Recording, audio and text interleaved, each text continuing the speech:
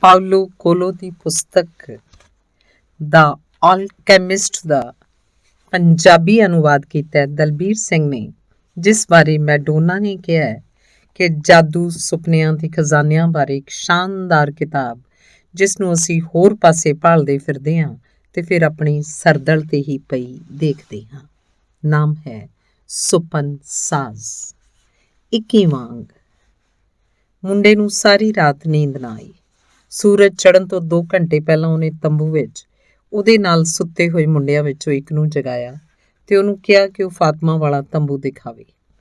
ਉਹ ਉਹਦੇ ਤੰਬੂ ਤੱਕ ਗਏ ਤੇ ਮੁੰਡੇ ਨੇ ਆਪਣੇ ਉਸ ਦੋਸਤ ਨੂੰ ਭੇਡਾਂ ਖਰੀਦਣ ਲਈ ਕਾਫੀ ਸਾਰਾ ਸੋਨਾ ਦੇ ਦਿੱਤਾ। ਫਿਰ ਉਹਨੇ ਉਸ ਮੁੰਡੇ ਨੂੰ ਕਿਹਾ ਕਿ ਉਸ ਤੰਬੂ 'ਚ ਜਾਵੇ ਜਿੱਥੇ ਫਾਤਮਾ ਸੌਂ ਰਹੀ ਸੀ, ਉਹਨੂੰ ਜਗਾਵੇ ਤੇ ਦੱਸੇ ਕਿ ਉਹ ਬਾਹਰ ਉਡੀਕ ਰਿਹਾ ਸੀ। ਨੌਜਵਾਨ ਅਰਬ ਮੁੰਡੇ ਨੇ ਉਸੇ ਤਰ੍ਹਾਂ ਹੀ ਕੀਤਾ ਤੇ ਇਸ ਬਦਲੇ ਉਹਨੂੰ ਹੋਰ ਭੇਡ ਖਰੀਦਣ ਲਈ ਸੋਨਾ ਮਿਲਿਆ। ਹੁਣ ਸਾਨੂੰ ਇਕੱਲਿਆਂ ਛੱਡ ਦੇ, ਮੁੰਡੇ ਨੇ ਉਸ ਨੌਜਵਾਨ ਅਰਬ ਨੂੰ ਕਿਹਾ। ਅਰਬ ਮੁੰਡਾ ਤੰਬੂ 'ਚ ਜਾ ਕੇ ਮੁੜ ਕੇ ਸੌਂ ਗਿਆ ਤੇ ਉਹਨੂੰ ਇਹ ਮਾਣ ਮਹਿਸੂਸ ਹੋਇਆ ਕਿ ਉਹਨੇ ਨਖਲਿਸਤਾਨ ਦੇ ਸਲਾਹਕਾਰ ਦੀ ਮਦਦ ਕੀਤੀ ਸੀ ਤੇ ਉਹ ਇਸ ਗੱਲ ਤੇ ਖੁਸ਼ ਵੀ ਸੀ ਕਿ ਉਸ ਕੋਲ ਭੇਡਾਂ ਖਰੀਦਣ ਲਈ ਕਾਫੀ ਪੈਸੇ ਸਨ। ਫਾਤਮਾ ਤੰਬੂ ਦੇ ਦਰਵਾਜ਼ੇ ਤੱਕ ਆਈ। ਦੋਵੇਂ ਜਣੇ ਖਜੂਰਾਂ ਦੇ ਦਰਖਤਾਂ 'ਚ ਤੁਰਨ ਲੱਗੇ। ਮੁੰਡਾ ਜਾਣਦਾ ਸੀ ਕਿ ਅਜਿਹਾ ਕਰਨਾ ਰਵਾਇਤਾਂ ਦੀ ਉਲੰਘਣਾ ਹੈ, ਪਰ ਉਹਨੂੰ ਹੁਣ ਇਹਦੀ ਕੋਈ ਪਰਵਾਹ ਨਹੀਂ ਸੀ। ਉਸ ਕਿਹਾ, ਮੈਂ ਜਾ ਰਿਹਾ ਤੇ ਮੈਂ ਤੈਨੂੰ ਇਹ ਵੀ ਦੱਸਣਾ ਚਾਹੁੰਦਾ ਕਿ ਮੈਂ ਵਾਪਸ ਪਰਤਾਂਗਾ। ਮੈਂ ਤੈਨੂੰ ਪਿਆਰ ਕਰਦਾ ਕਿਉਂਕਿ ਫਾਤਮਾ ਨੇ ਵਿੱਚੋਂ ਹੀ ਟੋਕ ਕੇ ਕਿਹਾ, ਕੁਝ ਕਹਿਣ ਦੀ ਲੋੜ ਨਹੀਂ। ਪਿਆਰ ਇਸ ਲਈ ਕੀਤਾ ਜਾਂਦਾ ਹੈ ਕਿਉਂਕਿ ਪਿਆਰ ਕੀਤਾ ਜਾਂਦਾ ਹੈ। ਪਿਆਰ ਕਰਨ ਲਈ ਕਿਸੇ ਕਾਰਨ ਦੀ ਲੋੜ ਨਹੀਂ ਹੁੰਦੀ।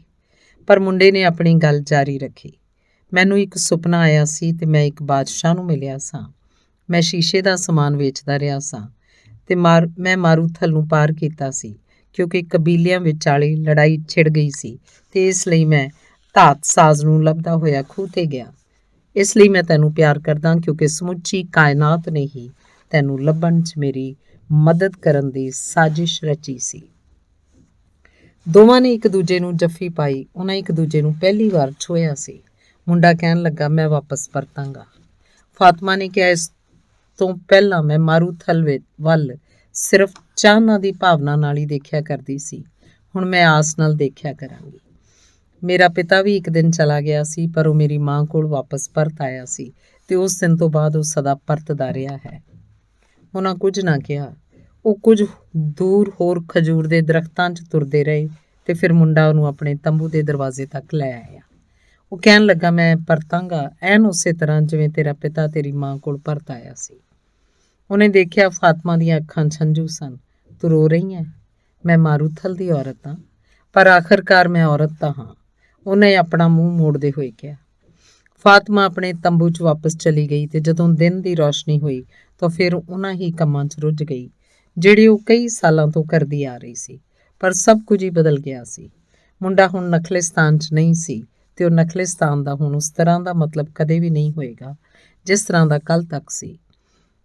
ਇਹ ਹੁਣ 50,000 ਖਜੂਰ ਦੇ ਦਰਖਤਾਂ ਤੇ 300 ਖੂਹਾਂ ਵਾਲਾ ਸਥਾਨ ਨਹੀਂ ਰਹੇਗਾ ਜਿੱਥੇ ਯਾਤਰੂ ਆਉਂਦੇ ਹਨ ਤੇ ਆਪਣੇ ਲੰਬੇ ਸਫ਼ਰ ਤੋਂ ਬਾਅਦ ਆਰਾਮ ਮਾਣਦੇ ਹਨ। ਅੱਜ ਤੋਂ ਬਾਅਦ ਉਸ ਲਈ ਨਖਲਿਸਤਾਨ ਇੱਕ ਖਾਲੀ ਸਥਾਨ ਹੋਏਗਾ। ਉਸ ਦਿਨ ਤੋਂ ਬਾਅਦ ਉਸ ਲਈ ਸਭ ਤੋਂ ਅਹਿਮ ਮਾਰੂਥਲ ਹੋਏਗਾ। ਉਹ ਹਰ ਰੋਜ਼ ਇਸ ਵੱਲ ਦੇਖੇਗੀ ਤੇ ਅੰਦਾਜ਼ਾ ਲਗਾਉਣ ਦੀ ਕੋਸ਼ਿਸ਼ ਕਰੇਗੀ ਕਿ ਆਪਣਾ ਖਜ਼ਾਨਾ ਲੱਭਦੇ ਹੋਏ ਮੁੰਡਾ ਕਿਹੜੇ ਤਾਰੇ ਦੀ ਸੇਧ ਵਿੱਚ ਚੱਲ ਰਿਹਾ ਹੈ। ਉਹਨੂੰ ਹਵਾ 'ਚ ਆਪਣੇ ਚੁੰਮਣ ਭੇਜਣੇ ਪੈਣਗੇ ਤੇ ਮਨ ਹੀ ਮਨ ਅਰਦਾਸ ਕਰਨੀ ਪਏਗੀ ਕਿ ਇਹ ਹਵਾ ਮੁੰਡੇ ਦੇ ਚਿਹਰੇ ਨੂੰ ਛੂਹੇਗੀ ਤੇ ਉਹਨੂੰ ਦੱਸੇਗੀ ਕਿ ਉਹ ਹਾਲੇ ਵੀ ਜਿਉਂਦੀ ਹੈ। ਇਹ ਵੀ ਕਿ ਉਹ ਹਾਲੇ ਤੱਕ ਉਹਦੀ ਉਡੀਕ ਕਰ ਰਹੀ ਹੈ। ਇੱਕ ਐਸੀ ਔਰਤ ਜਿਹੜੀ ਕਿ ਖਜ਼ਾਨੇ ਦੀ ਭਾਲ 'ਚ ਗਈ ਹੌਸਲਾਮੰਦ ਮਰਦ ਦੀ ਉਡੀਕ ਕਰ ਰਹੀ ਹੈ। ਉਸ ਦਿਨ ਤੋਂ ਬਾਅਦ ਮਾਰੂਥਲ ਦਾ ਉਸ ਲਈ ਸਿਰਫ ਇੱਕੋ ਮਤਲਬ ਹੋਣਾ ਸੀ, ਪ੍ਰੇਮੀ ਦੀ ਵਾਪਸੀ ਦੀ ਆਸ। ਬਾਈ ਵਾਂਗ ਮਾਰੂਥਲ ਦੀ ਰੇਤ ਵਿੱਚ ਸਫ਼ਰ ਸ਼ੁਰੂ ਕਰਨ ਤੋਂ ਪਹਿਲਾਂ ਧਾਤ ਸਾਜ਼ ਨੇ ਮੁੰਡੇ ਨੂੰ ਕਿਹਾ, ਇਹ ਨਾ ਸੋਚ ਕੇ ਤੂੰ ਪਿੱਛੇ ਕੀ ਛੱਡ ਆਇਆ ਹੈ। ਸਭ ਕੁਝ ਹੀ ਤਾਂ ਸੰਸਾਰ ਦੀ ਆਤਮਾ 'ਚ ਲਿਖਿਆ ਹੋਇਆ ਹੈ ਤੇ ਇਹ ਸਦਾ ਉੱਥੇ ਹੀ ਰਹਿੰਦਾ ਹੈ। ਮਰਦ ਰਵਾਨਾ ਹੋਣ ਦੀ ਥਾਂ ਵਾਪਸ ਪਰਤਣ ਦੇ ਸੁਪਨੇ ਵਧੇਰੇ ਲੈਂਦੇ ਹਨ। ਮੁੰਡੇ ਨੇ ਕਿਹਾ। ਉਹ ਹੁਣੇ ਤੋਂ ਹੀ ਮਾਰੂਥਲ ਦੀ ਚੁੱਪ ਦਾ ਮੁੜ ਆਦੀ ਹੋਣ ਲੱਗ ਪਿਆ ਸੀ। ਜੇ ਬੰਦੇ ਨੂੰ ਲੱਭਣ ਵਾਲੀ ਚੀਜ਼ ਸ਼ੁੱਧ ਧਾਤ ਦੀ ਬਣੀ ਹੋਈ ਹੋਵੇ ਤਾਂ ਇਹ ਕਦੇ ਵੀ ਖਰਾਬ ਨਹੀਂ ਹੁੰਦੀ ਤੇ ਬੰਦਾ ਹਮੇਸ਼ਾ ਵਾਪਸ ਪਰਤ ਸਕਦਾ ਹੈ। ਪਰ ਜੇ ਤੁਹਾਨੂੰ ਲੱਭੀ ਹੋਈ ਚੀਜ਼ ਇੱਕ ਪਲ ਭਰ ਦੀ ਰੌਸ਼ਨੀ ਮਾਤਰ ਹੋਵੇ, ਜਿਵੇਂ ਕਿ ਤਾਰਿਆਂ ਦਾ ਟੁੱਟਣਾ, ਤਾਂ ਤੁਹਾਨੂੰ ਵਾਪਸੀ ਉੱਤੇ ਕੁਝ ਵੀ ਨਹੀਂ ਲੱਭੇਗਾ। ਉਹ ਧਾਤ ਸਾਜ਼ੀ ਦੀ ਭਾਸ਼ਾ 'ਚ ਗੱਲ ਕਰ ਰਿਹਾ ਸੀ, ਪਰ ਮੁੰਡਾ ਜਾਣਦਾ ਸੀ ਕਿ ਉਹ ਫਾਤਮਾ ਦੀ ਗੱਲ ਕਰ ਰਿਹਾ। ਜੋ ਕੁਝ ਉਹ ਪਿੱਛੇ ਛੱਡ ਆਇਆ ਸੀ ਉਸ ਬਾਰੇ ਨਾ ਸੋਚਣਾ ਕਾਫੀ ਔਖਾ ਲੱਗਦਾ ਸੀ। ਅਨੰਤ ਤੱਕ ਫੈਲਿਆ ਹੋਇਆ ਇੱਕੋ ਜਿਹਾ ਮਾਰੂਥਲ ਦੇਖ ਕੇ ਉਹ ਸੋਚਣ ਲੱਗ ਪਿਆ ਸੀ। ਮੁੰਡਾ ਹਾਲੇ ਵੀ ਖਜੂਰ ਦੇ ਦਰਖਤਾਂ, ਖੂਹਾਂ ਤੇ ਉਸ ਔਰਤ ਦਾ ਚਿਹਰਾ ਦੇਖ ਸਕਦਾ ਸੀ ਜਿਹਨੂੰ ਇਸ਼ਕ ਕਰਦਾ ਸੀ, ਤੇ ਉਹ ਦੇਖ ਸਕਦਾ ਸੀ ਕਿ ਅੰਗਰੇਜ਼ ਆਪਣੇ ਤਜਰਬੇ ਕਰ ਰਿਹਾ ਸੀ, ਤੇ ਉਸ ਊਠ ਵਾਲੇ ਨੂੰ ਵੀ ਜਿਸ ਨੇ ਅਣਜਾਣੇ 'ਚ ਹੀ ਉਹਦੇ ਅਧਿਆਪਕ ਦਾ ਕੰਮ ਕੀਤਾ ਸੀ। ਮੁੰਡੇ ਨੇ ਸੋਚਿਆ ਖਬਰੇ ਧਾਤ ਸਾਜ਼ ਨੇ ਕਦੇ ਇਸ਼ਕ ਹੀ ਨਹੀਂ ਕੀਤਾ ਸੀ। ਧਾਤ ਸਾਜ਼ ਅੱਗੇ ਅੱਗੇ ਚੱਲ ਰਿਹਾ ਸੀ ਤੇ ਉਹਦਾ ਬਾਜ਼ ਉਹਦੇ ਮੋਢੇ ਤੇ ਬੈਠਾ ਸੀ। ਪੰਛੀ ਨੂੰ ਮਾਰੂਥਲ ਦੀ ਭਾਸ਼ਾ ਚੰਗੀ ਤਰ੍ਹਾਂ ਆਉਂਦੀ ਸੀ ਤੇ ਜਦੋਂ ਹੀ ਉਹ ਰੁਕਦੇ ਉਹ ਸ਼ਿਕਰਿਆਂ ਦੀ ਭਾਲ 'ਚ ਉੱਡ ਜਾਂਦਾ। ਪਹਿਲੇ ਦਿਨ ਉਹ ਇੱਕ ਖਰਗੋਸ਼ ਲੈ ਕੇ ਆਇਆ ਤੇ ਦੂਜੇ ਦਿਨ 2 ਪੰਛੀ। ਰਾਤ ਨੂੰ ਉਹ ਆਪਣਾ ਸੌਣ ਵਾਲਾ ਸਮਾਨ ਵਿਛਾਉਂਦੇ ਤੇ ਆਪਣੀ ਅੱਗ ਲੁਕੋ ਕੇ ਰੱਖਦੇ। ਮਾਰੂਥਲ ਦੀਆਂ ਰਾਤਾਂ ਠੰਡੀਆਂ ਸਨ ਤੇ ਚੰਦਰਮਾ ਦੇ ਸਫ਼ਰ ਕਰਨ ਕਾਰਨ ਇਹ ਹੋਰ ਕਾਲੀਆਂ ਹੁੰਦੀਆਂ ਜਾਂਦੀਆਂ ਸਨ। ਉਹ ਹਫ਼ਤਾ ਭਰ ਤੁਰਦੇ ਰਹੇ ਤੇ ਇਸ ਸਮੇਂ ਦੌਰਾਨ ਸਿਰਫ ਇਹੀ ਗੱਲਾਂ ਕਰਦੇ ਰਹੇ ਕਿ ਕਬੀਲਿਆਂ ਵਿਚਾਲੇ ਲੜਾਈਆਂ ਤੋਂ ਬਚਣ ਲਈ ਉਹਨਾਂ ਨੂੰ ਕਿਹੜੀ ਇਹਤਿਆਤ ਵਰਤਣੀ ਚਾਹੀਦੀ ਹੈ। ਜੰਗ ਚੱਲ ਰਹੀ ਸੀ ਤੇ ਕਦੇ-ਕਦੇ ਹਵਾ 'ਚ ਖੂਨ ਦੀ ਹਲਕੀ ਜਿਹੀ ਬੋ ਵੀ ਸ਼ਾਮਲ ਹੁੰਦੀ ਸੀ। ਲੜਾਈਆਂ ਕਿਤੇ ਨੇੜੇ ਹੀ ਕੀਤੀਆਂ ਜਾ ਰਹੀਆਂ ਸਨ ਤੇ ਹਵਾ ਮੁੰਡੇ ਨੂੰ ਇਹ ਚੇਤੇ ਕਰਵਾਉਂਦੀ ਸੀ ਕਿ ਨਿਸ਼ਾਨੀਆਂ ਦੀ ਇੱਕ ਭਾਸ਼ਾ ਹੈ ਜਿਹੜੀ ਉਹਨੂੰ ਉਹ ਗੱਲਾਂ ਦਿਖਾਉਣ ਲਈ ਸਦਾ ਤਿਆਰ ਰਹਿੰਦੀ ਹੈ ਜਿਹੜੀਆਂ ਉਹ ਖੁਦ ਦੇਖਣ ਤੋਂ ਅਸਮਰਥ ਰਿਹਾ। 7ਵੇਂ ਦਿਨ ਧਾਤ ਸਾਜ਼ ਨੇ ਰੋਜ਼ ਨਾਲੋਂ ਪਹਿਲਾਂ ਪੜਾਅ ਕਰਨ ਦਾ ਫੈਸਲਾ ਕੀਤਾ। ਬਾਜ਼ ਸ਼ਿਕਾਰ ਕਰਨ ਲਈ ਉੱਡ ਗਿਆ ਤੇ ਧਾਤ ਸਾਜ਼ ਨੇ ਆਪਣੇ ਭਾਂਡੇ ਵਿੱਚ ਮੁੰਡੇ ਨੂੰ ਪੀਣ ਲਈ ਪਾਣੀ ਦਿੱਤਾ। ਧਾਤ ਸਾਜ਼ ਕਹਿਣ ਲੱਗਾ, ਤੂੰ ਹੁਣ ਆਪਣੇ ਸਫ਼ਰ ਦੇ ਕਰੀਬ ਅੰਤਮ ਪੜਾਅ ਤੇ ਪਹੁੰਚ ਗਿਆ। ਮੈਂ ਤੈਨੂੰ ਇਸ ਗੱਲ ਲਈ ਵਧਾਈ ਦਿੰਦਾ ਕਿ ਤੂੰ ਆਪਣੀ ਹੋਣੀ ਨੂੰ ਲੱਭਣ ਦੀ ਕੋਸ਼ਿਸ਼ ਕੀਤੀ ਹੈ। ਮੁੰਡਾ ਕਹਿਣ ਲੱਗਾ, ਸਾਰੇ ਰਸਤੇ ਭਰ ਤੁਸੀਂ ਮੈਨੂੰ ਕੁਝ ਨਹੀਂ ਦੱਸਿਆ। ਮੈਂ ਸੋਚਿਆ ਸੀ ਤੁਸੀਂ ਮੈਨੂੰ ਆਪਣੇ ਗਿਆਨ ਦੀਆਂ ਕੁਝ ਗੱਲਾਂ ਸਿਖਾਓਗੇ। ਕੁਝ ਸਮਾਂ ਪਹਿਲਾਂ ਮੈਂ ਇੱਕ ਐਸੇ ਬੰਦੇ ਨਾਲ ਮਾਰੂਥਲ 'ਚ ਸਫ਼ਰ ਕੀਤਾ ਸੀ ਜਿਸ ਕੋਲ ਧਾਤ ਸਾਜ਼ੀ ਬਾਰੇ ਬਹੁਤ ਸਾਰੀਆਂ ਕਿਤਾਬਾਂ ਸਨ, ਪਰ ਉਸ ਤੋਂ ਵੀ ਮੈਂ ਕੁਝ ਵੀ ਨਹੀਂ ਸੀ ਸਿੱਖ ਸਕਿਆ। ਧਾਤ ਸਾਜ਼ ਨੇ ਜਵਾਬ ਦਿੱਤਾ, ਸਿੱਖਣ ਦਾ ਸਿਰਫ ਇੱਕੋ ਹੀ ਢੰਗ ਹੈ, ਇਹ ਕਾਰਜ ਰਾਹੀਂ ਕੀਤਾ ਜਾਂਦਾ ਹੈ। ਜਿੰਨਾ ਕੁਝ ਤੈਨੂੰ ਜਾਣਨ ਦੀ ਲੋੜ ਸੀ ਉਨਾ ਕੁਝ ਤੂੰ ਆਪਣੀ ਯਾਤਰਾ ਦੌਰਾਨ ਸਿੱਖ ਲਿਆ ਹੈ। ਹੁਣ ਤੈਨੂੰ ਸਿਰਫ ਇੱਕੋ ਹੀ ਹੋਰ ਚੀਜ਼ ਸਿੱਖਣ ਦੀ ਲੋੜ ਹੈ। ਮੁੰਡਾ ਜਾਣਨਾ ਚਾਹੁੰਦਾ ਸੀ ਕਿ ਉਹ ਗੱਲ ਕੀ ਹੈ, ਪਰ ਧਾਤ ਸਾਜ਼ ਤਾਂ ਦੂਰ ਅਸਮਾਨ ਵੱਲ ਨੂੰ ਦੇਖਦਾ ਹੋਇਆ ਆਪਣੇ ਬਾਜ਼ ਦੀ ਉਡੀਕ ਕਰ ਰਿਹਾ ਸੀ। ਤੁਹਾਨੂੰ ਧਾਤ ਸਾਜ਼ ਕਿਉਂ ਕਹਿੰਦੇ ਆ? ਕਿਉਂਕਿ ਮੈਂ ਇਹੀ ਹਾਂ। ਉਹਨਾਂ ਹੋਰ ਧਾਤ ਸਾਜ਼ਾਂ ਦਾ ਕੀ ਬਣਿਆ ਜਿਨ੍ਹਾਂ ਨੇ ਸੋਨਾ ਬਣਾਉਣ ਦੀ ਕੋਸ਼ਿਸ਼ ਕੀਤੀ ਪਰ ਬਣਾ ਨਾ ਸਕੇ। ਬਜ਼ੁਰਗ ਕਹਿਣ ਲੱਗਾ, ਉਹ ਸਿਰਫ ਸੋਨਾ ਹੀ ਲੱਭਣ ਦੀ ਕੋਸ਼ਿਸ਼ ਕਰ ਰਹੇ ਸਨ। ਉਹ ਆਪਣੀ ਹੋਣੀ ਦਾ ਖਜ਼ਾਨਾ ਲੱਭਣ ਦੀ ਇੱਛਾ ਤਾਂ ਰੱਖਦੇ ਸਨ, ਪਰ ਆਪਣੀ ਹੋਣੀ ਨੂੰ ਹਕੀਕਤ 'ਚ ਜਿਉਣ ਦੀ ਇੱਛਾ ਨਹੀਂ ਸਨ ਰੱਖਦੇ। ਉਹ ਕਿਹੜੀ ਗੱਲ ਹੈ ਜਿਹੜੀ ਮੈਂ ਹਾਲੇ ਸਿੱਖਣੀ ਹੈ? ਮੁੰਡੇ ਨੇ ਪੁੱਛਿਆ। ਪਰ ਧਾਤ ਸਾਜ਼ ਲਗਾਤਾਰ ਦੂਰ ਅਸਮਾਨ ਵੱਲ ਦੇਖਦਾ ਰਿਹਾ। ਆਖਰਕਾਰ ਬਾਜ਼ ਖਾਣਾ ਲੈ ਕੇ ਉਹਨਾਂ ਲਈ ਆ ਪਹੁੰਚਿਆ। ਉਹਨਾਂ ਧਰਤੀ 'ਚ ਇੱਕ ਟੋਆ ਪੁੱਟਿਆ ਤੇ ਇਸ 'ਚ ਅੱਗ ਬਾਲ ਲਈ ਤਾਂ ਇਹਦੀਆਂ ਲਾਟਾਂ ਦਿਖਾਈ ਨਾ ਦੇਣ। ਖਾਣਾ ਬਣਾਉਂਦੇ ਹੋਏ ਕਹਿਣ ਲੱਗਾ, ਮੈਂ ਇਸ ਲਈ ਧਾਤ ਸਾਜ਼ ਹਾਂ ਕਿਉਂਕਿ ਮੈਂ ਧਾਤ ਸਾਜ਼ ਹਾਂ। ਮੈਂ ਇਹ ਵਿਗਿਆਨ ਆਪਣੇ ਦਾਦੇ ਤੋਂ ਸਿੱਖਿਆ ਸੀ ਜਿਹਨੇ ਆਪਣੀ ਪਿਤਾ ਤੋਂ ਸਿੱਖਿਆ ਸੀ ਤੇ ਇਹ ਸਿਲਸਿਲਾ ਸੰਸਾਰ ਦੀ ਉਤਪਤੀ ਵਾਲੇ ਦਿਨ ਤੋਂ ਹੀ ਚੱਲਿਆ ਆ ਰਿਹਾ। ਉਨੀ ਦਿਨੀ ਇਸ ਹੁਨਰ ਨੂੰ ਸਿਰਫ ਇੱਕ ਪੰਨੇ ਦੀ ਟਿੱਕੀ ਤੇ ਹੀ ਲਿਖਿਆ ਜਾ ਸਕਦਾ ਸੀ, ਪਰ ਫਿਰ ਮਨੁੱਖ ਨੇ ਸਾਦਾ ਗੱਲਾਂ ਨੂੰ ਰੱਦ ਕਰਨਾ ਸ਼ੁਰੂ ਕਰ ਦਿੱਤਾ। ਲੰਬੇ ਵਿਆਖਿਆਵਾਂ ਤੇ ਦਾਰਸ਼ਨਿਕ ਕਿਤਾਬਾਂ ਲਿਖਣੀਆਂ ਸ਼ੁਰੂ ਕਰ ਦਿੱਤੀਆਂ। ਉਹਨਾਂ ਇਹ ਵੀ ਮਹਿਸੂਸ ਕਰਨਾ ਸ਼ੁਰੂ ਕਰ ਦਿੱਤਾ ਕਿ ਉਹਨਾਂ ਨੂੰ ਪਹਿਲਾਂ ਨਾਲੋਂ ਬਿਹਤਰ ਤਰੀਕੇ ਆਉਂਦੇ ਹਨ। ਫਿਰ ਵੀ ਪੰਨੇ ਦੀ ਟਿੱਕੀ ਅਜੇ ਵੀ ਕਾਇਮ ਹੈ। ਪੰਨੇ ਦੀ ਉਸ ਟਿੱਕੀ ਤੇ ਕੀ ਲਿਖਿਆ ਹੋਇਆ ਸੀ? ਮੁੰਡਾ ਜਾਣਨਾ ਚਾਹੁੰਦਾ ਸੀ। ਧਾਤ ਸਾਜ਼ ਨੇ ਧਰਤੀ 'ਚ ਕੁਝ ਵਾਹੁਣਾ ਸ਼ੁਰੂ ਕੀਤਾ ਤੇ 5 ਮਿੰਟਾਂ 'ਚ ਹੀ ਉਹਨੇ ਖਾਕਾ ਮੁਕੰਮਲ ਕਰ ਲਿਆ। ਜਦੋਂ ਵਾਹ ਰਿਹਾ ਸੀ ਤਾਂ ਮੁੰਡੇ ਨੂੰ ਬੁੱਢੇ ਬਾਦਸ਼ਾਹ ਦਾ ਚੇਤਾ ਆਇਆ ਤੇ ਨਾਲ ਉਸ ਬਾਜ਼ਾਰ ਦਾ ਵੀ ਜਿੱਥੇ ਉਹ ਉਸ ਦਿਨ ਮਿਲੇ ਸਨ। ਇਉਂ ਪ੍ਰਤੀਤ ਹੁੰਦਾ ਸੀ ਜਿਵੇਂ ਘਟਨਾ ਅਨੰਤ ਕਾਲ ਪਹਿਲਾਂ ਵਾਪਰੀ ਹੋਵੇ। ਪੰਨੇ ਦੀ ਟਿੱਕੀ ਤੇ ਇਹ ਕੁਝ ਲਿਖਿਆ ਹੋਇਆ ਹੈ, ਧਾਤ ਸਾਜ਼ ਨੇ ਕੰਮ ਮੁਕਾਉਣ ਮਗਰੋਂ ਕਿਹਾ। ਮੁੰਡੇ ਨੇ ਧਰਤੀ ਤੇ ਲਿਖੇ ਨੂੰ ਪੜ੍ਹਨ ਦੀ ਕੋਸ਼ਿਸ਼ ਕੀਤੀ। ਮੁੰਡੇ ਨੇ ਨਿਰਾਸ਼ ਹੋ ਕੇ ਕਿਹਾ, ਇਹ ਤਾਂ ਕੋਈ ਕੋਡ ਹੈ, ਇਹ ਤਾਂ ਉਸੇ ਤਰ੍ਹਾਂ ਦੀ ਹੈ ਜਿਸ ਤਰ੍ਹਾਂ ਦਾ ਮੈਂ ਅੰਗਰੇਜ਼ ਦੀ ਕਿਤਾਬ 'ਚ ਦੇਖਿਆ ਸੀ। ਨਹੀਂ, ਧਾਤ ਸਾਜ਼ ਨੇ ਜਵਾਬ ਦਿੱਤਾ, ਇਹ ਤਾਂ ਉਹਨਾਂ 2 ਸ਼ਿਕਰਿਆਂ ਦੀ ਉਡਾਨ ਹੈ ਜਿਹਨੂੰ ਸਿਰਫ ਤਰਕ ਨਾਲ ਹੀ ਸਮਝਿਆ ਜਾ ਸਕਦਾ ਹੈ। ਪੰਨੇ ਦੀ ਟਿੱਕੀ ਜਾਂ ਸੰਸਾਰ ਦੀ ਆਤਮਾ ਤੋਂ ਸਿੱਧੇ ਤੌਰ ਤੇ ਆਈ ਹੋਈ ਚੀਜ਼। ਸਿਆਣੇ ਲੋਕ ਸਮਝਦੇ ਸਨ ਕਿ ਕੁਦਰਤੀ ਸੰਸਾਰ ਸਿਰਫ ਇੱਕ ਪਰਛਾਵਾਂ ਹੈ ਤੇ ਇਹ ਸਵਰਗ ਦੀ ਨਕਲ ਮਾਤਰ ਹੈ। ਇਸ ਸੰਸਾਰ ਦੀ ਹੋਣ ਦਾ ਮਤਲਬ ਸਿਰਫ ਇਸ ਗੱਲ ਦੀ ਗਰੰਟੀ ਹੈ ਕਿ ਜਿਹੜਾ ਦੂਜਾ ਸੰਸਾਰ ਕਿਤੇ ਮੌਜੂਦ ਹੈ ਉਹ ਬਿਲਕੁਲ ਮੁਕੰਮਲ ਹੈ। ਅੱਲਾ ਨੇ ਇਸ ਸੰਸਾਰ ਨੂੰ ਇਸ ਲਈ ਸਿਰਜਿਆ ਤਾਂ ਕਿ ਉਹਦੀਆਂ ਦਿਖਾਈ ਦੇਣ ਵਾਲੀਆਂ ਵਸਤਾਂ ਰਾਹੀਂ ਧਰਤੀ ਦੇ ਲੋਕ ਉਸ ਦੀਆਂ ਅਧਿਆਤਮਕ ਸਿੱਖਿਆਵਾਂ ਨੂੰ ਵੀ ਸਮਝ ਸਕਣ ਤੇ ਉਹਦੀ ਸਿਆਣਪ ਦੇ ਕਮਾਲ ਨੂੰ ਵੀ। ਜਦੋਂ ਮੈਂ ਕਾਰਜ ਦੀ ਗੱਲ ਕਰਦਾ ਹਾਂ ਤਾਂ ਮੇਰਾ ਮਤਲਬ ਇਹੀ ਹੁੰਦਾ ਹੈ ਕਿ ਮੈਨੂੰ ਪੰਨੇ ਦੀ ਟਿੱਕੀ ਨੂੰ ਸਮਝਣਾ ਚਾਹੀਦਾ ਹੈ, ਮੁੰਡੇ ਨੇ ਪੁੱਛਿਆ।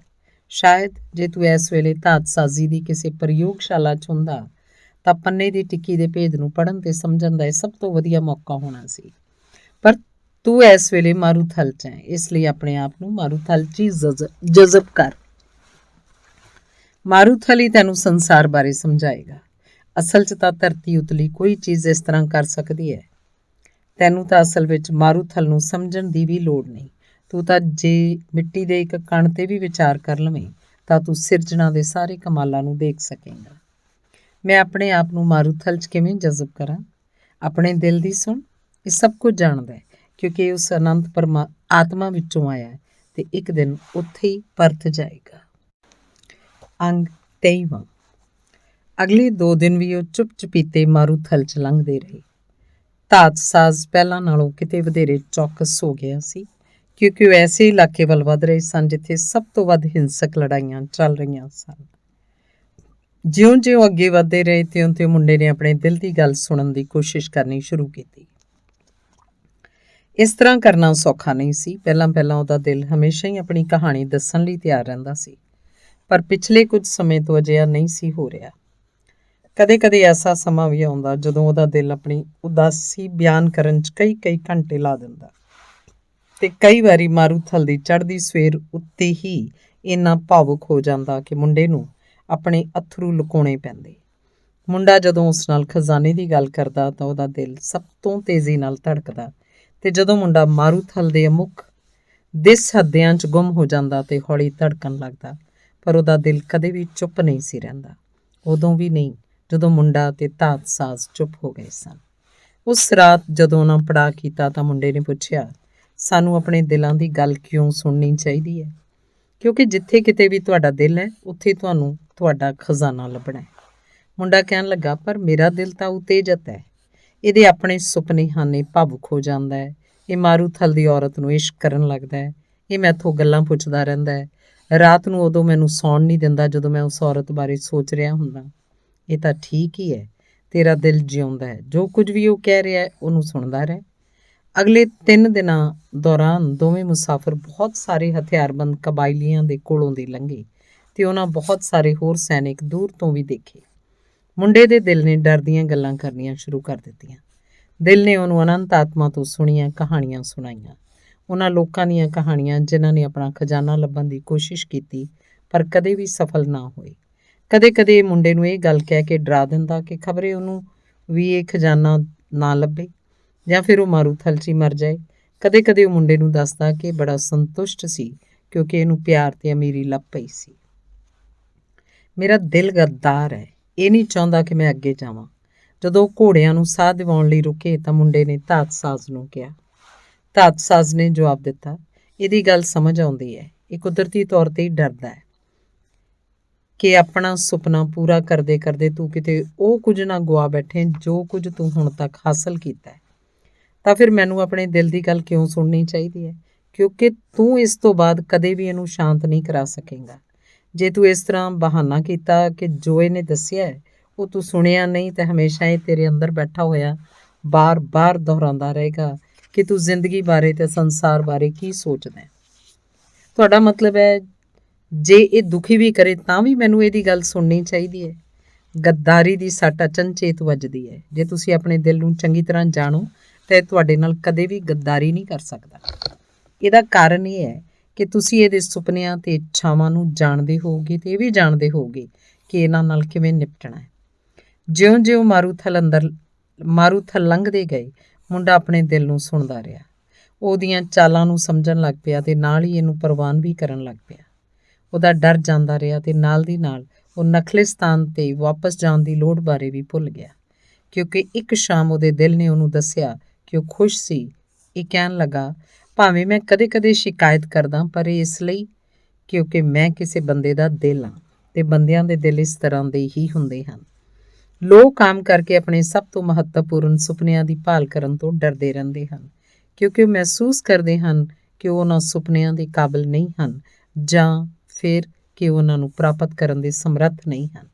ਅਸੀਂ ਉਹਨਾਂ ਦੇ ਦਿਲ ਆਪਣੇ ਉਹਨਾਂ ਪਿਆਰਿਆਂ ਬਾਰੇ ਸੋਚ ਕੇ ਡਰ ਜਾਂਦੇ ਹਾਂ ਜਿਹੜੇ ਸਦਾ ਲਈ ਚਲੇ ਜਾਂਦੇ ਹਨ, ਜਾਂ ਫਿਰ ਉਹਨਾਂ ਪਲਾਂ ਤੋਂ ਡਰਨ ਲੱਗਦੇ ਹਾਂ ਜਿਹੜੇ ਚੰਗੇ ਹੋ ਸਕਦੇ ਸਨ ਪਰ ਨਹੀਂ ਸਨ, ਜਾਂ ਫਿਰ ਉਹਨਾਂ ਖਜ਼ਾਨਿਆਂ ਬਾਰੇ ਜਿਹੜੇ ਲੱਭੇ ਜਾ ਸਕਦੇ ਸਨ ਪਰ ਸਦਾ ਲਈ ਰੇਤੇ 'ਚ ਦੱਬੇ ਰਹਿ ਗਏ ਸਨ। ਕਿਉਂਕਿ ਜਦੋਂ ਇਹ ਸਭ ਕੁਝ ਵਾਪਰਦਾ ਹੈ ਤਾਂ ਸਭ ਤੋਂ ਵੱਧ ਤਕਲੀਫ ਸਾਨੂੰ ਹੁੰਦੀ ਹੈ। ਮੇਰਾ ਦਿਲ ਡਰਦਾ ਹੈ ਕਿ ਖਬਰੇ ਇਹਨੂੰ ਤਕਲੀਫ ਸਹਿਣੀ ਪਵੇ। ਇੱਕ ਮੱਸਿਆ ਦੀ ਰਾਤ ਅਸਮਾਨ ਵੱਲ ਦੇਖਦੇ ਹੋਏ ਮੁੰਡੇ ਨੇ ਧਾਤ ਸਾਜ਼ ਨੂੰ ਕਿਹਾ ਸੀ, ਆਪਣੇ ਦਿਲ ਨੂੰ ਦੱਸ ਕਿ ਦਰਦ ਦਾ ਡਰ ਖੁਦ ਦਰਦ ਨਾਲੋਂ ਕਿਤੇ ਜ਼ਿਆਦਾ ਭੈੜਾ ਹੁੰਦਾ ਹੈ। ਇਹ ਵੀ ਦੱਸ ਕਿ ਕਿਸੇ ਵੀ ਉਸ ਦਿਲ ਨੂੰ ਅਜੇ ਤੱਕ ਉਦੋਂ ਕੋਈ ਤਕਲੀਫ ਨਹੀਂ ਹੋਈ ਜਦੋਂ ਇਹ ਆਪਣੇ ਸੁਪਨਿਆਂ ਦੀ ਭਾਲ 'ਚ ਨਿਕਲਦਾ ਹੈ, ਕਿਉਂਕਿ ਭਾਲ ਤਾਂ ਹਰ ਪਲ ਹੀ ਅੱਲਾ ਤੇ ਇਹਦੀ ਅਨੰਤਤਾ ਨਾਲ ਸੁਮੇਲ ਦਾ ਪਲ ਹੁੰਦਾ ਹੈ। ਮੁੰਡੇ ਨੇ ਆਪਣੇ ਦਿਲ ਨੂੰ ਕਿਹਾ, ਖੋਜ ਦਾ ਹਰ ਪਲ ਈਸ਼ਵਰ ਨਾਲ ਸੁਮੇਲ ਹੁੰਦਾ ਹੈ। ਜਦੋਂ ਮੈਂ ਸੱਚਮੁੱਚ ਹੀ ਆਪਣਾ ਖਜ਼ਾਨਾ ਲੱਭਦਾ ਰਿਹਾ ਤਾਂ ਹਰ ਦਿਨ ਹੀ ਰੌਸ਼ਨ ਹੁੰਦਾ ਰਿਹਾ, ਕਿਉਂਕਿ ਮੈਂ ਜਾਣਦਾ ਸਾਂ ਕਿ ਇਸ ਦਿਨ ਦਾ ਹਰ ਪਲ ਉਸ ਖਜ਼ਾਨੇ ਦਾ ਹਿੱਸਾ ਜਿਹੜਾ ਮੈਂ ਲੱਭ ਲਵਾਂਗਾ। ਜਦੋਂ ਵੀ ਮੈਂ ਆਪਣੇ ਖਜ਼ਾਨੇ ਦੀ ਹਕੀਕੀ ਭਾਲ ਕਰਦਾ ਰਿਹਾ, ਉਦੋਂ ਹੀ ਮੈਂ ਰਸਤੇ 'ਚ ਐਸੀਆਂ ਨਵੀਆਂ ਚੀਜ਼ਾਂ ਲੱਭੀਆਂ ਹਨ ਜਿਹੜੀਆਂ ਮੈਨੂੰ ਕਦੇ ਵੀ ਨਹੀਂ ਸਨ ਲੱਭ ਸਕਦੀਆਂ ਜੇਕਰ ਮੈਂ ਉਹ ਕੰਮ ਕਰਨ ਦਾ ਹੌਸਲਾ ਨਾ ਕੀਤਾ ਹੁੰਦਾ ਜਿਹੜਾ ਕੰਮ ਕਿਸੇ ਆਜੜੀ ਲਈ ਅਸੰਭਵ ਮਹਿਸੂਸ ਹੁੰਦਾ ਸੀ। ਇਸ ਲਈ ਉਹਦਾ ਦਿਲ ਸਾਰੀ ਸ਼ਾਮ ਚੁੱਪ ਰਿਹਾ। ਉਸ ਰਾਤ ਮੁੰਡੇ ਨੂੰ ਡੂੰਘੀ ਨੀਂਦ ਆਈ ਤੇ ਜਦੋਂ ਉੱਠਿਆ ਤਾਂ ਉਹਦੇ ਦਿਲ ਨੇ ਉਹਨੂੰ ਐਸੀਆਂ ਗੱਲਾਂ ਦੱਸਣੀਆਂ ਸ਼ੁਰੂ ਕਰ ਦਿੱਤੀਆਂ ਜਿਹੜੀਆਂ ਸਿੱਧੀਆਂ ਹੀ ਅਨੰਤ ਦੀ ਆਤਮਾ ਤੋਂ ਆਈਆਂ ਸਨ। ਇਹਨੇ ਦੱਸਿਆ ਕਿ ਜਿਹੜੇ ਲੋਕ ਖੁਸ਼ ਹੁੰਦੇ ਹਨ ਉਹਨਾਂ ਸਭ ਦੇ ਅੰਦਰ ਹੀ ਈਸ਼ਵਰ ਹੁੰਦਾ ਹੈ। ਉਹਨੇ ਇਹ ਵੀ ਦੱਸਿਆ ਕਿ ਖੁਸ਼ੀ ਤਾਂ ਜਿਵੇਂ ਕਿ ਧਾਤ ਸਾਜ਼ ਨੇ ਦੱਸਿਆ ਸੀ, ਮਾਰੂਥਲ ਦੀ ਰੇਤ ਦੇ ਕਿਣਕੇ ਵਿੱਚੋਂ ਵੀ ਲੱਭੀ ਜਾ ਸਕਦੀ ਹੈ, ਕਿਉਂਕਿ ਰੇਤੇ ਦਾ ਇੱਕ ਕਿਣਕਾ ਸਿਰਜਣਾ ਦਾ ਇੱਕ ਪਲ ਹੈ ਤੇ ਇਸ ਕਾਇਨਾਤ ਨੂੰ ਸਿਰਜੇ ਜਾਣ 'ਚ ਕਰੋੜਾਂ ਸਾਲ ਲੱਗੇ ਸਨ। ਉਹਦਾ ਦਿਲ ਕਹਿਣ ਲੱਗਾ, ਇਸ ਧਰਤੀ ਤੇ ਹਰ ਸ਼ਖਸ ਲਈ ਕੋਈ ਨਾ ਕੋਈ ਖਜ਼ਾਨਾ ਉਡੀਕ ਕਰ ਰਿਹਾ ਹੈ। ਅਸੀਂ ਲੋਕਾਂ ਦੇ ਦਿਲ ਇਹਨਾਂ ਖਜ਼ਾਨਿਆਂ ਬਾਰੇ ਬਹੁਤੀਆਂ ਗੱਲਾਂ ਨਹੀਂ ਕਰਦੇ, ਕਿਉਂਕਿ ਲੋਕ ਹੁਣ ਉਹਨਾਂ ਦੀ ਭਾਲ 'ਚ ਜਾਣਾ ਹੀ ਨਹੀਂ ਚਾਹੁੰਦੇ। ਅਸੀਂ ਇਹ ਗੱਲਾਂ ਸਿਰਫ ਬੱਚਿਆਂ ਨੂੰ ਹੀ ਕਹਿੰਦੇ ਹਾਂ। ਉਸ ਤੋਂ ਬਾਅਦ ਤਾਂ ਅਸੀਂ ਜ਼ਿੰਦਗੀ ਨੂੰ ਆਪ ਮੁਹਾਰੇ ਆਪਣੀ ਹੋਣੀ ਵੱਲ ਤੁਰਦੇ ਰਹਿਣ ਦਿੰਦੇ ਹਾਂ। ਮੰਦੇ ਭਾਗਾਂ ਨੂੰ ਬਹੁਤ ਘੱਟ ਲੋਕ ਹਨ ਜਿਹੜੇ ਆਪਣੇ ਲਈ ਮਿੱਥੇ ਹੋਏ ਰਸਤੇ 'ਤੇ ਚੱਲਦੇ ਹਨ। ਉਹਨਾਂ ਦੀਆਂ ਹੋਣੀਆਂ ਦਾ ਰਸਤਾ ਅਤੇ ਉਹਨਾਂ ਦੀ ਖੁਸ਼ੀ ਵੱਲ ਦਾ ਰਸਤਾ ਬਹੁਤ ਸਾਰੇ ਲੋਕ ਸਮਝਦੇ ਹਨ ਕਿ ਸੰਸਾਰ ਬੜਾ ਖਤਰਨਾਕ ਥਾਂ ਹੈ, ਕਿਉਂਕਿ ਉਹ ਇਸ ਤਰ੍ਹਾਂ ਸੋਚਦੇ ਹਨ, ਇਸ ਲਈ ਸੰਸਾਰ ਵੀ ਉਸੇ ਤਰ੍ਹਾਂ ਦਾ ਹੀ ਖਤਰਨਾਕ ਬਣ ਜਾਂਦਾ ਹੈ। ਇਸ ਲਈ ਅਸੀਂ ਉਹਨਾਂ ਦੇ ਦਿਲ ਲਗਾਤਾਰ ਧੀਮਾ ਬੋਲਣ ਲੱਗਦੇ ਹਨ। ਅਸੀਂ ਕਦੇ ਵੀ ਬੋਲਣਾ ਬੰਦ ਨਹੀਂ ਕਰਦੇ, ਪਰ ਸਾਨੂੰ ਲੱਗਣ ਲੱਗਦਾ ਹੈ ਕਿ ਸਾਡੇ ਸ਼ਬਦ ਸੁਣੇ ਨਹੀਂ ਜਾਣਗੇ। ਅਸੀਂ ਨਹੀਂ ਚਾਹੁੰਦੇ ਕਿ ਲੋਕਾਂ ਨੂੰ ਦੁੱਖ ਹੋਵੇ, ਕਿਉਂਕਿ ਉਹ ਆਪਣੇ ਦਿਲਾਂ ਨੂੰ ਨਹੀਂ ਸੁਣਦੇ।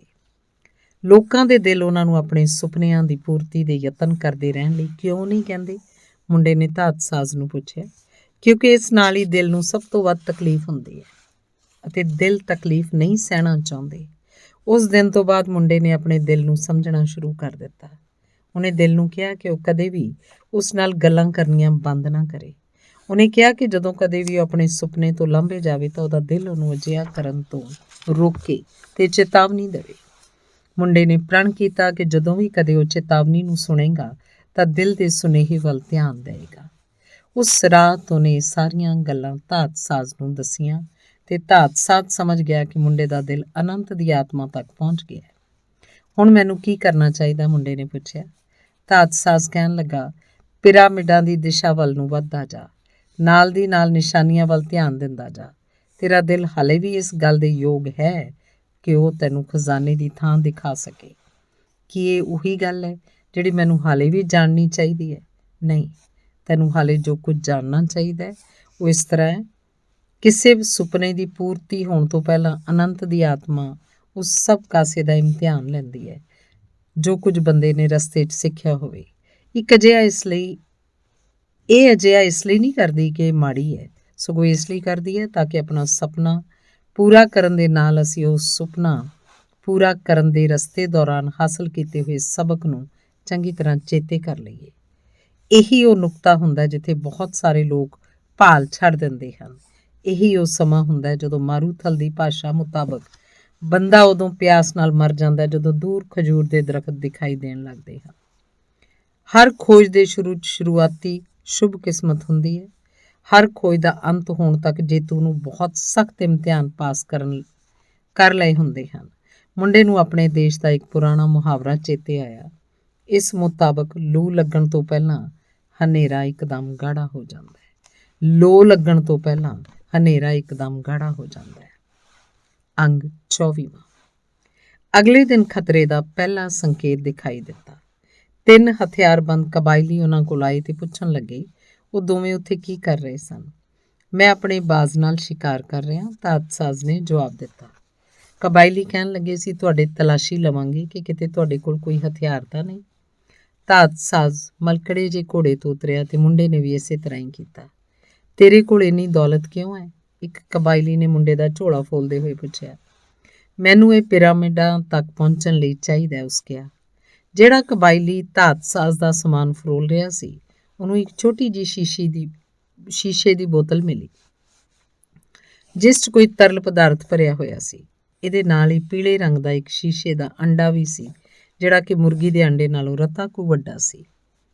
ਇਹ ਚੀਜ਼ਾਂ ਕੀ ਹਨ? ਉਸ ਪੁੱਛਿਆ। ਇਹ ਪਾਰਸ ਪੱਥਰ ਤੇ ਜੀਵਨ ਅੰਮ੍ਰਿਤ ਹਨ। ਇਹ ਤਾਤਸਾਜ਼ਾਂ ਦੀ ਅਜ਼ੀਮ ਪ੍ਰਾਪਤੀ ਹਨ। ਜਿਹੜਾ ਵੀ ਇਸ ਅੰਮ੍ਰਿਤ ਨੂੰ ਪੀ ਲਏ ਉਹ ਮੁੜ ਕਦੇ ਬਿਮਾਰ ਨਹੀਂ ਹੋਏਗਾ ਤੇ ਇਸ ਪੱਥਰ ਦਾ ਛੋਟਾ ਜਿਹਾ ਟੁਕੜਾ ਵੀ ਧਾਤ ਨੂੰ ਸੋਨੇ 'ਚ ਬਦਲ ਸਕਦਾ ਹੈ। ਅਰਬੋ ਤੇ ਹੱਸਣ ਲੱਗੇ। ਤਾਤਸਾਜ਼ ਵੀ ਉਹਨਾਂ ਦੇ ਨਾਲ ਹੱਸਣ ਲੱਗ ਪਿਆ। ਉਹਨਾਂ ਸੋਚਿਆ ਕਿ ਉਹਦਾ ਜਵਾਬ ਬੜਾ ਹਸਾਉਣਾ ਸੀ ਤੇ ਇਸ ਲਈ ਉਹਨਾਂ ਮੁੰਡੇ ਨੂੰ ਤੇ ਤਾਤਸਾਜ਼ ਨੂੰ ਉਹਨਾਂ ਦੇ ਤਾਤਸਾਜ਼ ਸਮੇਤ ਅੱਗੇ ਜਾਣ ਦਿੱਤਾ। ਥੋੜਾ ਜਿਹਾ ਅੱਗੇ ਜਾਣ ਤੋਂ ਬਾਅਦ ਮੁੰਡੇ ਨੇ ਤਾਤਸਾਜ਼ ਨੂੰ ਕਿਹਾ ਕਿ ਤੂੰ ਪਾਗਲ ਹੋ ਗਿਆ? ਉਹਨਾਂ ਨੂੰ ਇਹ ਗੱਲ ਕਿਉਂ ਦੱਸੀ? ਤਾਤਸਾਜ਼ ਨੇ ਜਵਾਬ ਦਿੱਤਾ, ਤਾਂ ਕਿ ਤੈਨੂੰ ਜ਼ਿੰਦਗੀ ਦਾ ਇੱਕ ਸਧਾਰਨ ਜਿਹਾ ਸਬਕ ਸਿਖਾ ਸਕਾਂ। ਜਦੋਂ ਤੁਹਾਡੇ ਅੰਦਰ ਬਹੁਤ ਮਹਾਨ ਤੇ ਵੱਡੇ ਖਜ਼ਾਨੇ ਹੋਣ ਤੇ ਜੇ ਤੁਸੀਂ ਹੋਰਾਂ ਨੂੰ ਇਹਨਾਂ ਬਾਰੇ ਦੱਸਣ ਲੱਗੋ ਤਾਂ ਤੁਹਾਡੇ ਤੇ ਅਕਸਰ ਹੀ ਵਿਸ਼ਵਾਸ ਨਹੀਂ ਕੀਤਾ ਜਾਂਦਾ। ਉਹ ਮਾਰੂਥਲ 'ਚ ਅੱਗੇ ਵੱਧਦੇ ਗਏ। ਹਰ ਦਿਨ ਦੇ ਲੰਘਣ ਨਾਲ ਮੁੰਡੇ ਦਾ ਦਿਲ ਵੱਧ ਤੋਂ ਵੱਧ ਸ਼ਾਂਤ ਹੁੰਦਾ ਜਾ ਰਿਹਾ ਸੀ। ਇਹ ਹੁਣ ਬੀਤੇ ਜਾਂ ਭਵਿੱਖ ਦੀਆਂ ਗੱਲਾਂ ਨਹੀਂ ਸੀ ਜਾਣਨਾ ਚਾਹੁੰਦਾ।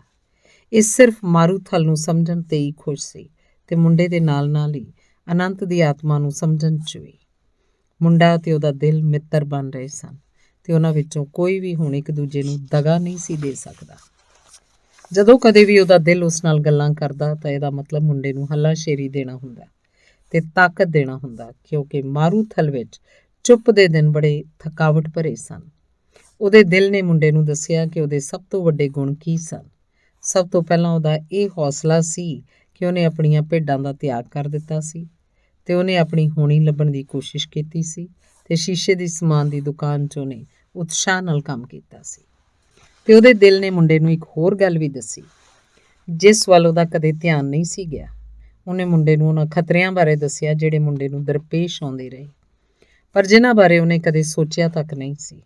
ਉਹਦੇ ਦਿਲ ਨੇ ਦੱਸਿਆ ਕਿ ਇੱਕ ਵਾਰ ਜਦੋਂ ਮੁੰਡੇ ਨੇ ਆਪਣੇ ਪਿਤਾ ਦੀ ਰਫਲ ਚੁੱਕ ਲਈ ਸੀ ਤਾਂ ਇਹਨੇ ਇਹ ਲੁਕੋ ਦਿੱਤੀ ਸੀ ਕਿਉਂਕਿ ਡਰ ਰਿਹਾ ਸੀ ਕਿ ਮੁੰਡਾ ਕਿਤੇ ਆਪਣੇ ਆਪ ਨੂੰ ਜ਼ਖਮੀ ਨਾ ਕਰ ਲਏ। ਤੇ ਇਹਨੇ ਮੁੰਡੇ ਨੂੰ ਉਹ ਦਿਨ ਵੀ ਚੇਤੇ ਕਰਵਾਇਆ ਜਦੋਂ ਖੇਤਾਂ 'ਚ ਬਿਮਾਰ ਹੋ ਗਿਆ ਸੀ, ਉਲਟੀਆਂ ਕਰਨ ਲੱਗਾ ਸੀ। ਇਸ ਤੋਂ ਬਾਅਦ ਉਹ ਗਹਿਰੀ ਨੀਂਦ ਸੌਂ ਗਿਆ ਸੀ।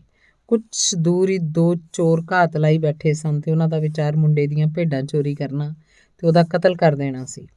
ਪਰ ਕਿਉਂਕਿ ਮੁੰਡਾ ਉੱਥੋਂ ਦੀ ਲੰਘਿਆ ਹੀ ਨਹੀਂ ਸੀ, ਇਸ ਲਈ ਉਹਨਾਂ ਇਹ ਸੋਚ ਕੇ ਉੱਥੋਂ ਜਾਣ ਦਾ ਫੈਸਲਾ ਕਰ ਲਿਆ ਸੀ ਕਿ ਮੁੰਡੇ ਨੇ ਸ਼ਾਇਦ ਰਸਤਾ ਬਦਲ ਲਿਆ। ਕੀ ਬੰਦੇ ਦਾ ਦਿਲ ਸਦਾ ਉਹਦੀ ਮਦਦ ਕਰਦਾ ਹੈ? ਮੁੰਡੇ ਨੇ ਤਾਤਸਾਜ਼ ਨੂੰ ਪੁੱਛਿਆ। ਬਹੁਤਾ ਕਰਕੇ ਉਹਨਾਂ ਦੇ ਦਿਲ ਹੀ ਮਦਦ ਕਰਦੇ ਹਨ ਜਿਹੜੇ ਆਪੋ ਆਪਣੀਆਂ ਹੋਣੀਆਂ ਦੀ ਪ੍ਰਾਪਤੀ ਦਾ ਯਤਨ ਕਰਦੇ ਹਨ। ਉਹ ਬੱਚਿਆਂ, ਸ਼ਰਾਬੀਆਂ ਤੇ ਵਡੇਰੀ ਉਮਰ ਦੇ ਲੋਕਾਂ ਦੀ ਵੀ ਮਦਦ ਕਰਦੇ ਹਨ। ਤਾਂ ਕਿ ਇਹਦਾ ਮਤਲਬ ਇਹ ਹੈ ਕਿ ਮੈਨੂੰ ਕਦੇ ਖਤਰੇ ਦਾ ਸਾਹਮਣਾ ਨਹੀਂ ਕਰਨਾ ਪਏਗਾ। ਇਹਦਾ ਮਤਲਬ ਇਹ ਹੈ ਕਿ ਦਿਲ ਜੋ ਕੁਝ ਕਰ ਸਕਦਾ ਹੋਵੇ ਕਰਦਾ ਹੈ, ਤਾਤਸਾਜ਼ ਨੇ ਕਿਹਾ। ਇੱਕ ਸ਼ਾਮ ਉਹ ਕਿਸੇ ਕਬੀਲੇ ਦੇ ਪੜਾਅ ਦੇ ਕੋਲੋਂ ਦੀ ਲੰਘੇ। ਇਸ ਪੜਾਅ ਦੇ ਹਰੇਕ ਕੋਨੇ ਦੇ ਬਹੁਤ ਸੁੰਦਰ ਚਿੱਟੇ ਚੋਗਿਆਂ ਵਾਲੇ ਹਥਿਆਰਬੰਦ ਅਰਬ ਜਵਾਨ ਖੜੇ ਸਨ। ਬੰਦੇ ਬੈਠੇ ਹੁੱਕੇ ਪੀ ਰਹੇ ਸਨ, ਲੜਾਈਆਂ ਦੀਆਂ ਕਹਾਣੀਆਂ ਸੁਣਾ ਰਹੇ ਸਨ। ਉਹਨਾਂ 'ਚੋਂ ਕਿਸੇ ਨੇ ਵੀ ਦੋਵਾਂ ਯਾਤਰੂਆਂ ਵੱਲ ਧਿਆਨ ਨਾ ਦਿੱਤਾ। ਫੌਜੀ ਪੜਾਅ ਤੋਂ ਅੱਗੇ ਲੰਘਣ ਤੋਂ ਬਾਅਦ ਮੁੰਡੇ ਨੇ ਕਿਹਾ, ਕੋਈ ਖਤਰਾ ਨਹੀਂ। ਜਦੋਂ ਤਾਤਸਾਜ਼ ਬੋਲਿਆ ਤਾਂ ਉਹਦੀ ਆਵਾਜ਼ 'ਚ ਗੁੱਸਾ ਸੀ। ਆਪਣੇ ਦਿਲ ਤੇ ਵਿਸ਼ਵਾਸ ਤਾਂ ਰੱਖ, ਪਰ ਇਹ ਗੱਲ ਕਦੇ ਨਾ ਭੁੱਲ ਕੇ ਤੂੰ ਮਾਰੂਥਲ 'ਚ ਹੈ। ਜਦੋਂ ਬੰਦੇ ਇੱਕ ਦੂਜੇ ਨਾਲ ਜੰਗ ਲੜ ਰਹੇ ਹੁੰਦੇ ਹਨ ਤਾਂ ਅਨੰਤ ਦੀ ਆਤਮਾ ਨੂੰ ਲੜਾਈ ਦੀਆਂ ਚੀਕਾਂ ਸੁਣ ਜਾਂਦੀਆਂ ਹਨ। ਇਹਦੇ ਸਿੱਟੇ ਇਸ ਅਸਮਾਨ ਹੇਠਲੇ ਹਰ ਪ੍ਰਾਣੀ ਤੇ ਵਸਤੂ ਨੂੰ ਭੋਗਣੇ ਪੈਂਦੇ ਹਨ। ਮੁੰਡੇ ਨੇ ਸੋਚਿਆ ਕਿ ਸਭ ਚੀਜ਼ਾਂ ਇੱਕੋ ਹੀ ਹਨ ਤੇ ਉਸੇ ਸਮੇਂ ਜਿਵੇਂ ਕਿ ਮਾਰੂਥਲੇ ਦਰਸਾਉਣਾ ਚਾਹੁੰਦਾ ਹੋਵੇ ਕਿ ਤਾਤਸਾਜ਼ ਦੀ ਗੱਲ ਠੀਕ ਹੈ, ਦੋ ਘੋੜਸਵਾਰ ਦੋਹਾਂ ਦੇ ਪਿੱਛੇ ਆ ਪ੍ਰਗਟ ਹੋਏ। ਉਹਨਾਂ 'ਚੋਂ ਇੱਕ ਕਹਿਣ ਲੱਗਾ, ਤੁਸੀਂ ਇਸ ਤੋਂ ਅੱਗੇ ਨਹੀਂ ਜਾ ਸਕਦੇ। ਇਹ ਉਹ ਇਲਾਕਾ ਜਿੱਥੇ ਕਬੀਲਿਆਂ 'ਚ ਜੰਗ ਚੱਲ ਰਹੀ ਹੈ। ਮੈਂ ਬਹੁਤੀ ਦੂਰ ਨਹੀਂ ਜਾ ਰਿਹਾ। ਧਾਤ ਸਾਜ਼ ਨੇ ਘੋੜਸਵਾਰ ਦੀਆਂ ਅੱਖਾਂ 'ਚ ਸਿੱਧੇ ਝਾਕਦੇ ਹੋਏ ਜਵਾਬ ਦਿੱਤਾ। ਉਹ ਕੁਝ ਪਲ ਲਈ ਚੁੱਪ ਰਹੇ ਤੇ ਫਿਰ ਇਸ ਗੱਲ ਲਈ ਸਹਿਮਤ ਹੋ ਗਏ ਕਿ ਮੁੰਡਾ ਤੇ ਧਾਤ ਸਾਜ਼ ਅੱਗੇ ਜਾ ਸਕਦੇ ਹਨ। ਮੁੰਡੇ ਨੇ ਇਸ ਸਾਰੇ ਹਾਲਾਤ ਨੂੰ ਧਿਆਨ ਨਾਲ ਦੇਖਿਆ ਤੇ ਕਿਹਾ, ਜਿਸ ਤਰ੍ਹਾਂ ਨਾਲ ਤੁਸੀਂ ਉਹਨਾਂ ਘੋੜਸਵਾਰਾਂ ਵੱਲ ਦੇਖਿਆ, ਉਸ ਨਾਲ ਤੁਸੀਂ ਉਹਨਾਂ ਤੇ ਹਾਵੀ ਹੋ ਗਏ। ਧਾਤ ਸਾਜ਼ ਨੇ ਜਵਾਬ ਦਿੱਤਾ, ਤੁਹਾਡੀਆਂ ਅੱਖਾਂ ਤੁਹਾਡੀ ਆਤਮਾ ਦੀ ਮਜ਼ਬੂਤੀ ਨੂੰ ਦਿਖਾਉਂਦੀਆਂ ਹਨ। ਮੁੰਡੇ ਨੇ ਸੋਚਿਆ ਕਿ ਇਹ ਗੱਲ ਸੱਚੀ ਹੈ। ਉਹਨੇ ਦੇਖਿਆ ਸੀ ਕਿ ਪਿਛਲੇ ਫੌਜੀ ਪੜਾਅ ਉੱਤੇ ਤਾਇਨਾਤ ਬਹੁਤ ਸਾਰੇ ਹਥਿਆਰਬੰਦ ਸੈਨਿਕਾਂ ਵਿੱਚੋਂ ਕਿਸੇ ਨੇ ਵੀ ਉਹਨਾਂ ਦੋਹਾਂ ਵੱਲ ਧਿਆਨ ਨਾਲ ਨਹੀਂ ਸੀ ਦੇਖਿਆ। ਉਹਨਾਂ ਤੋਂ ਇੰਨੀ ਦੂਰ ਸੀ ਕਿ ਉਹਦਾ ਚਿਹਰਾ ਤੱਕ ਵੀ ਦਿਖਾਈ ਨਹੀਂ ਸੀ ਦਿੰਦਾ, ਪਰ ਮੁੰਡੇ ਨੂੰ ਇੰਨੀ ਗੱਲ ਪੱਕਾ ਪਤਾ ਸੀ ਕਿ ਉਹ ਜ਼ਰੂਰ ਉਹਨਾਂ ਵੱਲ ਦੇਖ ਰਿਹਾ ਸੀ। ਆਖਰਕਾਰ ਜਦੋਂ ਸਮੁੱਚੇ ਦਿਸਹੱਦੇ ਦੇ ਨਾਲ ਫੈਲੀ ਹੋਈ ਪਹਾੜੀਆਂ ਦੀ ਲੜੀ ਨੂੰ ਪਾਰ ਕਰ ਗਏ ਤਾਂ ਧਾਤ ਸਾਜ਼ ਨੇ ਕਿਹਾ ਕਿ ਇੱਥੋਂ ਪਿਰਾਮਿਡ ਸਿਰਫ 2 ਦਿਨ ਦੀ ਦੂਰੀ 'ਤੇ ਹੀ ਹਨ। ਮੁੰਡਾ ਕਹਿਣ ਲੱਗਾ, ਜੇ ਅਸੀਂ ਛੇਤੀ ਆਪਸ 'ਚ ਵਿਛੜਨ ਜਾ ਰਹੇ ਹਾਂ ਤਾਂ ਮੈਨੂੰ ਧਾਤ ਸਾਜ਼ੀ ਹੀ ਸਿਖਾ ਦਿਓ। ਤੈਨੂੰ ਧਾਤ ਸਾਜ਼ੀ ਬਾਰੇ ਪਹਿਲਾਂ ਹੀ ਪਤਾ ਹੈ। ਅਨੰਤ ਦੀ ਆਤਮਾ ਵਿੱਚ ਦਾਖਲ ਹੋਣਾ ਤੇ ਆਪਣੇ ਲਈ ਰਾਖਵੇਂ ਰੱਖੇ ਹੋਏ ਖਜ਼ਾਨੇ ਨੂੰ ਲੱਭਣਾ ਹੀ ਧਾਤ ਸਾਜ਼ੀ ਹੈ। ਨਹੀਂ, ਮੇਰਾ ਇਹ ਮਤਲਬ ਨਹੀਂ ਸੀ। ਮੈਂ ਤਾਂ ਧਾਤ ਨੂੰ ਸੋਨੇ 'ਚ ਬਦਲੇ ਜਾਣ ਦੀ ਗੱਲ ਕਰ ਰਿਹਾ। ਧਾਤ ਸਾਜ਼ ਮਾਰੂਥਲ ਵਾਂਗ ਹੀ ਚੁੱਪ ਕਰ ਗਿਆ ਤੇ ਇਸ ਗੱਲ ਦਾ ਜਵਾਬ ਉਦੋਂ ਹੀ ਦਿੱਤਾ ਜਦੋਂ ਖਾਣਾ ਖਾ ਚੁੱਕੇ ਸੀ। ਉਹ ਕਹਿਣ ਲੱਗਾ, ਇਸ ਕਾਇਨਾਤ 'ਚ ਹਰ ਚੀਜ਼ ਹੌਲੀ ਹੌਲੀ ਉਤਪਤ ਹੋਈ ਹੈ ਤੇ ਸਿਆਣੇ ਲੋਕਾਂ ਲਈ ਸੋਨਾ ਉਹ ਧਾਤ ਹੈ ਜਿਹੜੀ ਸਭ ਤੋਂ ਵੱਧ ਵਿਕਸਿਤ ਹੋ ਗਈ ਹੈ। ਇਹ ਨਾ ਪੁੱਛੀ ਕਿ ਕਿਉਂ। ਮੈਂ ਜਾਣਦਾ ਹੀ ਨਹੀਂ ਕਿ ਅਜਿਹਾ ਕਿਉਂ ਹੋਇਆ। ਮੈਂ ਸਿਰਫ ਇਹ ਜਾਣਦਾ ਹਾਂ ਕਿ ਰਵਾਇਤ ਹਮੇਸ਼ਾ ਹੀ ਸਹੀ ਹੁੰਦੀ ਹੈ। ਆਮ ਲੋਕਾਂ ਨੇ ਕਦੇ ਵੀ ਸਿਆਣਿਆਂ ਦੀਆਂ ਗੱਲਾਂ ਨਹੀਂ ਸਮਝੀਆਂ। ਇਸ ਵਿੱਚ ਸੋਨਾ ਉਤਪਤੀ ਦੀ ਨਿਸ਼ਾਨੀ ਹੋਣ ਦੀ ਥਾਂ ਤੇ ਲੜਾਈ ਦਾ ਸਬੱਬ ਬਣਦਾ ਗਿਆ। ਮੁੰਡਾ ਕਹਿਣ ਲੱਗਾ, ਵਸਤਾਂ ਤਾਂ ਬਹੁਤ ਸਾਰੀਆਂ ਭਾਸ਼ਾਵਾਂ ਬੋਲਦੀਆਂ ਹਨ। ਮੇਰੇ ਲਈ ਕੋਈ ਸਮਾਂ ਐਸਾ ਵੀ ਹੁੰਦਾ ਹੈ ਜਦੋਂ ਊਠ ਦਾ ਰਿੰਗਣਾ ਸਿਰਫ ਰਿੰਗਣਾ ਹੀ ਹੁੰਦਾ ਸੀ, ਫਿਰ ਇਹ ਖਤਰੇ ਦਾ ਸੰਕੇਤ ਬਣ ਗਿਆ ਤੇ ਆਖਰਕਾਰ ਇਹ ਸਿਰਫ ਰਿੰਗਣਾ ਹੀ ਰਹਿ ਗਿਆ। ਇਹ ਤੋਂ ਬਾਅਦ ਮੁੰਡਾ ਚੁੱਪ ਕਰ ਗਿਆ। ਧਾਤ ਸਾਜ਼ ਨੂੰ ਖਬਰੇ ਇਸ ਸਭ ਕਾਸੇ ਬਾਰੇ ਪਹਿਲਾਂ ਹੀ ਪਤਾ ਸੀ। ਮੈਂ ਬਹੁਤ ਸਾਰੇ ਸੱਚੇ ਧਾਤ ਸਾਜ਼ਾਂ ਨੂੰ ਜਾਣਦਾ। ਉਹਨਾਂ ਆਪਣੇ ਆਪ ਨੂੰ ਪ੍ਰਯੋਗਸ਼ਾਲਾਵਾਂ 'ਚ ਬੰਦ ਕਰ ਲਿਆ, ਸੋਨੇ ਵਾਂਗ ਹੀ ਉਤਪਤੀ ਕਰਨ ਦੀ ਕੋਸ਼ਿਸ਼ ਕੀਤੀ। ਆਖਿਰਕਾਰ ਉਹਨਾਂ ਪਾਰਸ ਪੱਥਰ ਲੱਭ ਲਿਆ, ਕਿਉਂਕਿ ਉਹਨਾਂ ਸਮਝ ਲਿਆ ਸੀ ਕਿ ਜਦੋਂ ਕੋਈ ਚੀਜ਼ ਉਤਪਤ ਹੁੰਦੀ ਹੈ ਤਾਂ ਆਲੇ ਦੁਆਲੇ ਦੀ ਹਰੇਕ ਚੀਜ਼ ਵੀ ਉਸੇ ਹਿਸਾਬ ਨਾਲ ਉਤਪਤੀ ਕਰਦੀ ਹੈ। ਕੁਝ ਹੋਰਾਂ ਨੂੰ ਪਾਰਸ ਪੱਥਰ ਅਚਨਚੇਤ ਹੀ ਮਿਲ ਗਿਆ। ਉਹਨਾਂ 'ਚ ਪਹਿਲਾਂ ਹੀ ਗੁਣ ਮੌਜੂਦ ਸੀ ਤੇ ਉਹਨਾਂ ਦੀਆਂ ਆਤਮਾਵਾਂ ਹੋਰਾਂ ਦੀਆਂ ਆਤਮਾਵਾਂ ਦੇ ਮੁਕਾਬਲੇ ਇਹਨਾਂ ਗੱਲਾਂ ਲਈ ਵਧੇਰੇ ਤਿਆਰ ਸਨ। ਪਰ ਉਹਨਾਂ ਨਾਲ ਕੋਈ ਫਰਕ ਨਹੀਂ ਪੈਂਦਾ ਕਿਉਂਕਿ ਉਹਨਾਂ ਦੀ ਗਿਣਤੀ ਬਹੁਤ ਥੋੜ੍ਹੀ ਹੈ। ਤੇ ਕੁਝ ਐਸੇ ਵੀ ਸਨ ਜਿਨ੍ਹਾਂ ਦੀ ਦਿਲਚਸਪੀ ਸਿਰਫ ਸੋਨੇ 'ਚ ਸੀ। ਉਹਨਾਂ ਨੂੰ ਕਦੇ ਵੀ ਇਹਦਾ ਭੇਦ ਨਹੀਂ ਲੱਭਾ। ਉਹ ਇਸ ਗੱਲ ਨੂੰ ਭੁੱਲ ਹੀ ਗਏ ਕਿ ਸਿੱਕਾ, ਤਾਂਬਾ ਤੇ ਲੋਹਾ ਐਸੀਆਂ ਧਾਤਾਂ ਹਨ ਜਿਨ੍ਹਾਂ ਨੇ ਆਪੋ ਆਪਣੀਆਂ ਹੋਣੀਆਂ ਨੂੰ ਮੁਕੰਮਲ ਕਰਨਾ ਹੈ ਤੇ ਜਿਹੜਾ ਵੀ ਕਿਸੇ ਹੋਰ ਚੀਜ਼ ਦੀ ਹੋਣੀ 'ਚ ਦਖਲ ਦਿੰਦਾ ਹੈ ਉਹ ਆਪਣੀ ਚੀਜ਼ ਨੂੰ ਕਦੇ ਵੀ ਲੱਭ ਨਹੀਂ ਸਕੇਗਾ। ਧਾਤ ਸਾਜ਼ ਦੇ ਸ਼ਬਦ ਕਿਸੇ ਸਰਾਪ ਵਾਂਗ ਗੂੰਜੇ। ਉਹਨੇ ਧਰਤੀ ਤੋਂ ਇੱਕ ਘੋਗਾ ਚੁੱਕ ਲਿਆ। ਕਹਿਣ ਲੱਗਾ, ਇਹ ਮਾਰੂਥਲ ਕਿਸੇ ਵੇਲੇ ਸਮੁੰਦਰ ਹੁੰਦਾ ਸੀ। ਮੈਂ ਇਹ ਗੱਲ ਨੋਟ ਕੀਤੀ ਹੈ, ਮੁੰਡੇ ਨੇ ਜਵਾਬ ਦਿੱਤਾ। ਧਾਤ ਸਾਜ਼ ਨੇ ਮੁੰਡੇ ਨੂੰ ਕਿਹਾ ਕਿ ਉਹ ਘੋਗਾ ਆਪਣੇ ਕੰਨ ਨੂੰ ਲਾਵੇ। ਆਪਣੇ ਬਚਪਨ 'ਚ ਧਾਤ ਸਾਜ਼ ਨੇ ਅਜਿਹਾ ਕਈ ਵਾਰ ਕੀਤਾ ਸੀ ਤੇ ਉਹਨੂੰ ਸਮੁੰਦਰ ਦੀ ਆਵਾਜ਼ ਸੁਣਾਈ ਦਿੱਤੀ ਸੀ। ਸਮੁੰਦਰ ਇਸ ਘੋਗੇ 'ਚ ਰਹਿੰਦਾ ਆ ਰਿਹਾ ਹੈ ਕਿਉਂਕਿ ਇਹ ਉਹਦੀ ਹੋਣੀ ਹੈ ਤੇ ਫਿਰ ਉਨੀ ਦੇਰ ਤੱਕ ਇਸੇ ਤਰ੍ਹਾਂ ਹੀ ਕਰਦਾ ਰਹੇਗਾ ਜਿੰਨੀ ਦੇਰ ਤੱਕ ਇੱਕ ਵਾਰ ਫਿਰ ਮਾਰੂਥਲ 'ਤੇ ਪਾਣੀ ਨਹੀਂ ਭਰ ਜਾਂਦਾ। ਆਪਣੇ ਘੋੜਿਆਂ 'ਤੇ ਚੜ੍ਹੇ ਤੇ ਮਿਸਰ ਦੇ ਪਿਰਾਮਿਡਾਂ ਦੀ ਦਿਸ਼ਾ ਵੱਲ ਨੂੰ ਚੱਲ ਪਏ। ਅੰਗ 25। ਸੂਰਜ ਛੁਪ ਰਿਹਾ ਸੀ ਕਿ ਮੁੰਡੇ ਦੇ ਦਿਲ ਨੇ ਖਤਰੇ ਦੀ ਘੰਟੀ ਖੜਕਾਈ। ਉਹਨਾਂ ਦੇ ਆਲੇ ਦੁਆਲੇ ਬਹੁਤ ਵੱਡੇ ਵੱਡੇ ਟਿੱਬੇ ਸਨ ਤੇ ਮੁੰਡੇ ਨੇ ਇਹ ਦੇਖਣ ਲਈ ਧਾਤ ਸਾਜ਼ ਵੱਲ ਨਜ਼ਰ ਸੁੱਟੀ ਕਿ ਉਹਨੇ ਵੀ ਕੁਝ ਮਹਿਸੂਸ ਕੀਤਾ ਜਾਂ ਨਹੀਂ, ਪਰ ਉਹ ਕਿਸੇ ਵੀ ਖਤਰੇ ਤੋਂ ਅਚੇਤ ਲੱਗਦਾ ਸੀ। 5 ਮਿੰਟਾਂ ਬਾਅਦ ਹੀ ਮੁੰਡੇ ਨੇ ਦੇਖਿਆ 2 ਘੋੜਸਵਾਰ ਉਹਨਾਂ ਦੇ ਸਾਹਮਣੇ ਰਸਤੇ 'ਚ ਖੜੇ ਸਨ।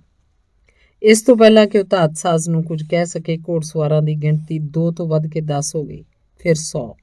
ਇਹ ਤੋਂ ਬਾਅਦ ਉਹ ਟਿੱਬਿਆਂ 'ਚ ਹਰ ਥਾਂ ਵਿਖਾਈ ਦੇਣ ਲੱਗੇ। ਇਹਨਾਂ ਕਬਾਇਲੀਆਂ ਨੇ ਨੀਲੇ ਰੰਗ ਦੇ ਚੋਗੇ ਪਾਏ ਸੀ ਤੇ ਉਹਨਾਂ ਦੀਆਂ ਪੱਗਾਂ ਦੁਆਲੇ ਕਾਲੇ ਰੰਗ ਦੀਆਂ ਪੱਟੀਆਂ ਬੰਨੀਆਂ ਸਨ। ਉਹਨਾਂ ਦੇ ਚਿਹਰੇ ਪੀਲੇ ਨਕਾਬਾਂ ਹੇਠ ਲੁਕੇ ਹੋਏ ਸਨ ਤੇ ਸਿਰਫ ਅੱਖਾਂ ਹੀ ਦਿਖਾਈ ਦੇ ਰਹੀਆਂ ਸਨ। ਦੂਰੀ ਤੋਂ ਵੀ ਉਹਨਾਂ ਦੀਆਂ ਅੱਖਾਂ ਵਿੱਚੋਂ ਉਹਨਾਂ ਦੀਆਂ ਆਤਮਾਵਾਂ ਦੀ ਮਜ਼ਬੂਤੀ ਝਲਕ ਰਹੀ ਸੀ। ਤੇ ਉਹਨਾਂ ਦੀਆਂ ਅੱਖਾਂ ਮੌਤ ਦੀਆਂ ਗੱਲਾਂ ਕਰ ਰਹੀਆਂ ਸਨ। ਅੰਗ 26ਵਾਂ। ਦੋਵਾਂ ਨੂੰ ਇੱਕ ਨੇੜਲੇ ਫੌਜੀ ਕੈਂਪ 'ਚ ਲਿਜਾਇਆ ਗਿਆ। ਇੱਕ ਸਿਪਾਹੀ ਨੇ ਮੁੰਡੇ ਤੇ ਧਾਤ ਸਾਜ਼ ਨੂੰ ਇੱਕ ਤੰਬੂ 'ਚ ਪਹੁੰਚਾਇਆ, ਜਿੱਥੇ ਕਬੀਲੇ ਦਾ ਮੁਖੀ ਆਪਣੇ ਸਾਥੀਆਂ ਨਾਲ ਸਲਾਹ ਮਸ਼ਵਰਾ ਕਰ ਰਿਹਾ ਸੀ। ਇਹ ਦੋਵੇਂ ਜਸੂਸ ਹਨ, ਇੱਕ ਜਣੇ ਨੇ ਕਿਹਾ।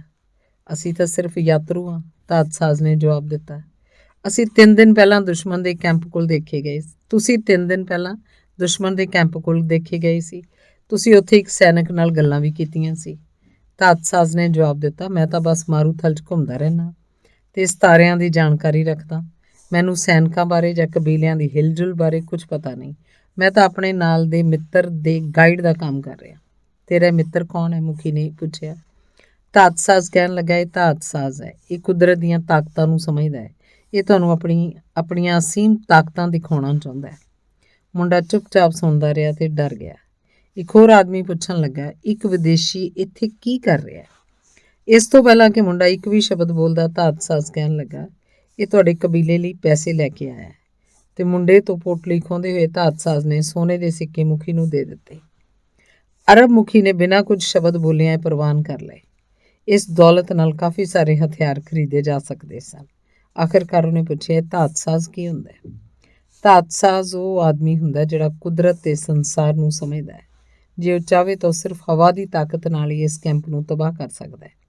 ਬੰਦੇ ਹੱਸ ਪਏ। ਉਹ ਜੰਗ ਦੀ ਮਾਰ ਧਾੜ ਤੋਂ ਵਾਕਫ ਸਨ ਤੇ ਜਾਣਦੇ ਸਨ ਕਿ ਹਵਾ ਉਹਨਾਂ ਨੂੰ ਮਾਰ ਨਹੀਂ ਸਕਦੀ। ਫਿਰ ਵੀ ਹਰੇਕ ਦੇ ਦਿਲ ਦੀ ਧੜਕਣ ਰਤਾ ਕੁ ਤੇਜ਼ ਹੋ ਗਈ। ਉਹ ਮਾਰੂਥਲ ਦੇ ਆਦਮੀ ਸਨ ਤੇ ਤਾਂਤਰਿਕਾਂ ਤੋਂ ਡਰਦੇ ਸਨ। ਮੁਖੀ ਕਹਿਣ ਲੱਗਾ, ਮੈਂ ਚਾਹੁੰਦਾ ਕਿ ਇਹ ਕਰਕੇ ਵਿਖਾਵੇ। ਧਾਤ ਸਾਜ਼ ਨੇ ਜਵਾਬ ਦਿੱਤਾ, ਇਹਨੂੰ 3 ਦਿਨ ਚਾਹੀਦੇ ਹਨ। ਇਹ ਆਪਣੇ ਆਪ ਨੂੰ ਹਵਾ 'ਚ ਤਬਦੀਲ ਕਰ ਲਏਗਾ ਤਾਂ ਕਿ ਤੁਹਾਨੂੰ ਆਪਣੀਆਂ ਤਾਕਤਾਂ ਦਿਖਾ ਸਕੇ। ਜੇ ਅਜਿਹਾ ਨਾ ਕਰ ਸਕਿਆ ਤਾਂ ਅਸੀਂ ਨਿਮਰਤਾ ਨਾਲ ਤੁਹਾਡੇ ਕਬੀਲੇ ਦੀ ਸ਼ਾਨ 'ਚ ਆਪਣੀਆਂ ਜ਼ਿੰਦਗੀਆਂ ਭੇਟ ਕਰ ਦੇਵਾਂਗੇ। ਤੁਸੀਂ ਮੈਨੂੰ ਐਸੀ ਕੋਈ ਚੀਜ਼ ਭੇਂਟ ਨਹੀਂ ਕਰ ਸਕਦੇ ਜਿਹੜੀ ਪਹਿਲਾਂ ਹੀ ਮੇਰੀ ਹੈ। ਮੁਖੀਆ ਨੇ ਹੰਕਾਰ ਨਾਲ ਕਿਹਾ, ਪਰ ਉਹਨੇ ਯਾਤਰੂਆਂ ਨੂੰ 3 ਦਿਨ ਦਾ ਸਮਾਂ ਦੇ ਦਿੱਤਾ। ਮੁੰਡਾ ਡਰ ਨਾਲ ਕੰਬ ਰਿਹਾ ਸੀ, ਪਰ ਧਾਤ ਸਾਜ਼ ਨੇ ਉਹਨੂੰ ਫੜ ਕੇ ਤੰਬੂ ਤੋਂ ਬਾਹਰ ਕੱਢ ਲਿਆ। ਕਹਿਣ ਲੱਗਾ, ਉਹਨਾਂ ਨੂੰ ਇਹ ਦੇਖਣ ਨਾ ਦੇਈਂ ਕਿ ਤੂੰ ਡਰ ਗਿਆ। ਉਹ ਬਹਾਦਰ ਆਦਮੀ ਹਨ ਤੇ ਬੁਜ਼ਦਿਲਾਂ ਨੂੰ ਨਫ਼ਰਤ ਕਰਦੇ ਹਨ। ਪਰ ਮੁੰਡੇ ਵਿੱਚ ਤਾਂ ਬੋਲਣ ਦੀ ਵੀ ਸਮਰੱਥਾ ਨਹੀਂ ਸੀ। ਜਦੋਂ ਕੈਂਪ ਤੋਂ ਪਾਰ ਲੰਘ ਆਏ ਤਾਂ ਹੀ ਉਹ ਥੋੜ੍ਹਾ ਜਿਹਾ ਬੋਲਣ ਦੇ ਯੋਗ ਹੋ ਸਕਿਆ। ਉਹਨਾਂ ਨੂੰ ਕੈਦ ਕਰਨ ਦੀ ਕੋਈ ਲੋੜ ਨਹੀਂ ਸੀ ਸਮਝੀ। ਅਰਬਾਂ ਨੇ ਉਹਨਾਂ ਦੇ ਘੋੜੇ ਜ਼ਬਤ ਕਰ ਲਏ ਸਨ। ਇਸ ਤਰ੍ਹਾਂ ਇੱਕ ਵਾਰ ਫਿਰ ਸੰਸਾਰ ਨੇ ਆਪਣੀਆਂ ਬਹੁਤ ਸਾਰੀਆਂ ਭਾਸ਼ਾਵਾਂ ਵਿੱਚੋਂ ਇੱਕ ਭਾਸ਼ਾ ਦਾ ਪ੍ਰਗਟਾਵਾ ਕੀਤਾ ਸੀ। ਕੁਝ ਪਲ ਪਹਿਲਾਂ ਹੀ ਮਾਰੂਥਲ ਅਨੰਤ ਤੇ ਆਜ਼ਾਦ ਸੀ। ਹੁਣ ਇੱਕ ਐਸੀ ਕੰਧ ਬਣ ਗਿਆ ਸੀ ਜਿਸ ਵਿੱਚ ਦੀ ਪਾਰ ਲੰਘਣਾ ਅਸੰਭਵ ਸੀ। ਮੁੰਡਾ ਕਹਿਣ ਲੱਗਾ, ਤੂੰ ਉਹਨਾਂ ਨੂੰ ਮੇਰੀ ਸਾਰੀ ਦੌਲਤ ਦੇ ਦਿੱਤੀ ਹੈ। ਇਹ ਦੌਲਤ ਮੈਂ ਆਪਣੀ ਸਾਰੀ ਜ਼ਿੰਦਗੀ ਦੌਰਾਨ ਕਮਾਈ ਸੀ। ਧਾਤ ਸਾਜ਼ ਨੇ ਜਵਾਬ ਦਿੱਤਾ, ਜੇ ਤੂੰ ਮਰ ਹੀ ਜਾਂਦਾ ਤਾਂ ਇਹ ਦੌਲਤ ਤੇਰੇ ਕਿਸ ਕੰਮ ਆਉਂਦੀ? ਤੇਰੀ ਦੌਲਤ ਨੇ ਸਾਨੂੰ 3 ਦਿਨ ਲਈ ਬਚਾ ਲਿਆ। ਇਸ ਤਰ੍ਹਾਂ ਬਹੁਤੀ ਵਾਰ ਨਹੀਂ ਹੁੰਦਾ ਕਿ ਦੌਲਤ ਕਿਸੇ ਬੰਦੇ ਦੀ ਜ਼ਿੰਦਗੀ ਬਚਾ ਲਏ। ਪਰ ਮੁੰਡਾ ਇੰਨਾ ਡਰਿਆ ਹੋਇਆ ਸੀ ਕਿ ਉਹ ਸਿਆਣਪ ਦੇ ਸ਼ਬਦਾਂ ਨੂੰ ਨਹੀਂ ਸੀ ਸੁਣ ਰਿਹਾ। ਉਹਨੂੰ ਤਾਂ ਸਮਝ ਨਹੀਂ ਸੀ ਆ ਰਹੀ ਕਿ ਉਹ ਆਪਣੇ ਆਪ ਨੂੰ ਹਵਾ 'ਚ ਕਿਵੇਂ ਬਦਲੇਗਾ। ਉਹ ਤਾਂ ਧਾਤ ਸਾਜ਼ ਨਹੀਂ ਸੀ। ਧਾਤ ਸਾਜ਼ ਨੇ ਸਿਪਾਹੀਆਂ ਤੋਂ ਕੁਝ ਚਾਹ ਮੰਗੀ ਤੇ ਇਸ ਚਾਹ ਦਾ ਕੁਝ ਹਿੱਸਾ ਮੁੰਡੇ ਦੇ ਗੁੱਟਾਂ 'ਤੇ ਛਿੜਕਿਆ। ਇੱਕਦਮ ਹੀ ਉਹਦੇ ਅੰਦਰ ਰਾਹਤ ਦੀ ਲਹਿਰ ਮਹਿਸੂਸ ਹੋਈ ਤੇ ਧਾਤ ਸਾਜ਼ ਨੇ ਕੁਝ ਸ਼ਬਦ ਬੋਲੇ ਜਿਨ੍ਹਾਂ ਦੀ ਮੁੰਡੇ ਨੂੰ ਸਮਝ ਨਾ ਆਈ। ਧਾਤ ਸਾਜ਼ ਨੇ ਬਿਲਕੁਲ ਹੀ ਅਜੀਬ ਤੇ ਨਰਮ ਆਵਾਜ਼ 'ਚ ਕਿਹਾ, ਆਪਣੇ ਖੌਫ ਸਾਹਮਣੇ ਹਥਿਆਰ ਨਾ ਸੁੱਟੀ। ਜੇ ਤੂੰ ਇਸ ਤਰ੍ਹਾਂ ਕੀਤਾ ਤਾਂ ਤੂੰ ਕਦੇ ਵੀ ਆਪਣੇ ਦਿਲ ਦੀ ਗੱਲ ਨਹੀਂ ਸੁਣ ਸਕੇਗਾ। ਪਰ ਮੈਨੂੰ ਤਾਂ ਬਿਲਕੁਲ ਹੀ ਨਹੀਂ ਪਤਾ ਕਿ ਮੈਂ ਆਪਣੇ ਆਪ ਨੂੰ ਹਵਾ 'ਚ ਕਿਵੇਂ ਬਦਲਣਾ ਹੈ। ਜੇ ਕੋਈ ਬੰਦਾ ਆਪਣੀ ਹੋਣੀ ਨੂੰ ਜੀ ਰਿਹਾ ਹੋਵੇ ਤਾਂ ਉਹਨੂੰ ਉਹ ਹਰ ਗੱਲ ਪਤਾ ਹੁੰਦੀ ਹੈ ਜਿਹੜੀ ਉਹਨੂੰ ਪਤਾ ਹੋਣੀ ਚਾਹੀਦੀ ਹੈ। ਸਿਰਫ ਇੱਕੋ ਇੱਕ ਹੀ ਚੀਜ਼ ਹੈ ਜਿਹੜੀ ਕਿਸੇ ਸੁਪਨੇ ਦੀ ਪ੍ਰਾਪਤੀ ਨੂੰ ਅਸੰਭਵ ਬਣਾਉਂਦੀ ਹੈ। ਉਹ ਹੁੰਦੀ ਹੈ ਅਸਫਲਤਾ ਦਾ ਡਰ। ਮੈਂ ਅਸਫਲ ਹੋਣ ਤੋਂ ਨਹੀਂ ਡਰਦਾ, ਪਰ ਮੈਨੂੰ ਇਹ ਹੀ ਪਤਾ ਨਹੀਂ ਕਿ ਮੈਂ ਆਪਣੇ ਆਪ ਨੂੰ ਹਵਾ 'ਚ ਕਿਵੇਂ ਬਦਲ ਸਕਾਂਗਾ। ਪਰ ਤੈਨੂੰ ਸਿੱਖਣਾ ਪਏਗਾ। ਤੇਰੀ ਜ਼ਿੰਦਗੀ ਇਸ ਗੱਲ 'ਤੇ ਨਿਰਭਰ ਕਰਦੀ ਹੈ। ਪਰ ਜੇ ਮੈਂ ਇਸ ਤਰ੍ਹਾਂ ਨਾ ਕਰ ਸਕਿਆ ਤਾਂ ਫਿਰ ਤੂੰ ਆਪਣੀ ਹੋਣੀ ਦੀ ਭਾਲ ਦੇ ਯਤਨ ਕਰਦਾ ਹੋਇਆ ਮਰ ਜਾਏਗਾ। ਇਸ ਤਰ੍ਹਾਂ ਮਰਨਾ ਉਹਨਾਂ ਕਰੋੜਾਂ ਹੋਰ ਲੋਕਾਂ ਦੇ ਮਰਨ ਨਾਲੋਂ ਕਿਤੇ ਚੰਗਾ ਹੈ ਜਿਨ੍ਹਾਂ ਨੂੰ ਕਦੇ ਵੀ ਇਹ ਪਤਾ ਨਹੀਂ ਲੱਗਦਾ ਕਿ ਉਹਨਾਂ ਦੀਆਂ ਹੋਣੀਆਂ ਕਿੱਥੇ ਹਨ। ਪਰ ਚਿੰਤਾ ਨਾ ਕਰ, ਅਕਸਰ ਹੀ ਮੌਤ ਦਾ ਡਰ ਲੋਕਾਂ ਨੂੰ ਆਪਣੀਆਂ ਜ਼ਿੰਦਗੀਆਂ ਬਾਰੇ ਵਧੇਰੇ ਚੌਕਸ ਕਰ ਦਿੰਦਾ ਹੈ। ਅੰਗ 27ਵਾਂ। ਪਹਿਲਾ ਦਿਨ ਲੰਘ ਗਿਆ। ਲਾਗੇ ਹੀ ਕਿਤੇ ਬਹੁਤ ਵੱਡੀ ਲੜਾਈ ਹੋਈ ਸੀ। ਬਹੁਤ ਸਾਰੇ ਜ਼ਖਮੀ ਸੈਨਿਕ ਕੈਂਪ ਵਿੱਚ ਵਾਪਸ ਪਹੁੰਚੇ ਸਨ। ਮਰੇ ਹੋਏ ਸੈਨਿਕਾਂ ਦੀ ਥਾਂ ਹੋਰ ਸੈਨਿਕ ਆ ਗਏ ਸਨ ਤੇ ਜ਼ਿੰਦਗੀ ਚੱਲ ਰਹੀ ਸੀ। ਮੁੰਡੇ ਨੇ ਸੋਚਿਆ, ਮੌਤ ਨਾਲ ਕੁਝ ਵੀ ਨਹੀਂ ਬਦਲਦਾ।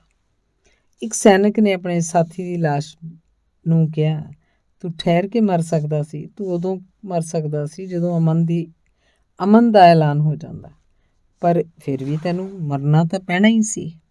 ਦਿਨ ਦੇ ਖਾਤਮੇ ਤੇ ਮੁੰਡਾ ਧਾਤ ਸਾਜ਼ ਨੂੰ ਲੱਭਣ ਗਿਆ, ਜਿਹੜਾ ਆਪਣੇ ਬਾਜ਼ ਨੂੰ ਲੈ ਕੇ ਮਾਰੂਥਲ 'ਚ ਗਿਆ ਹੋਇਆ ਸੀ। ਮੈਨੂੰ ਤਾਂ ਅਜੇ ਤੱਕ ਵੀ ਨਹੀਂ ਪਤਾ ਕਿ ਮੈਂ ਆਪਣੇ ਆਪ ਨੂੰ ਹਵਾ 'ਚ ਕਿਵੇਂ ਤਬਦੀਲ ਕਰਾਂ, ਮੁੰਡੇ ਨੇ ਦੁਹਰਾਇਆ।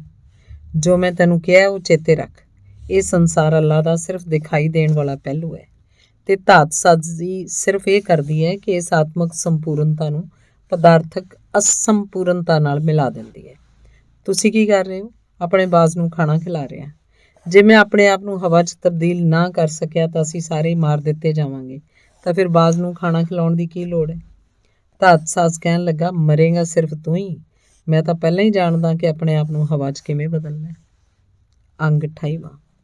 ਦੂਜੇ ਦਿਨ ਮੁੰਡਾ ਕੈਂਪ ਦੇ ਨੇੜੇ ਇੱਕ ਪਹਾੜੀ ਦੇ ਸਿਖਰ ਤੇ ਚੜ੍ਹ ਗਿਆ। ਸੰਤਰੀਆਂ ਨੇ ਉਹਨੂੰ ਜਾਣ ਦਿੱਤਾ ਕਿਉਂਕਿ ਉਹਨਾਂ ਪਹਿਲਾਂ ਹੀ ਐਸੇ ਤਾਂਤਰਿਕ ਬਾਰੇ ਸੁਣ ਰੱਖਿਆ ਸੀ ਜਿਹੜਾ ਆਪਣੇ ਆਪ ਨੂੰ ਹਵਾ 'ਚ ਬਦਲ ਸਕਦਾ ਸੀ, ਤੇ ਉਹਦੇ ਨੇੜੇ ਨਹੀਂ ਸੀ ਜਾਣਾ ਚਾਹੁੰਦੇ। ਵੈਸੇ ਵੀ ਮਾਰੂਥਲ ਵਿੱਚੋਂ ਦੀ ਲੰਘ ਸਕਣਾ ਅਸੰਭਵ ਸੀ। ਉਹਨੇ ਦੂਜੇ ਦਿਨ ਦੀ ਸਾਰੀ ਸ਼ਾਮ ਮਾਰੂਥਲ ਨੂੰ ਦੇਖਦਿਆਂ ਤੇ ਆਪਣੇ ਦਿਲ ਦੀ ਧੜਕਣ ਨੂੰ ਸੁਣਦਿਆਂ ਬਿਤਾਇਆ। ਮੁੰਡਾ ਜਾਣਦਾ ਸੀ ਕਿ ਮਾਰੂਥਲ ਨੇ ਉਹਦੇ ਡਰ ਨੂੰ ਮਹਿਸੂਸ ਕਰ ਲਿਆ। ਦੋਵੇਂ ਜਣੇ ਇੱਕੋ ਭਾਸ਼ਾ ਬੋਲ ਰਹੇ ਸਨ। 29ਵਾਂ ਅੰਗ। ਤੀਜੇ ਦਿਨ ਮੁਖੀਏ ਨੇ ਆਪਣੇ ਅਫਸਰਾਂ ਦੀ ਮੀਟਿੰਗ ਰੱਖੀ। ਉਹਨੇ ਧਾਤ ਸਾਜ਼ ਨੂੰ ਸੱਦਿਆ ਤੇ ਕਿਹਾ, ਚਲੋ ਜਾ ਕੇ ਮੁੰਡੇ ਨੂੰ ਹਵਾ 'ਚ ਬਦਲਦਾ ਦੇਖੀਏ। ਚਲੋ, ਧਾਤ ਸਾਜ਼ ਨੇ ਜਵਾਬ ਦਿੱਤਾ। ਮੁੰਡਾ ਉਹਨਾਂ ਨੂੰ ਉਸੇ ਚੋਟੀ ਤੇ ਲੈ ਗਿਆ ਜਿੱਥੇ ਉਹ ਪਹਿਲੇ ਦਿਨ ਬੈਠਾ ਰਿਹਾ ਸੀ ਤੇ ਉਹਨੇ ਸਾਰਿਆਂ ਨੂੰ ਬੈਠਣ ਲਈ ਕਿਹਾ। ਇਸ ਕੰਮ 'ਚ ਕੁਝ ਸਮਾਂ ਲੱਗੇਗਾ, ਮੁੰਡੇ ਨੇ ਕਿਹਾ। ਮੁਖੀ ਨੇ ਜਵਾਬ ਦਿੱਤਾ, ਸਾਨੂੰ ਕੋਈ ਕਾਹਲੀ ਨਹੀਂ, ਅਸੀਂ ਮਾਰੂਥਲ ਦੇ ਬੰਦੇ ਹਾਂ। ਮੁੰਡੇ ਨੇ ਦੂਰ ਧਰਤੀ ਤੇ ਅਸਮਾਨ ਦੇ ਸੁਮੇਲ ਵੱਲ ਵੇਖਿਆ। ਦੂਰ ਪਹਾੜ ਦਿਖਾਈ ਦਿੰਦੇ ਸਨ ਤੇ ਨਾਲ ਹੀ ਬਹੁਤ ਸਾਰੇ ਟਿੱਬੇ, ਪਹਾੜੀਆਂ ਤੇ ਐਸੇ ਪੌਦੇ ਦਿਖਾਈ ਦਿੰਦੇ ਸਨ ਜਿਹੜੇ ਕਹਿ ਰਹੇ ਸਨ ਕਿ ਜਿਸ ਥਾਂ ਤੇ ਬਚੇ ਰਹਿਣਾ ਅਸੰਭਵ ਹੋਵੇ ਉੱਥੇ ਹੀ ਜਿਉਂਦੇ ਰਹਿਣਾ ਚਾਹੀਦਾ ਹੈ। ਇਹ ਉਹੀ ਮਾਰੂਥਲ ਸੀ ਜਿੱਥੇ ਉਹ ਕਈ ਮਹੀਨਿਆਂ ਤੋਂ ਘੁੰਮਦਾ ਚੱਲਿਆ ਆ ਰਿਹਾ ਸੀ। ਇੰਨਾ ਸਮਾਂ ਬੀਤਣ ਦੇ ਬਾਵਜੂਦ ਉਹ ਇਹਦੇ ਇੱਕ ਛੋਟੇ ਜਿਹੇ ਹਿੱਸੇ ਨੂੰ ਜਾਣ ਸਕਿਆ ਸੀ। ਇਸ ਸਮੇਂ ਦੌਰਾਨ ਹੀ ਉਹਨੂੰ ਇੱਕ ਅੰਗਰੇਜ਼ ਮਿਲਿਆ ਸੀ, ਕਾਫਲੇ ਮਿਲੇ ਸਨ, ਕਬੀਲਿਆਂ ਦੀਆਂ ਜੰਗਾਂ ਮਿਲੀਆਂ ਸਨ ਤੇ ਇੱਕ ਐਸਾ ਨਖਲਿਸਤਾਨ ਵੀ ਮਿਲਿਆ ਸੀ ਜਿਸ ਵਿੱਚ 50,000 ਖਜੂਰ ਦੇ ਦਰਖਤ ਅਤੇ 300 ਖੂਹ ਸਨ। ਮਾਰੂਥਲ ਨੇ ਉਹਨੂੰ ਪੁੱਛਿਆ, ਤੈਨੂੰ ਅੱਜ ਇੱਥੇ ਕੀ ਚਾਹੀਦਾ ਹੈ? ਕਿ ਤੂੰ ਮੇਰੇ ਵੱਲ ਦੇਖਦਿਆਂ ਕੱਲ ਕਾਫੀ ਸਮਾਂ ਨਹੀਂ ਸੀ ਬਿਤਾਇਆ? ਮੁੰਡਾ ਕਹਿਣ ਲੱਗਾ, ਕਿਤੇ ਨਾ ਕਿਤੇ ਤੇਰੇ ਕੋਲ ਕੋਈ ਐਸਾ ਵਿਅਕਤੀ ਹੈ ਜਿਹਨੂੰ ਮੈਂ ਪਿਆਰ ਕਰਦਾ। ਇਸ ਲਈ ਜਦੋਂ ਮੈਂ ਤੇਰੀ ਰੇਤ ਵੱਲ ਦੇਖਦਾ ਉਦੋਂ ਮੈਂ ਉਸ ਕੁੜੀ ਵੱਲ ਵੀ ਦੇਖ ਰਿਹਾ ਹੁੰਦਾ। ਮੈਂ ਉਸ ਕੋਲ ਵਾਪਸ ਜਾਣਾ ਚਾਹੁੰਦਾ ਤੇ ਮੈਨੂੰ ਤੇਰੀ ਮਦਦ ਚਾਹੀਦੀ ਹੈ ਤਾਂ ਕਿ ਮੈਂ ਆਪਣੇ ਆਪ ਨੂੰ ਹਵਾ 'ਚ ਬਦਲ ਸਕਾਂ। ਪਿਆਰ ਕੀ ਹੈ? ਮਾਰੂਥਲ ਨੇ ਪੁੱਛਿਆ। ਪਿਆਰ ਤੇਰੀ ਰੇਤ ਤੇ ਬਾਜ਼ ਦੀ ਉਡਾਨ ਹੈ। ਉਸੇ ਕਰਕੇ ਹੀ ਤੇਰੇ ਤੇ ਕੁਝ ਹਰਿਆਲੀ ਹੈ। ਜਿੱਥੋਂ ਉਹ ਸਦਾ ਹੀ ਸ਼ਿਕਾਰ ਲੈ ਕੇ ਵਾਪਸ ਪਰਤਦਾ ਹੈ। ਉਹ ਤੇਰਿਆਂ ਪੱਥਰਾਂ, ਤੇਰੇ ਟਿੱਬਿਆਂ, ਤੇਰਿਆਂ ਪਹਾੜਾਂ ਨੂੰ ਜਾਣਦਾ ਹੈ ਤੇ ਤੂੰ ਉਸ ਪ੍ਰਤੀ ਬੜਾ ਦਿਆਲੂ ਹੈ। ਮਾਰੂਥਲ ਕਹਿਣ ਲੱਗਾ, ਬਾਜ਼ ਦੀ ਚੁੰਝ ਜੋ ਕੁਝ ਵੀ ਲੈ ਕੇ ਆਉਂਦੀ ਹੈ ਉਹ ਮੇਰਾ ਹੀ ਤਾਂ ਹਿੱਸਾ ਹੁੰਦੀ ਹੈ। ਕਈ ਸਾਲਾਂ ਤੋਂ ਮੈਂ ਉਹਦੇ ਸ਼ਿਕਾਰ ਦਾ ਧਿਆਨ ਰੱਖਦਾ ਆ ਰਿਹਾ ਤੇ ਜਿਹੜਾ ਥੋੜ੍ਹਾ ਜਿਹਾ ਪਾਣੀ ਮੇਰੇ ਕੋਲ ਹੈ ਉਹ ਉਹਨੂੰ ਪਿਲਾਉਂਦਾ। ਮੈਂ ਹੀ ਉਹਨੂੰ ਦੱਸਦਾ ਕਿ ਸ਼ਿਕਾਰ ਕਿੱਥੇ ਹੈ ਤੇ ਆਖਰਕਾਰ ਜਦੋਂ ਇੱਕ ਦਿਨ ਮੈਂ ਇਸ ਗੱਲ ਤੇ ਖੁਸ਼ ਹੋ ਰਿਹਾ ਹੁੰਦਾ ਹੈ ਕਿ ਮੇਰੀ ਸਤਾ ਤੇ ਉਹਦਾ ਸ਼ਿਕਾਰ ਪਲ ਰਿਹਾ ਹੈ, ਬਾਜ਼ ਅਸਮਾਨ 'ਚ ਟੁੱਬੀ ਮਾਰਦਾ ਹੈ ਤੇ ਉਹ ਸਭ ਕਾਸੇ ਨੂੰ ਲੈ ਜਾਂਦਾ ਹੈ ਜੋ ਮੈਂ ਸਿਰਜਿਆ ਹੁੰਦਾ ਹੈ। ਮੁੰਡੇ ਨੇ ਜਵਾਬ ਦਿੱਤਾ, ਪਰ ਤੂੰ ਇਸੇ ਮਕਸਦ ਲਈ ਤਾਂ ਸ਼ਿਕਾਰ ਕੀਤੇ ਜਾਣ ਵਾਲੇ ਜਾਨਵਰ ਪੈਦਾ ਕੀਤੇ ਹੁੰਦੇ ਹਨ ਤਾਂ ਕਿ ਤੂੰ ਬਾਜ਼ ਨੂੰ ਖੁਰਾਕ ਦੇ ਸਕੇ। ਇਹੀ ਬਾਜ਼ ਬਾਅਦ 'ਚ ਆਦਮੀਆਂ ਨੂੰ ਖੁਰਾਕ ਪਹੁੰਚਾਉਂਦਾ ਹੈ ਤੇ ਆਖਰਕਾਰ ਮਨੁੱਖ ਤੇਰੀ ਰੇਤਾਂ ਨੂੰ ਖੁਰਾਕ ਪਹੁੰਚਾਏਗਾ ਜਿੱਥੇ ਇੱਕ ਵਾਰ ਫੇਰ ਜੀਵ ਜੰਤੂ ਪੈਦਾ ਹੋਣਗੇ। ਇਸੇ ਤਰ੍ਹਾਂ ਹੀ ਤਾਂ ਸੰਸਾਰ ਚੱਲਦਾ ਰਹਿੰਦਾ ਹੈ। ਤਾਂ ਕਿ ਪਿਆਰ ਇਸੇ ਨੂੰ ਕਹਿੰਦੇ ਹੈ। ਹਾਂ, ਇਹੀ ਪਿਆਰ ਹੈ। ਇਹੀ ਹੈ ਜਿਹੜਾ ਜਾਨਵਰਾਂ ਨੂੰ ਬਾਜ਼ ਬਣਨ, ਬਾਜ਼ ਨੂੰ ਮਨੁੱਖ ਬਣਨ ਤੇ ਆਖਰਕਾਰ ਮਨੁੱਖ ਨੂੰ ਮਾਰੂਥਲ ਬਣਨ 'ਚ ਮਦਦ ਕਰਦਾ ਹੈ। ਇਹੀ ਸਿੱਕੇ ਨੂੰ ਸੋਨੇ 'ਚ ਬਦਲਦਾ ਹੈ ਤੇ ਫਿਰ ਸੋਨੇ ਨੂੰ ਮੁੜ ਧਰਤੀ 'ਚ ਰਲ ਜਾਣ ਲਈ ਕਹਿੰਦਾ ਹੈ। ਮੈਨੂੰ ਤੇਰੀਆਂ ਗੱਲਾਂ ਸਮਝ ਨਹੀਂ ਆ ਰਹੀਆਂ, ਮਾਰੂਥਲ ਨੇ ਕਿਹਾ, ਪਰ ਤੂੰ ਘੱਟੋ ਘੱਟ ਇਹ ਗੱਲ ਸਮਝ ਹੀ ਸਕਦਾ ਹੈ ਕਿ ਤੇਰੀ ਰੇਤ ਤੇ ਕਿਤੇ ਇੱਕ ਔਰਤ ਮੇਰੀ ਉਡੀਕ ਕਰ ਰਹੀ ਹੈ। ਇਸੇ ਕਰਕੇ ਮੈਨੂੰ ਆਪਣੇ ਆਪ ਨੂੰ ਹਵਾ 'ਚ ਬਦਲਣਾ ਪੈਣਾ ਹੈ। ਮਾਰੂਥਲ ਨੇ ਕੁਝ ਪਲ ਤੱਕ ਉਹਦਾ ਕੋਈ ਜਵਾਬ ਨਾ ਦਿੱਤਾ। ਫਿਰ ਇਹ ਕਹਿਣ ਲੱਗਾ, ਜੇ ਤੂੰ ਮੇਰੀ ਰੇਤ ਨੂੰ ਇਸ ਗੱਲ 'ਚ ਮਦਦ ਕਰੇ ਕਿ ਇਹ ਹਵਾ ਨੂੰ ਚੱਲਣ 'ਚ ਮਦਦ ਕਰੇ ਤਾਂ ਹੀ ਕੁਝ ਹੋ ਸਕਦਾ ਹੈ, ਪਰ ਮੈਂ ਇਕੱਲਿਆਂ ਕੁਝ ਨਹੀਂ ਕਰ ਸਕਦਾ। ਤੂੰ ਹਵਾ ਤੋਂ ਮਦਦ ਮੰਗ। ਹਲਕੀ ਹਲਕੀ ਹਵਾ ਚੱਲਣ ਲੱਗ ਪਈ ਸੀ। ਕਬਾਇਲੀ ਲੋਕ ਦੂਰ ਬੈਠੇ ਮੁੰਡੇ ਵੱਲ ਵੇਖ ਰਹੇ ਸਨ ਤੇ ਐਸੀ ਭਾਸ਼ਾ 'ਚ ਗੱਲਾਂ ਕਰ ਰਹੇ ਸਨ ਜਿਹਨੂੰ ਮੁੰਡਾ ਨਹੀਂ ਸੀ ਸਮਝ ਸਕਦਾ। ਧਾਤ ਸਾਜ਼ ਮੁਸਕਰਾਇਆ। ਹਵਾ ਮੁੰਡੇ ਦੇ ਕੋਲ ਪਹੁੰਚੀ, ਉਹਦੇ ਚਿਹਰੇ ਨੂੰ ਛੂਹਿਆ। ਇਹਨੂੰ ਮੁੰਡੇ ਵੱਲੋਂ ਮਾਰੂਥਲ ਨਾਲ ਕੀਤੀ ਹੋਈ ਗੱਲ ਪਤਾ ਸੀ, ਕਿਉਂਕਿ ਹਵਾਵਾਂ ਨੂੰ ਸਭ ਕੁਝ ਪਤਾ ਹੁੰਦਾ ਹੈ। ਉਹਨਾਂ ਦਾ ਕੋਈ ਜਨਮ ਸਥਾਨ ਨਹੀਂ ਤੇ ਕੋਈ ਮਰਨ ਸਥਾਨ ਨਹੀਂ, ਇਸ ਲਈ ਉਹ ਸਾਰੇ ਸੰਸਾਰ 'ਚ ਵਹਿੰਦੀਆਂ ਰਹਿੰਦੀਆਂ ਹਨ।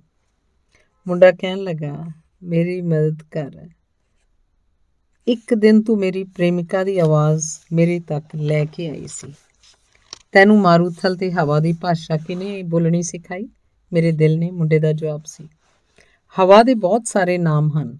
ਸੰਸਾਰ ਦੇ ਇਹਨਾਂ ਭਾਗਾਂ 'ਚ ਇਹਨੂੰ ਸਹਿਰਾਈ ਕਿਹਾ ਜਾਂਦਾ ਸੀ, ਕਿਉਂਕਿ ਇਸ 'ਚ ਪੂਰਬ 'ਚੋਂ ਸਥਿਤ ਸਮੁੰਦਰਾਂ ਦੀ ਨਮੀ ਵੀ ਸ਼ਾਮਲ ਹੁੰਦੀ ਹੈ। ਜਿਸ ਤਰ੍ਹਾਂ ਦੀ ਧਰਤੀ ਤੋਂ ਮੁੰਡਾ ਆਇਆ ਸੀ, ਉੱਥੇ ਇਸ ਨੂੰ ਲਿਵੰਤਰ ਮਤਲਬ ਪੁਰਾ ਕਿਹਾ ਜਾਂਦਾ ਸੀ, ਕਿਉਂਕਿ ਇਹ ਸਮਝਿਆ ਜਾਂਦਾ ਸੀ ਕਿ ਇਹਦੇ ਵਿੱਚ ਨਾ ਸਿਰਫ ਮਾਰੂਥਲ ਦੀ ਰੇਤ ਹੀ ਸ਼ਾਮਲ ਹੈ, ਸਗੋਂ ਮੂਰ ਜੰਗਾਂ ਦੀਆਂ ਚੀਕਾਂ ਵੀ।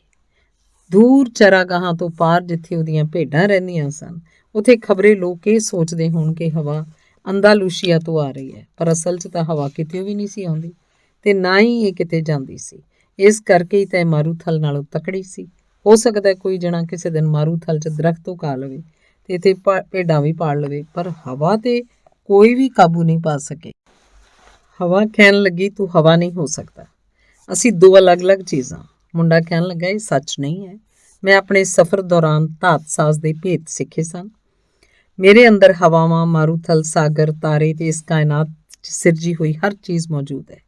ਅਸੀਂ ਸਭ ਇੱਕੋ ਹੀ ਹੱਥਾਂ ਨਾਲ ਬਣਾਏ ਹੋਏ ਹਾਂ ਤੇ ਸਾਡੇ ਸਭ ਦੇ ਅੰਦਰ ਇੱਕੋ ਹੀ ਆਤਮਾ ਹੈ।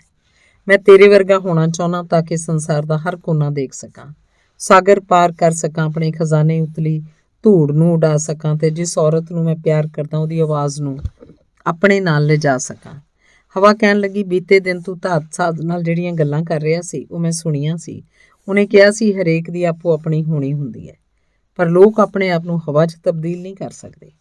ਮੁੰਡੇ ਨੇ ਬੇਨਤੀ ਕੀਤੀ, ਬਸ ਕੁਝ ਪਲਾਂ ਲਈ ਮੈਨੂੰ ਹਵਾ ਬਣਨਾ ਸਿਖਾ ਦੇ ਤਾਂ ਕਿ ਤੂੰ ਤੇ ਮੈਂ ਲੋਕਾਂ ਦੀਆਂ ਹਵਾਵਾਂ ਦੀਆਂ ਅਸੀਮ ਸੰਭਾਵਨਾਵਾਂ ਬਾਰੇ ਗੱਲਾਂ ਕਰ ਸਕੀਏ। ਹਵਾ ਦੀ ਉਤਸੁਕਤਾ ਜਾਗ ਪਈ ਸੀ, ਕਿਉਂਕਿ ਇਹ ਐਸੀ ਗੱਲ ਸੀ ਜਿਹੜੀ ਅੱਜ ਤੋਂ ਪਹਿਲਾਂ ਕਦੇ ਵੀ ਨਹੀਂ ਸੀ ਵਾਪਰੀ। ਇਹਨਾਂ ਚੀਜ਼ਾਂ ਬਾਰੇ ਗੱਲਾਂ ਕਰਨਾ ਚਾਹੁੰਦੀ ਸੀ, ਪਰ ਇਹਨੂੰ ਪਤਾ ਨਹੀਂ ਸੀ ਕਿ ਆਦਮੀ ਨੂੰ ਹਵਾ ਵਿੱਚ ਕਿਵੇਂ ਤਬਦੀਲ ਕੀਤਾ ਜਾ ਸਕਦਾ ਹੈ। ਤੇ ਇਹੀ ਉਹ ਹਵਾ ਹੈ ਜਿਹਨੂੰ ਪਹਿਲਾਂ ਹੀ ਹੋਰ ਇੰਨੇ ਸਾਰੇ ਕੰਮ ਕਰਨੇ ਆਉਂਦੇ ਹੈ। ਇੰਨੇ ਮਾਰੂਥਲ ਬਣਾਏ, ਜਹਾਜ਼ ਡੋਬੇ, ਸਾਰੇ ਦੇ ਸਾਰੇ ਜੰਗਲ ਉਖਾੜ ਦਿੱਤੇ, ਸ਼ਹਿਰਾਂ ਵਿੱਚ ਦੀ ਗੂੰਜਦੀ ਹੋਈ ਤੇ ਸੰਗੀਤ ਪੈਦਾ ਕਰਦੀ ਤੇ ਅਜੀਬ ਆਵਾਜ਼ਾਂ ਕੱਢਦੀ ਲੰਘੀ। ਇਹਨੇ ਮਹਿਸੂਸ ਕੀਤਾ ਕਿ ਇਹਦੀਆਂ ਕੋਈ ਸੀਮਾਵਾਂ ਨਹੀਂ। ਫਿਰ ਵੀ ਇੱਥੇ ਇੱਕ ਮੁੰਡਾ ਬੈਠਾ ਸੀ ਜਿਹੜਾ ਕਹਿ ਰਿਹਾ ਸੀ ਕਿ ਕੁਝ ਹੋਰ ਐਸੀਆਂ ਗੱਲਾਂ ਵੀ ਹਨ ਜਿਹੜੀਆਂ ਹਵਾ ਨੂੰ ਕਰਨੀਆਂ ਸਿੱਖਣੀਆਂ ਚਾਹੀਦੀਆਂ ਹਨ। ਮੁੰਡੇ ਨੇ ਭਾਂਪ ਲਿਆ ਸੀ ਕਿ ਹਵਾ ਉਹਦੀ ਬੇਨਤੀ ਪਰਵਾਹ ਨਹੀਂ ਕਰਨ ਵਾਲੀ ਹੈ। ਉਸ ਕਿਹਾ, ਇਸੇ ਨੂੰ ਅਸੀਂ ਪਿਆਰ ਕਹਿੰਦੇ ਹਾਂ। ਜਦੋਂ ਤੁਹਾਨੂੰ ਪਿਆਰ ਹੋ ਗਿਆ ਹੋਵੇ ਤਾਂ ਤੁਸੀਂ ਸਿਰਜਣਾ ਵਿੱਚ ਕੁਝ ਵੀ ਕਰ ਸਕਦੇ ਹੋ। ਜਦੋਂ ਤੁਸੀਂ ਪਿਆਰ ਕਰ ਰਹੇ ਹੋ ਤਾਂ ਤੁਹਾਨੂੰ ਇਹ ਸਮਝਣ ਦੀ ਬਿਲਕੁਲ ਹੀ ਲੋੜ ਨਹੀਂ ਪੈਂਦੀ ਕਿ ਕੀ ਵਾਪਰਿਆ, ਕਿਉਂਕਿ ਸਭ ਕੁਝ ਤੁਹਾਡੇ ਅੰਦਰ ਵਾਪਰ ਰਿਹਾ ਹੁੰਦਾ ਹੈ। ਤੇ ਉਦੋਂ ਮਨੁੱਖ ਵੀ ਆਪਣੇ ਆਪ ਨੂੰ ਹਵਾ 'ਚ ਤਬਦੀਲ ਕਰ ਸਕਦਾ ਹੈ, ਪਰ ਇਸ ਲਈ ਜ਼ਰੂਰੀ ਹੈ ਕਿ ਹਵਾ ਉਹਦੀ ਮਦਦ ਕਰੇ। ਹਵਾ ਬੜੀ ਮਾਣਮੱਤੀ ਸੀ ਤੇ ਮੁੰਡੇ ਦੀਆਂ ਗੱਲਾਂ ਤੋਂ ਉਹ ਖਿੱਚਦੀ ਜਾ ਰਹੀ ਸੀ। ਇਹ ਪਹਿਲਾਂ ਨਾਲੋਂ ਤੇਜ਼ ਵਗਣ ਲੱਗੀ। ਇਸ ਨਾਲ ਮਾਰੂਥਲ ਦੀ ਰੇਤ ਉੱਡਣ ਲੱਗੀ, ਪਰ ਆਖਿਰਕਾਰ ਉਹਨੂੰ ਇਹ ਗੱਲ ਮੰਨਣੀ ਪਈ ਕਿ ਭਾਵੇਂ ਇਹ ਸੰਸਾਰ ਵਿੱਚ ਹਰ ਥਾਂ ਚਲੀ ਜਾਣੀ ਹੈ, ਫਿਰ ਵੀ ਇਹ ਨਹੀਂ ਜਾਣਦੀ ਕਿ ਕਿਸੇ ਮਨੁੱਖ ਨੂੰ ਹਵਾ 'ਚ ਕਿਵੇਂ ਬਦਲਣਾ ਹੈ ਤੇ ਇਹਨੂੰ ਪਿਆਰ ਬਾਰੇ ਵੀ ਕੁਝ ਨਹੀਂ ਸੀ ਪਤਾ। ਸੰਸਾਰ ਭਰ 'ਚ ਘੁੰਮਦਿਆਂ ਰਹਿਣ ਕਰਕੇ ਮੈਂ ਅਕਸਰ ਹੀ ਲੋਕਾਂ ਨੂੰ ਪਿਆਰ ਦੀਆਂ ਗੱਲਾਂ ਕਰਦੇ ਤੇ ਉੱਪਰ ਅਸਮਾਨ ਵੱਲ ਦੇਖਦੇ ਦੇਖਿਆ। ਸ਼ਾਇਦ ਅਸਮਾਨ ਨੂੰ ਪੁੱਛਣਾ ਹੀ ਠੀਕ ਰਹੇਗਾ। ਹਵਾ ਨੂੰ ਆਪਣੀਆਂ ਸੀਮਾਵਾਂ ਪ੍ਰਵਾਨ ਕਰਦੇ ਹੋਏ ਗੁੱਸਾ ਚੜ੍ਹ ਰਿਹਾ ਸੀ।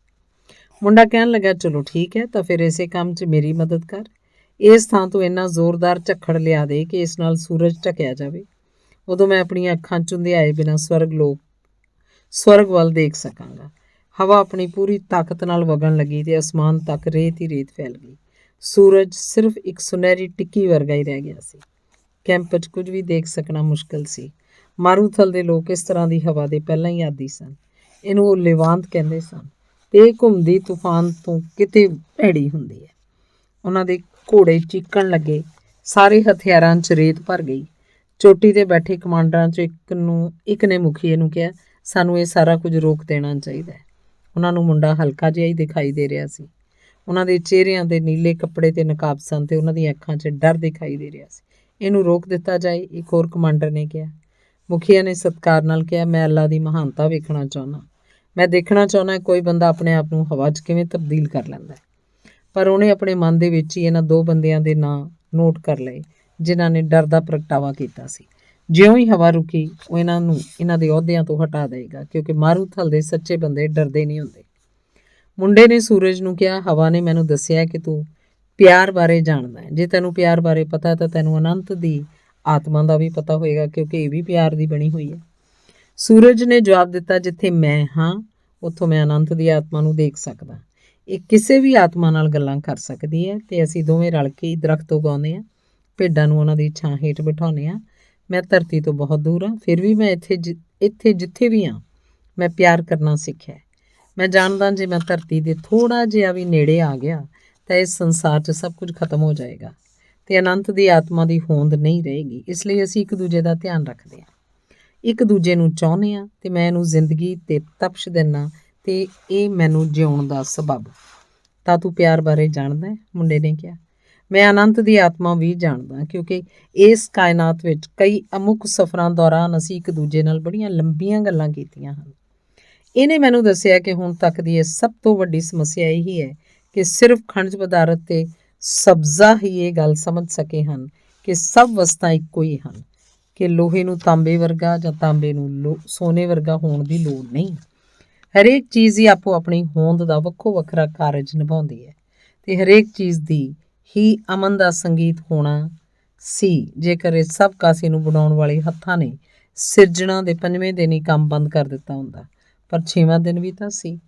ਮੁੰਡੇ ਨੇ ਕਿਹਾ, ਤੂੰ ਸਿਆਣਾ ਹੈ ਕਿਉਂਕਿ ਦੂਰੀ ਤੋਂ ਸਭ ਚੀਜ਼ਾਂ ਦੇਖਦਾ ਹੈ, ਪਰ ਤੈਨੂੰ ਪਿਆਰ ਬਾਰੇ ਕੁਝ ਨਹੀਂ ਪਤਾ। ਜੇ 6ਵਾਂ ਦਿਨ ਨਾ ਆਉਂਦਾ ਤਾਂ ਮਨੁੱਖ ਦੀ ਹੋਂਦ ਹੀ ਨਾ ਹੁੰਦੀ। ਤਾਂਬਾ ਸਦਾ ਹੀ ਤਾਂਬਾ ਰਹਿ ਜਾਂਦਾ, ਸਿੱਕਾ ਸਿਰਫ ਸਿੱਕਾ। ਇਹ ਸੱਚ ਹੈ ਕਿ ਹਰੇਕ ਚੀਜ਼ ਦੀ ਆਪੋ ਆਪਣੀ ਹੋਣੀ ਹੈ, ਪਰ ਇੱਕ ਦਿਨ ਇਹ ਹੋਣੀ ਪ੍ਰਾਪਤ ਹੋਣੀ ਹੀ ਹੈ। ਇਸ ਲਈ ਹਰੇਕ ਚੀਜ਼ ਨਹੀਂ ਕਿਸੇ ਨਾ ਕਿਸੇ ਬਿਹਤਰ ਚੀਜ਼ 'ਚ ਤਬਦੀਲ ਹੋਣਾ ਹੈ ਤੇ ਨਵੀਂ ਹੋਣੀ ਹਾਸਲ ਕਰਦੇ ਰਹਿਣਾ ਹੈ, ਉਦੋਂ ਤੱਕ ਜਦੋਂ ਤੱਕ ਅਨੰਤ ਦੀ ਆਤਮਾ ਸਿਰਫ ਇੱਕੋ ਹੀ ਚੀਜ਼ 'ਚ ਨਹੀਂ ਬਦਲ ਜਾਂਦੀ। ਸੂਰਜ ਨੇ ਇਸ ਬਾਰੇ ਸੋਚਿਆ ਤੇ ਪਹਿਲਾਂ ਨਾਲੋਂ ਵਧੇਰੇ ਤਪਸ਼ ਦੇਣ ਦਾ ਫੈਸਲਾ ਕੀਤਾ। ਹਵਾ ਉਹਨਾਂ ਦੀ ਗੱਲਬਾਤ ਦਾ ਸਵਾਦ ਲੈ ਰਹੀ ਸੀ ਤੇ ਇਹਨੇ ਹੋਰ ਜ਼ੋਰ ਨਾਲ ਵਗਣਾ ਸ਼ੁਰੂ ਕਰ ਦਿੱਤਾ ਤਾਂ ਕਿ ਸੂਰਜ ਦੀ ਰੋਸ਼ਨੀ ਨਾਲ ਮੁੰਡੇ ਦੀਆਂ ਅੱਖਾਂ ਨਾ ਝੁੰਦੀਆਂ ਹੋਣ। ਮੁੰਡਾ ਕਹਿਣ ਲੱਗਾ, ਇਸੇ ਲਈ ਤਾਂ ਧਾਤ ਸਾਜ਼ੀ ਦੀ ਹੋਂਦ ਹੈ, ਤਾਂ ਕਿ ਜਿਹੜਾ ਵੀ ਕੋਈ ਜਣਾ ਆਪਣੇ ਖਜ਼ਾਨੇ ਦੀ ਖੋਜ ਕਰਦਾ ਹੈ ਉਹ ਇਹਨੂੰ ਲੱਭ ਸਕੇ ਤੇ ਇਹ ਤੋਂ ਬਾਅਦ ਆਪਣੀ ਪਹਿਲਾਂ ਦੀ ਜ਼ਿੰਦਗੀ ਨਾਲੋਂ ਬਿਹਤਰ ਹੋਣ ਦੀ ਇੱਛਾ ਰੱਖੇ। ਸਿੱਕਾ ਉਨੀ ਦੇਰ ਤੱਕ ਆਪਣਾ ਕੰਮ ਕਰਦਾ ਰਹੇਗਾ ਜਿੰਨੀ ਦੇਰ ਤੱਕ ਸੰਸਾਰ ਨੂੰ ਸਿੱਕੇ ਦੀ ਲੋੜ ਪੈਂਦੀ ਰਹੇਗੀ। ਇਸ ਤੋਂ ਬਾਅਦ ਸਿੱਕੇ ਨੂੰ ਸੋਨੇ 'ਚ ਤਬਦੀਲ ਹੋਣਾ ਹੀ ਪਏਗਾ।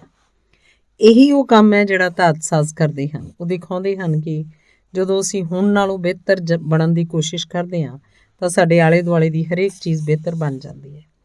ਪਰ ਤੂੰ ਇਹ ਕਿਉਂ ਕਿਹਾ ਹੈ ਕਿ ਮੈਂ ਪਿਆਰ ਬਾਰੇ ਕੁਝ ਨਹੀਂ ਜਾਣਦਾ? ਸੂਰਜ ਨੇ ਮੁੰਡੇ ਨੂੰ ਪੁੱਛਿਆ, ਕਿਉਂਕਿ ਕਿਸੇ ਮਾਰੂਥਲ ਵਾਂਗ ਸਥਿਰ ਰਹਿ ਜਾਣਾ ਪਿਆਰ ਨਹੀਂ, ਨਾ ਹੀ ਹਵਾ ਵਾਂਗ ਸਾਰੇ ਸੰਸਾਰ 'ਚ ਘੁੰਮਦੇ ਰਹਿਣਾ ਹੀ ਪਿਆਰ ਹੈ। ਕਿਸੇ ਚੀਜ਼ ਨੂੰ ਦੂਰੀ ਤੋਂ ਦੇਖਣਾ ਵੀ ਪਿਆਰ ਨਹੀਂ, ਜਿਵੇਂ ਕਿ ਤੂੰ ਕਰਦਾ ਹੈ। ਪਿਆਰ ਤਾਂ ਐਸੀ ਸ਼ਕਤੀ ਹੈ ਜਿਹੜੀ ਅਨੰਤ ਦੀ ਆਤਮਾ ਨੂੰ ਸ਼ੁੱਧ ਕਰਦੀ ਹੈ।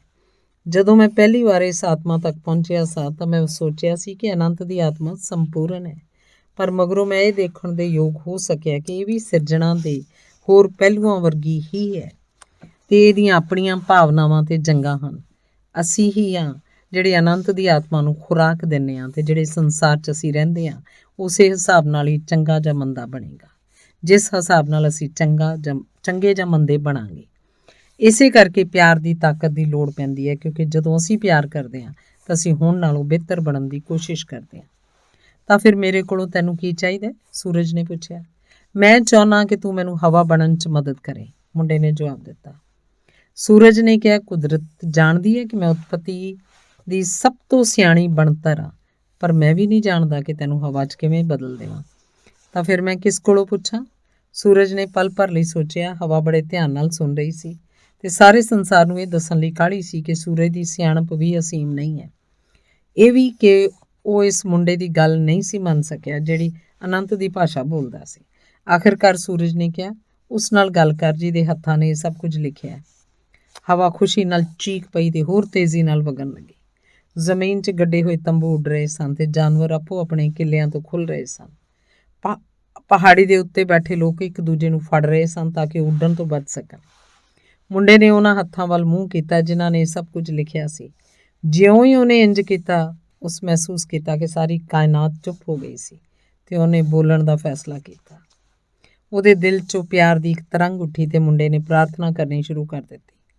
ਇਹ ਉਹ ਪ੍ਰਾਰਥਨਾ ਸੀ ਜਿਹੜੀ ਉਹਨੇ ਪਹਿਲਾਂ ਕਦੇ ਵੀ ਨਹੀਂ ਸੀ ਕੀਤੀ, ਕਿਉਂਕਿ ਇਸ ਵਿੱਚ ਨਾ ਸ਼ਬਦ ਸੀ ਨਾ ਹੀ ਕੋਈ ਮੰਗ। ਉਹਦੀ ਪ੍ਰਾਰਥਨਾ 'ਚ ਇਸ ਗੱਲ ਦਾ ਧੰਨਵਾਦ ਨਹੀਂ ਸੀ ਕਿ ਉਹਦੀਆਂ ਭੇਡਾਂ ਨੂੰ ਨਵੀਆਂ ਚਰਾਗਾਹਾਂ ਮਿਲ ਗਈਆਂ ਹਨ। ਇਹ ਪ੍ਰਾਰਥਨਾ ਇਹ ਵੀ ਨਹੀਂ ਸੀ ਆਖ ਰਹੀ ਕਿ ਮੁੰਡਾ ਪਹਿਲੇ ਨਾਲੋਂ ਵਧੇਰੇ ਕੱਚ ਦਾ ਸਮਾਨ ਵੇਚ ਸਕੇ। ਉਹ ਇਹ ਪ੍ਰਾਰਥਨਾ ਇਹ ਵੀ ਮੰਗ ਨਹੀਂ ਸੀ ਕਰ ਰਹੀ ਕਿ ਜਿਸ ਔਰਤ ਨੂੰ ਉਹ ਪਿਆਰ ਕਰਦਾ ਉਹਦੀ ਵਾਪਸੀ ਤੱਕ ਉਹਦੀ ਉਡੀਕ ਕਰਦੀ ਰਹੇ। ਇਸ ਚੁੱਪ ਵਿੱਚ ਮੁੰਡੇ ਨੇ ਸਮਝਿਆ ਕਿ ਮਾਰੂਥਲ, ਹਵਾ ਤੇ ਸੂਰਜ ਵੀ ਉਹਨਾਂ ਹੱਥਾਂ ਵੱਲੋਂ ਲਿਖੀਆਂ ਨਿਸ਼ਾਨੀਆਂ ਨੂੰ ਸਮਝਣ ਦੀ ਕੋਸ਼ਿਸ਼ ਕਰ ਰਹੇ ਹਨ। ਆਪੋ ਆਪਣੇ ਰਿਸ਼ਤਿਆਂ ਤੇ ਤੁਰਨਾ ਲੱਭ ਰਹੇ ਹਨ ਤੇ ਉਸ ਗੱਲ ਨੂੰ ਸਮਝਣ ਦੀ ਕੋਸ਼ਿਸ਼ ਕਰ ਰਹੇ ਹਨ ਜਿਹੜੀ ਇੱਕੋ ਪੰਨੇ ਦੀ ਟਿੱਕੀ ਤੇ ਲਿਖੀ ਹੋਈ ਹੈ।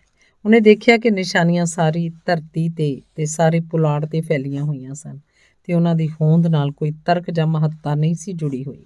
ਉਹ ਦੇਖ ਸਕਦਾ ਸੀ ਨਾ ਮਾਰੂਥਲ, ਨਾ ਹਵਾਵਾਂ, ਨਾ ਸੂਰਜ, ਨਾ ਹੀ ਲੋਕ ਇਹ ਜਾਣਦੇ ਸਨ ਕਿ ਉਹਨਾਂ ਦੀ ਉਤਪਤੀ ਕਿਉਂ ਹੋਈ ਸੀ। ਪਰ ਉਤਪਤੀ ਕਰਨ ਬਾਰੇ ਕੋਈ ਨਾ ਕੋਈ ਤਾਂ ਤਰਕ ਹੋਏਗਾ ਹੀ।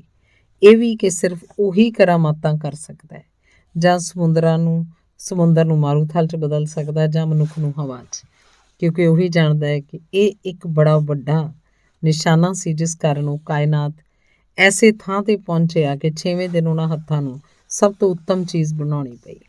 ਮੁੰਡਾ ਅਨੰਤ ਦੀ ਆਤਮਾ ਤੱਕ ਪਹੁੰਚਿਆ ਤੇ ਦੇਖਿਆ ਕਿ ਇਹ ਤਾਂ ਈਸ਼ਵਰ ਦੀ ਆਤਮਾ ਦਾ ਹੀ ਹਿੱਸਾ ਸੀ ਤੇ ਉਹਨੇ ਦੇਖਿਆ ਕਿ ਈਸ਼ਵਰ ਦੀ ਆਤਮਾ ਤਾਂ ਉਹਦੀ ਆਪਣੀ ਆਤਮਾ ਹੀ ਸੀ ਤੇ ਇਹ ਵੀ ਕਿ ਉਹ ਭਾਵੇਂ ਇੱਕ ਮੁੰਡਾ ਜਿਹਾ ਹੀ ਹੈ, ਫਿਰ ਵੀ ਕਰਾਮਾਤਾਂ ਕਰ ਸਕਦਾ ਹੈ।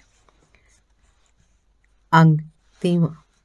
ਉਸ ਦਿਨ ਲੈਵਾਂਤ ਹਵਾ ਇੰਨੀ ਤੇਜ਼ੀ ਨਾਲ ਵਗੀ ਜਿੰਨੀ ਤੇਜ਼ੀ ਨਾਲ ਪਹਿਲਾਂ ਕਦੇ ਨਹੀਂ ਸੀ ਵਗੀ। ਉਹ ਤੋਂ ਬਾਅਦ ਦੀਆਂ ਕਈ ਪੁਸ਼ਤਾਂ ਤੱਕ ਅਰਬ ਉਸ ਮੁੰਡੇ ਦੀ ਕਹਾਣੀ ਸੁਣਾਉਂਦੇ ਰਹੇ ਜਿਹਨੇ ਆਪਣੇ ਆਪ ਨੂੰ ਹਵਾ 'ਚ ਬਦਲ ਲਿਆ ਸੀ ਤੇ ਮਾਰੂਥਲ ਦੇ ਸਭ ਤੋਂ ਸ਼ਕਤੀਸ਼ਾਲੀ ਮੁਖੀਏ ਨੂੰ ਚੈਲੰਜ ਕਰਦੇ ਹੋਏ ਉਹਦੇ ਫੌਜੀ ਕੈਂਪ ਨੂੰ ਲਗਭਗ ਤਬਾਹੀ ਕਰ ਦਿੱਤਾ ਸੀ। ਜਦੋਂ ਹਵਾ ਵਗਣੀ ਸ਼ੁਰੂ ਹੋਈ ਤਾਂ ਸਭ ਜਣਿਆਂ ਨੇ ਉਸ ਥਾਂ ਵੱਲ ਵੇਖਿਆ ਜਿੱਥੇ ਮੁੰਡਾ ਬੈਠਿਆ ਸੀ, ਪਰ ਉਹ ਉੱਥੇ ਨਹੀਂ ਸੀ। ਉਹ ਤਾਂ ਕੈਂਪ ਦੇ ਪਰਲੇ ਪਾਸੇ ਉਸ ਸੰਤਰੀ ਦੇ ਕੋਲ ਖੜਾ ਸੀ ਜਿਹੜਾ ਧੂੜ ਨਾਲ ਅੱਟਿਆ ਪਿਆ ਸੀ। ਲੋਕ ਉਹਦੇ ਤੰਤਰ ਤੋਂ ਡਰ ਗਏ ਸਨ, ਪਰ 2 ਲੋਕ ਐਸੇ ਵੀ ਸਨ ਜਿਹੜੇ ਮੁਸਕਰਾ ਰਹੇ ਸਨ। ਇਹਨਾਂ ਵਿੱਚੋਂ ਇੱਕ ਧਾਤਸਾਜ ਸੀ ਕਿਉਂਕਿ ਉਹਨੂੰ ਆਪਣਾ ਸਹੀ ਚੇਲਾ ਮਿਲ ਗਿਆ ਸੀ ਤੇ ਦੂਜਾ ਮੁਖੀਆ ਸੀ ਕਿਉਂਕਿ ਉਸ ਚੇਲੇ ਨੇ ਅੱਲਾ ਦੀ ਸ਼ਾਨ ਨੂੰ ਸਮਝ ਲਿਆ ਸੀ। ਅਗਲੇ ਦਿਨ ਮੁਖੀਏ ਨੇ ਮੁੰਡੇ ਤੇ ਧਾਤਸਾਜ ਨੂੰ ਅਲਵਿਦਾ ਕਹੀ ਤੇ ਉਹਨਾਂ ਦੇ ਨਾਲ ਇੱਕ ਫੌਜੀ ਦਸਤਾ ਵੀ ਭੇਜਿਆ ਜਿਸ ਨੇ ਉਨੀ ਦੇਰ ਤੱਕ ਉਹਨਾਂ ਦੇ ਨਾਲ ਰਹਿਣਾ ਸੀ ਜਿੰਨੀ ਦੇਰ ਤੱਕ ਉਹ ਚਾਹੁਣ। ਅੰਗ 31। ਉਹ ਸਾਰਾ ਦਿਨ ਘੋੜਿਆਂ ਤੇ ਸਫ਼ਰ ਕਰਦੇ ਰਹੇ। ਸ਼ਾਮ ਆਉਣ ਤੱਕ ਉਹ ਕੌਪਤੀਆ ਆਸ਼ਰਮ ਤੱਕ ਪੁੱਜ ਗਏ। ਧਾਤਸਾਜ ਘੋੜੇ ਤੋਂ ਉਤਰਿਆ ਤੇ ਆਪਣੇ ਨਾਲ ਆਏ ਸੈਨਿਕਾਂ ਨੂੰ ਕਿਹਾ ਕਿ ਉਹ ਵਾਪਸ ਚਲੇ ਜਾਣ। ਧਾਤਸਾਜ ਮੁੰਡੇ ਨੂੰ ਕਹਿਣ ਲੱਗਾ, ਇਸ ਥਾਂ ਤੋਂ ਅੱਗੇ ਤੂੰ ਇਕੱਲਾ ਹੀ ਜਾਏਂਗਾ। ਇੱਥੋਂ ਪਿਰਾਮਿਡ ਸਿਰਫ 3 ਘੰਟੇ ਦੀ ਦੂਰੀ ਤੇ ਹਨ। ਸ਼ੁਕਰੀਆ, ਤੁਸੀਂ ਮੈਨੂੰ ਅਨੰਤ ਦੀ ਭਾਸ਼ਾ ਸਿਖਾ ਦਿੱਤੀ ਹੈ, ਮੁੰਡੇ ਨੇ ਕਿਹਾ। ਮੈਂ ਤਾਂ ਜੋ ਕੁਝ ਤੂੰ ਪਹਿਲਾਂ ਹੀ ਜਾਣਦਾ ਸੀ ਉਹਨੂੰ ਜਗਾਇਆ ਮਾਤਰ ਹੈ। ਧਾਤਸਾਜ ਨੇ ਆਸ਼ਰਮ ਦਾ ਦਰਵਾਜ਼ਾ ਖੜਕਾਇਆ। ਕਾਲੇ ਕੱਪੜਿਆਂ ਵਾਲਾ ਇੱਕ ਸਾਧੂ ਦਰਵਾਜ਼ੇ ਤੇ ਆਇਆ। ਉਹਨਾਂ ਕੁਝ ਮਿੰਟਾਂ ਤੱਕ ਕੌਪਟੀਆ ਭਾਸ਼ਾ 'ਚ ਗੱਲ ਕੀਤੀ ਤੇ ਫਿਰ ਧਾਤਸਾਜ ਨੇ ਮੁੰਡੇ ਨੂੰ ਵੀ ਅੰਦਰ ਹੀ ਸੱਦ ਲਿਆ। ਮੈਂ ਉਹਨੂੰ ਕਿਹਾ ਕਿ ਸਾਨੂੰ ਕੁਝ ਸਮੇਂ ਲਈ ਆਪਣੀ ਰਸੋਈ ਵਰਤ ਲੈਣ ਦੇਣ। ਧਾਤਸਾਜ ਮੁਸਕਰਾਇਆ। ਉਹ ਆਸ਼ਰਮ ਦੇ ਪਿਛਲੇ ਪਾਸੇ ਬਣੀ ਰਸੋਈ 'ਚ ਚਲੇ ਗਏ। ਧਾਤਸਾਜ ਨੇ ਅੱਗ ਬਾਲੀ ਤੇ ਸਾਧੂ ਨੇ ਉਹਨੂੰ ਥੋੜ੍ਹਾ ਜਿਹਾ ਸਿੱਕਾ ਲਿਆ ਕੇ ਦਿੱਤਾ ਜਿਸ ਨੂੰ ਧਾਤਸਾਜ ਨੇ ਲੋਹੇ ਦੀ ਕੜਾਹੀ 'ਚ ਰੱਖ ਦਿੱਤਾ। ਜਦੋਂ ਸਿੱਕਾ ਢਲ ਕੇ ਤਰਲ ਹੋ ਗਿਆ ਤਾਂ ਧਾਤਸਾਜ ਨੇ ਆਪਣੀ ਪੋਟਲੀ 'ਚੋਂ ਅਜੀਬ ਜਿਹਾ ਪੀਲੇ ਰੰਗ ਦਾ ਅੰਡਾ ਕੱਢਿਆ। ਇਹ ਤੋਂ ਉਹਨੇ ਵਾਲ ਜਿੰਨਾ ਪਤਲਾ ਇੱਕ ਧਾਗਾ ਜਿਹਾ ਉਖੇੜਿਆ ਤੇ ਇਹਨੂੰ ਮੋਮ 'ਚ ਡੋਬ ਦਿੱਤਾ ਤੇ ਇਹਨੂੰ ਵੀ ਉਸੇ ਕੜਾਹੀ 'ਚ ਪਾ ਦਿੱਤਾ ਜਿਸ 'ਚ ਪਿਘਲਿਆ ਹੋਇਆ ਸਿੱਕਾ ਪਿਆ ਸੀ।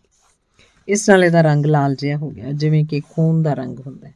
ਧਾਤਸਾਜ ਨੇ ਕੜਾਹੀ ਨੂੰ ਅੱਗ ਤੋਂ ਲਾਇਆ ਤੇ ਠੰਡਾ ਹੋਣ ਲਈ ਰੱਖ ਦਿੱਤਾ। ਅਜਿਹਾ ਕਰਦੇ ਹੋਏ ਉਹਨੇ ਸਾਧੂ ਨਾਲ ਕਬਾਇਲੀ ਲੜਾਈਆਂ ਬਾਰੇ ਗੱਲਾਂ ਕਰਨੀਆਂ ਸ਼ੁਰੂ ਕਰ ਦਿੱਤੀਆਂ। ਉਹਨੇ ਸਾਧੂ ਨੂੰ ਕਿਹਾ, ਮੇਰਾ ਖਿਆਲ ਹੈ ਕਿ ਲੜਾਈਆਂ ਕਾਫੀ ਦੇਰ ਤੱਕ ਚੱਲਣਗੀਆਂ। ਸਾਧੂ ਬਹੁਤ ਚਿੜਚਿੜਾ ਸੀ। ਸਾਰੇ ਕਾਫਲੇ ਕਈ ਦੇਰ ਤੋਂ ਗੀਜ਼ਾ ਵਿੱਚ ਰੁਕੇ ਹੋਏ ਸਨ ਤੇ ਜੰਗਾਂ ਦੇ ਖਾਤਮਿਆਂ ਦੀ ਉਡੀਕ ਕਰ ਰਹੇ ਸਨ। ਉਹ ਕਹਿਣ ਲੱਗਾ, ਈਸ਼ਵਰ ਦੀ ਜੋ ਵੀ ਮਰਜ਼ੀ ਹੈ। ਬਿਲਕੁਲ ਠੀਕ, ਧਾਤਸਾਜ਼ ਨੇ ਜਵਾਬ ਦਿੱਤਾ। ਜਦੋਂ ਕੜਾਹੀ ਠੰਡੀ ਹੋ ਗਈ ਤਾਂ ਸਾਧੂ ਤੇ ਮੁੰਡੇ ਨੇ ਇਸ ਵੱਲ ਦੇਖਿਆ ਤੇ ਹੈਰਾਨ ਰਹਿ ਗਏ। ਕੜਾਹੀ ਦੇ ਥੱਲੇ ਵਿੱਚ ਸਿੱਕਾ ਠੋਸ ਹੋ ਗਿਆ ਸੀ, ਪਰ ਹੁਣ ਇਹ ਸਿੱਕਾ ਨਹੀਂ ਸੀ ਰਿਹਾ, ਇਹ ਸੋਨਾ ਬਣ ਗਿਆ ਸੀ। ਕੀ ਮੈਂ ਕਿਸੇ ਦਿਨ ਅਜਿਹਾ ਕਰਨਾ ਸਿੱਖ ਸਕਾਂਗਾ? ਮੁੰਡੇ ਨੇ ਪੁੱਛਿਆ। ਧਾਤਸਾਜ਼ ਨੇ ਜਵਾਬ ਦਿੱਤਾ, ਇਹ ਮੇਰੀ ਹੋਣੀ ਸੀ, ਤੇਰੀ ਨਹੀਂ, ਪਰ ਮੈਂ ਚਾਹੁੰਦਾ ਸਾਂ ਕਿ ਤੈਨੂੰ ਦਿਖਾ ਦੇਵਾਂ ਕਿ ਇਸ ਤਰ੍ਹਾਂ ਕੀਤਾ ਜਾ ਸਕਦਾ ਹੈ। ਉਹ ਆਸ਼ਰਮ ਦੇ ਦਰਵਾਜ਼ੇ ਤੱਕ ਆਏ। ਉੱਥੇ ਧਾਤਸਾਜ਼ ਨੇ ਸੋਨੇ ਦੇ ਇਸ ਟੁਕੜੇ ਨੂੰ 4 ਹਿੱਸਿਆਂ 'ਚ ਵੰਡ ਦਿੱਤਾ। ਇਹਦਾ ਇੱਕ ਹਿੱਸਾ ਉਹਨੇ ਸਾਧੂ ਨੂੰ ਫੜਾਇਆ। ਕਹਿਣ ਲੱਗਾ, ਇਹ ਤੇਰੇ ਲਈ ਹੈ, ਕਿਉਂਕਿ ਤੂੰ ਯਾਤਰੂਆਂ ਪ੍ਰਤੀ ਸੇਵਾ ਭਾਵਨਾ ਰੱਖਦਾ ਹੈ। ਸਾਧੂ ਕਹਿਣ ਲੱਗਾ, ਪਰ ਮੇਰੀ ਸੇਵਾ ਨਾਲੋਂ ਤਾਂ ਇਹ ਕਿਤੇ ਜ਼ਿਆਦਾ ਮੁੱਲ ਦੀ ਚੀਜ਼ ਹੈ। ਇਹ ਗੱਲ ਮੁੜ ਕੇ ਕਦੇ ਨਾ ਕਹੀਂ। ਹੋ ਸਕਦਾ ਹੈ ਕਿ ਜ਼ਿੰਦਗੀ ਸੁਣ ਰਹੀ ਹੋਵੇ ਤੇ ਉਹ ਤੈਨੂੰ ਅਗਲੀ ਵਾਰੀ ਘੱਟ ਦੇਵੇ। ਧਾਤਸਾਜ਼ ਮੁੰਡੇ ਵੱਲ ਨੂੰ ਹੋਇਆ ਤੇ ਬੋਲਿਆ, ਇਹ ਤੇਰੇ ਲਈ ਹੈ, ਤਾਂ ਕਿ ਜੋ ਕੁਝ ਤੂੰ ਕਬੀਲੇ ਦੇ ਮੁਖੀ ਨੂੰ ਦਿੱਤਾ ਸੀ ਉਹਦੀ ਪੂਰਤੀ ਹੋ ਸਕੇ। ਮੁੰਡਾ ਕਹਿਣਾ ਚਾਹੁੰਦਾ ਸੀ ਕਿ ਇਹ ਤਾਂ ਉਸ ਨਾਲੋਂ ਕਿਤੇ ਜ਼ਿਆਦਾ ਹੈ ਜਿਹੜਾ ਉਹਨੇ ਕਬਾਇਲੀ ਮੁਖੀਏ ਨੂੰ ਦਿੱਤਾ ਸੀ, ਪਰ ਉਹ ਚੁੱਪ ਰਿਹਾ ਕਿਉਂਕਿ ਉਹ ਪਹਿਲਾਂ ਹੀ ਸੁਣ ਚੁੱਕਾ ਸੀ ਕਿ ਧਾਤਸਾਜ਼ ਨੇ ਸਾਧੂ ਨੂੰ ਕੀ ਕਿਹਾ ਸੀ। ਇੱਕ ਹਿੱਸਾ ਆਪਣੇ ਕੋਲ ਰੱਖਦੇ ਹੋਏ ਧਾਤਸਾਜ਼ ਕਹਿਣ ਲੱਗਾ, ਇਹ ਮੇਰੇ ਲਈ ਹੈ, ਕਿਉਂਕਿ ਮੈਂ ਹਾਲੇ ਵਾਪਸ ਮਾਰੂਥਲ 'ਚ ਜਾਣਾ ਹੈ, ਜਿੱਥੇ ਕਬਾਇਲੀ ਜੰਗਾਂ ਚੱਲ ਰਹੀਆਂ ਹਨ। ਉਹਨੇ ਚੌਥਾ ਟੁਕੜਾ ਵੀ ਕੱਢਿਆ ਤੇ ਸਾਧੂ ਨੂੰ ਦਿੰਦੇ ਹੋਏ ਕਿਹਾ, ਇਹ ਮੁੰਡੇ ਲਈ ਹੈ, ਜੇ ਕਦੇ ਇਹਦੀ ਲੋੜ ਪਵੇ ਤਾਂ। ਮੁੰਡਾ ਕਹਿਣ ਲੱਗਾ, ਪਰ ਮੈਂ ਤਾਂ ਆਪਣਾ ਖਜ਼ਾਨਾ ਲੱਭਣ ਜਾ ਰਿਹਾ, ਮੈਂ ਇਹਦੇ ਬਹੁਤ ਨੇੜੇ ਪਹੁੰਚ ਚੁੱਕਾ। ਮੈਂ ਪੱਕਾ ਜਾਣਦਾ ਕਿ ਤੂੰ ਲੱਭ ਲਏਗਾ, ਧਾਤਸਾਜ਼ ਨੇ ਕਿਹਾ। ਤਾਂ ਫਿਰ ਇਹ ਕਿਉਂ? ਕਿਉਂਕਿ ਤੂੰ ਪਹਿਲਾਂ ਹੀ 2 ਵਾਰ ਆਪਣੀ ਕਮਾਈ ਗਵਾ ਚੁੱਕਾ ਹੈ। ਇੱਕ ਵਾਰ ਚੋਰ ਨੇ ਚੋਰੀ ਕਰ ਲਈ ਸੀ, ਦੂਜੀ ਵਾਰ ਫੌਜੀ ਜਰਨੈਲ ਨੇ। ਮੈਂ ਬੁੱਢਾ ਤੇ ਭਰਵੀਂ ਅਰਬ ਹਾਂ ਤੇ ਮੈਂ ਆਪਣੀਆਂ ਕਹਾਵਤਾਂ 'ਚ ਯਕੀਨ ਰੱਖਦਾ ਕਿ ਇੱਕ ਕਹਾਵਤ ਦਾ ਅਰਥ ਇਸ ਤਰ੍ਹਾਂ ਹੈ, ਜੋ ਕੁਝ ਇੱਕ ਵਾਰ ਵਾਪਰਿਆ ਹੈ ਉਹ ਫਿਰ ਵਾਪਰ ਸਕਦਾ ਹੈ, ਪਰ ਜਿਹੜੀ ਚੀਜ਼ 2 ਵਾਰੀ ਵਾਪਰਦੀ ਹੈ ਉਹ ਲਾਜ਼ਮੀ ਤੌਰ 'ਤੇ ਤੀਜੀ ਵਾਰ ਵੀ ਵਾਪਰੇਗੀ। ਉਹ ਆਪੋ ਆਪਣੇ ਘੋੜਿਆਂ 'ਤੇ ਸਵਾਰ ਹੋ ਗਏ। ਅੰਗ 32ਵਾਂ। ਮੈਂ ਤੈਨੂੰ ਸੁਪਨਿਆਂ ਬਾਰੇ ਕਹਾਣੀ ਦੱਸਣਾ ਚਾਹੁੰਦਾ, ਧਾਤਸਾਜ਼ ਨੇ ਕਿਹਾ। ਮੁੰਡੇ ਨੇ ਆਪਣਾ ਘੋੜਾ ਨੇੜੇ ਕਰ ਲਿਆ। ਪੁਰਾਣੇ ਸਮਿਆਂ ਦੇ ਰੋਮ 'ਚ ਤਿਬਰੀਅਸ ਬਾਦਸ਼ਾਹ ਦੇ ਸਮੇਂ ਇੱਕ ਚੰਗਾ ਆਦਮੀ ਰਹਿੰਦਾ ਸੀ, ਜਿਹਦੇ 2 ਪੁੱਤਰ ਸੀ। ਉਹਨਾਂ 'ਚੋਂ ਇੱਕ ਸੈਨਾ 'ਚ ਸੀ ਤੇ ਉਹਨੂੰ ਰਾਜ ਦੇ ਬਹੁਤ ਦੂਰ ਦੇ ਇਲਾਕਿਆਂ 'ਚ ਭੇਜਿਆ ਗਿਆ। ਦੂਜਾ ਸ਼ਾਇਰ ਸੀ, ਆਪਣੀਆਂ ਖੂਬਸੂਰਤ ਨਜ਼ਮਾਂ ਨਾਲ ਸਾਰੇ ਰੋਮ ਨੂੰ ਖੁਸ਼ ਕਰਦਾ ਸੀ। ਇੱਕ ਰਾਤ ਪਿਤਾ ਨੂੰ ਸੁਪਨਾ ਆਇਆ। ਸੁਪਨੇ 'ਚ ਇੱਕ ਦੇਵਤਾ ਪ੍ਰਗਟ ਹੋਇਆ ਤੇ ਉਹਨੂੰ ਦੱਸਿਆ ਕਿ ਉਹਦੇ ਇੱਕ ਪੁੱਤਰ ਦੇ ਸ਼ਬਦਾਂ ਨੂੰ ਆਉਣ ਵਾਲੀਆਂ ਕਈ ਨਸਲਾਂ ਤੱਕ ਚੇਤੇ ਰੱਖਿਆ ਜਾਏਗਾ ਤੇ ਬਾਰ-ਬਾਰ ਦੁਹਰਾਇਆ ਜਾਏਗਾ। ਪਿਤਾ ਨੂੰ ਜਾਗ ਆਈ ਤੇ ਉਹਨੇ ਨਮ ਅੱਖਾਂ ਨਾਲ ਧੰਨਵਾਦ ਕੀਤਾ, ਕਿਉਂਕਿ ਜ਼ਿੰਦਗੀ ਉਸ 'ਤੇ ਬੜੀ ਮਿਹਰਬਾਨ ਸੀ ਤੇ ਉਹਨੂੰ ਇੱਕ ਐਸੀ ਗੱਲ ਦੱਸ ਗਈ ਸੀ ਜਿਹਨੂੰ ਜਾਣ ਕੇ ਕੋਈ ਵੀ ਪਿਤਾ ਬਹੁਤ ਮਾਣ ਮਹਿਸੂਸ ਕਰ ਸਕਦਾ ਸੀ। ਉਸ ਤੋਂ ਕੁਝ ਦੇਰ ਬਾਅਦ ਹੀ ਰੱਥ ਦੇ ਪਹੀਆਂ ਹੇਠ ਆ ਰਹੇ ਇੱਕ ਬੱਚੇ ਨੂੰ ਬਚਾਉਂਦੇ ਹੋਏ ਪਿਤਾ ਦੀ ਮੌਤ ਹੋ ਗਈ, ਕਿਉਂਕਿ ਉਹਨੇ ਸਾਰੀ ਜ਼ਿੰਦਗੀ ਬਿਲਕੁਲ ਸਹੀ ਤਰੀਕੇ ਨਾਲ ਬਿਤਾਈ ਸੀ। ਇਸ ਲਈ ਉਹ ਸਿੱਧਾ ਹੀ ਸਵਰਗ 'ਚ ਚਲਾ ਗਿਆ, ਜਿੱਥੇ ਉਹਦੀ ਮੁਲਾਕਾਤ ਉਸੇ ਦੇਵਤੇ ਨਾਲ ਹੋਈ ਜਿਹੜਾ ਉਹਦੇ ਸੁਪਨੇ 'ਚ ਆਇਆ ਸੀ। ਦੇਵਤਾ ਉਹਨੂੰ ਕਹਿਣ ਲੱਗਾ, ਤੂੰ ਸਦਾ ਹੀ ਅੱਛਾਈ ਨੂੰ ਅਪਣਾਇਆ ਹੈ, ਤੂੰ ਸਾਰੀ ਜ਼ਿੰਦਗੀ ਬੜੇ ਵਧੀਆ ਤਰੀਕੇ ਨਾਲ ਬਿਤਾਈ ਹੈ ਤੇ ਮਰਿਆ ਵੀ ਮਾਣ ਨਾਲ ਹੈ। ਮੈਂ ਚਾਹੁੰਦਾ ਕਿ ਤੂੰ ਆਪਣੀ ਕੋਈ ਇੱਕ ਇੱਛਾ ਪੂਰੀ ਕਰ ਲਵੇਂ। ਉਹ ਆਦਮੀ ਕਹਿਣ ਲੱਗਾ, ਜ਼ਿੰਦਗੀ ਮੇਰੇ 'ਤੇ ਬੜੀ ਮਿਹਰਬਾਨ ਰਹੀ ਹੈ। ਜਦੋਂ ਤੁਸੀਂ ਮੇਰੇ ਸੁਪਨੇ 'ਚ ਆਏ ਤੇ ਮੈਂ ਮਹਿਸੂਸ ਕੀਤਾ ਕਿ ਮੇਰੇ ਯਤਨਾਂ ਨੂੰ ਫਲ ਲੱਗਾ, ਕਿਉਂਕਿ ਮੇਰੇ ਪੁੱਤਰ ਦੀਆਂ ਨਜ਼ਮਾਂ ਆਉਣ ਵਾਲੀਆਂ ਕਈ ਪੁਸ਼ਤਾਂ ਪੜ੍ਹਿਆ ਕਰਨਗੀਆਂ। ਮੈਨੂੰ ਆਪਣਾ ਆਪ ਲਈ ਕੁਝ ਨਹੀਂ ਚਾਹੀਦਾ, ਪਰ ਹਰੇਕ ਪਿਤਾ ਨੂੰ ਇਸ ਗੱਲ ਦਾ ਮਾਣ ਹੁੰਦਾ ਹੈ ਕਿ ਉਹਦਾ ਪੁੱਤਰ ਜਿਸ ਨੂੰ ਉਹਨੇ ਬਚਪਨ ਤੋਂ ਪਾਲਿਆ, ਪੜ੍ਹਾਇਆ ਤੇ ਵੱਡਾ ਕੀਤਾ ਹੁੰਦਾ, ਉਹ ਪ੍ਰਸਿੱਧੀ ਹਾਸਲ ਕਰੇ। ਭਵਿੱਖ ਵਿੱਚ ਕਿਸੇ ਸਮੇਂ ਮੈਂ ਆਪਣੇ ਪੁੱਤਰ ਦੇ ਸ਼ਬਦਾਂ ਨੂੰ ਦੇਖਣਾ ਚਾਹਾਂਗਾ। ਦੇਵਦੂਤ ਨੇ ਉਸ ਆਦਮੀ ਨੂੰ ਮੋਢਿਆਂ ਨੂੰ ਹੱਥ ਲਾਇਆ ਤੇ ਦੋਵੇਂ ਹੀ ਭਵਿੱਖ 'ਚ ਪਹੁੰਚ ਗਏ। ਬੜਾ ਕਮਾਲ ਦਾ ਦ੍ਰਿਸ਼ ਸੀ ਤੇ ਹਜ਼ਾਰਾਂ ਹੀ ਲੋਕ ਅਜੀਬ ਕਿਸਮ ਦੀ ਭਾਸ਼ਾ ਬੋਲ ਰਹੇ ਸਨ। ਉਹ ਬੰਦਾ ਖੁਸ਼ੀ ਨਾਲ ਰੋਣ ਲੱਗਾ। ਉਹਨੇ ਅੱਖਾਂ 'ਚ ਅੱਥਰੂ ਲਿਆਉਂਦੇ ਹੋਏ ਦੇਵਦੂਤ ਨੂੰ ਕਿਹਾ, ਮੈਂ ਜਾਣਦਾ ਸਾਂ ਕਿ ਮੇਰੇ ਪੁੱਤਰ ਦੀਆਂ ਨਜ਼ਮਾਂ ਅਮਰ ਹਨ। ਕੀ ਤੂੰ ਮੈਨੂੰ ਦੱਸ ਸਕਦਾ ਹੈ ਕਿ ਮੇਰੇ ਪੁੱਤਰ ਦੀ ਕਿਹੜੀ ਨਜ਼ਮ ਇਹ ਲੋਕ ਬਾਰ-ਬਾਰ ਦੁਹਰਾ ਰਹੇ ਹਨ? ਦੇਵਦੂਤ ਉਹਦੇ ਨੇੜੇ ਹੋਇਆ ਤੇ ਉਹਦਾ ਹੱਥ ਫੜ ਕੇ ਉਹਨੂੰ ਲਾਗਲੇ ਬੈਂਚ 'ਤੇ ਲੈ ਗਿਆ ਤੇ ਦੋਵੇਂ ਜਣੇ ਉੱਥੇ ਬੈਠ ਗਏ। ਦੇਵਦੂਤ ਕਹਿਣ ਲੱਗਾ, ਤੇਰੇ ਸ਼ਾਇਰ ਪੁੱਤਰ ਨੇ ਜਿੰਨੀਆਂ ਨਜ਼ਮਾਂ ਕਹੀਆਂ ਉਹ ਰੋਮ ਵਿੱਚ ਬਹੁਤ ਲੋਕਪ੍ਰਿਯ ਹੋਈਆਂ। ਸਭ ਲੋਕ ਇਹਨਾਂ ਨਜ਼ਮਾਂ ਨੂੰ ਪਸੰਦ ਕਰਦੇ ਤੇ ਉਹਨਾਂ ਦਾ ਆਨੰਦ ਮਾਣਦੇ ਹਨ, ਪਰ ਜਿਉਂ ਹੀ ਤਿਬਰੀਅਸ ਦੀ ਹਕੂਮਤ ਖਤਮ ਹੋਈ। ਲੋਕਾਂ ਨੇ ਇਹਦੀਆਂ ਕਵਿਤਾਵਾਂ ਭੁਲਾ ਦਿੱਤੀਆਂ। ਜਿਹੜੇ ਸ਼ਬਦ ਤੂੰ ਹੁਣ ਸੁਣ ਰਿਹਾ ਹੈ ਉਹ ਤੇਰੇ ਸੈਨਿਕ ਪੁੱਤਰ ਦੇ ਕਹੇ ਹੋਏ ਹਨ। ਉਸ ਆਦਮੀ ਨੇ ਦੇਵਦੂਤ ਵੱਲ ਹੈਰਾਨੀ ਨਾਲ ਦੇਖਿਆ। ਦੇਵਦੂਤ ਨੇ ਕਿਹਾ, ਤੇਰਾ ਪੁੱਤਰ ਬੜੀ ਦੂਰ ਤੱਕ ਫੌਜ ਦੇ ਨਾਲ ਗਿਆ ਤੇ ਫਿਰ ਸੈਂਚੂਰੀਅਨ ਬਣ ਗਿਆ, ਮਤਲਬ ਕਮਾਂਡਰ ਬਣ ਗਿਆ। ਉਹ ਬੜਾ ਨਿਆਂਪੂਰਨ ਤੇ ਮਿਹਰਬਾਨ ਸੀ। ਇੱਕ ਸ਼ਾਮ ਉਹਦਾ ਇੱਕ ਨੌਕਰ ਬਿਮਾਰ ਪੈ ਗਿਆ ਤੇ ਐਂ ਲੱਗਾ ਕਿ ਉਹ ਮਰ ਜਾਏਗਾ। ਤੇਰੇ ਪੁੱਤਰ ਨੇ ਇੱਕ ਐਸੇ ਵੈਦ ਬਾਰੇ ਸੁਣ ਰੱਖਿਆ ਸੀ ਜਿਹੜਾ ਬਿਮਾਰੀਆਂ ਦਾ ਇਲਾਜ ਕਰਦਾ ਸੀ। ਉਹ ਆਪਣੇ ਘੋੜੇ ਤੇ ਚੜ੍ਹ ਕੇ ਇਸ ਵੈਦ ਦੀ ਭਾਲ ਲਈ ਨਿਕਲਿਆ ਤੇ ਕਈ ਦਿਨ ਘੁੰਮਦਾ ਰਿਹਾ। ਰਸਤੇ 'ਚ ਉਹਨੂੰ ਪਤਾ ਲੱਗਾ ਕਿ ਜਿਸ ਆਦਮੀ ਦੀ ਉਹ ਭਾਲ ਕਰ ਰਿਹਾ ਸੀ ਉਹ ਅਸਲ 'ਚ ਈਸ਼ਵਰ ਦਾ ਪੁੱਤਰ ਸੀ।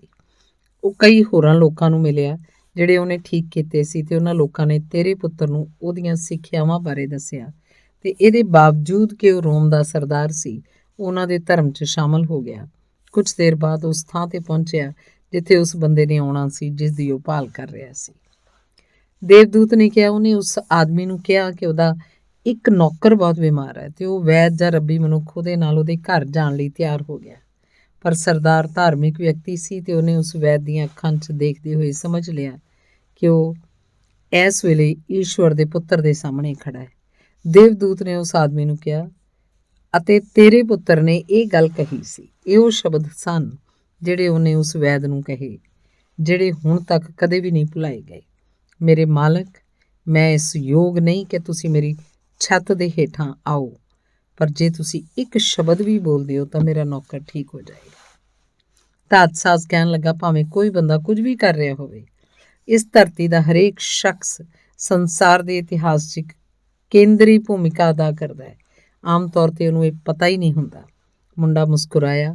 ਉਹਨੇ ਕਦੇ ਵੀ ਇਹ ਕਲਪਨਾ ਤੱਕ ਨਹੀਂ ਸੀ ਕੀਤੀ ਕਿ ਜ਼ਿੰਦਗੀ ਬਾਰੇ ਇਸ ਤਰ੍ਹਾਂ ਦੇ ਸਵਾਲ ਕਿਸੇ ਆਜੜੀ ਲਈ ਇੰਨੀ ਮਹੱਤਤਾ ਵੀ ਰੱਖਣਗੇ। ਅਲਵਿਦਾ, ਧਾਤਸਾਜ਼ ਨੇ ਕਿਹਾ। ਅਲਵਿਦਾ, ਮੁੰਡੇ ਨੇ ਵੀ ਕਿਹਾ। 33ਵਾਂ ਅੰਗ। ਮੁੰਡਾ ਕਈ ਘੰਟਿਆਂ ਤੱਕ ਮਾਰੂਥਲ 'ਚ ਆਪਣੇ ਘੋੜੇ 'ਤੇ ਸਵਾਰ ਹੋ ਕੇ ਚੱਲਦਾ ਰਿਹਾ ਤੇ ਆਪਣੇ ਦਿਲ ਦੀਆਂ ਗੱਲਾਂ ਨੂੰ ਧਿਆਨ ਨਾਲ ਸੁਣਦਾ ਰਿਹਾ। ਉਹਦੇ ਦਿਲ ਨੇ ਤਾਂ ਉਹਨੂੰ ਦੱਸਣਾ ਸੀ ਕਿ ਉਹਦਾ ਖਜ਼ਾਨਾ ਕਿੱਥੇ ਲੁਕਿਆ। ਧਾਤਸਾਜ਼ ਨੇ ਉਹਨੂੰ ਕਿਹਾ, ਜਿੱਥੇ ਕਿਤੇ ਤੇਰਾ ਖਜ਼ਾਨਾ ਹੈ ਉੱਥੇ ਕਿਤੇ ਤੇਰਾ ਦਿਲ ਵੀ ਹੋਏਗਾ। ਪਰ ਉਹਦਾ ਦਿਲ ਤਾਂ ਕੁਝ ਹੋਰ ਚੀਜ਼ਾਂ ਬਾਰੇ ਗੱਲ ਕਰ ਰਿਹਾ ਸੀ। ਦਿਲ ਨੇ ਉਹਨੂੰ ਬੜੇ ਮਾਣ ਨਾਲ ਉਸ ਆਜੜੀ ਦੀ ਕਹਾਣੀ ਦੱਸੀ ਜਿਹੜਾ ਆਪਣੀਆਂ ਭੇਡਾਂ ਨੂੰ ਛੱਡ ਕੇ ਉਸ ਸੁਪਨੇ ਦੀ ਭਾਲ 'ਚ ਤੁਰ ਪਿਆ ਸੀ, ਜਿਹੜਾ ਉਹਨੂੰ ਦੋ ਵਾਰੀ ਆਇਆ। ਇਹਨੇ ਉਹਨੂੰ ਹੋਣੀ ਬਾਰੇ ਦੱਸਿਆ, ਉਹਨਾਂ ਸਾਰੇ ਬੰਦਿਆਂ ਬਾਰੇ ਵੀ ਜਿਹੜੇ ਦੂਰ ਦੀਆਂ ਧਰਤੀਆਂ ਜਾਂ ਖੂਬਸੂਰਤ ਔਰਤਾਂ ਦੀ ਭਾਲ ਕਰਦੇ ਹੋਏ ਘੁੰਮਦੇ ਰਹੇ ਸਨ, ਜਿਨ੍ਹਾਂ ਆਪਣੇ ਸਮੇਂ ਦੇ ਲੋਕਾਂ ਦੇ ਪੂਰਵ ਨਿਸ਼ਚਿਤ ਵਿਚਾਰਾਂ ਦਾ ਮੁਕਾਬਲਾ ਕੀਤਾ ਸੀ। ਇਹਨੇ ਯਾਤਰਾਵਾਂ, ਖੋਜਾਂ, ਕਿਤਾਬਾਂ ਤੇ ਤਬਦੀਲੀ ਬਾਰੇ ਗੱਲਾਂ ਕੀਤੀਆਂ।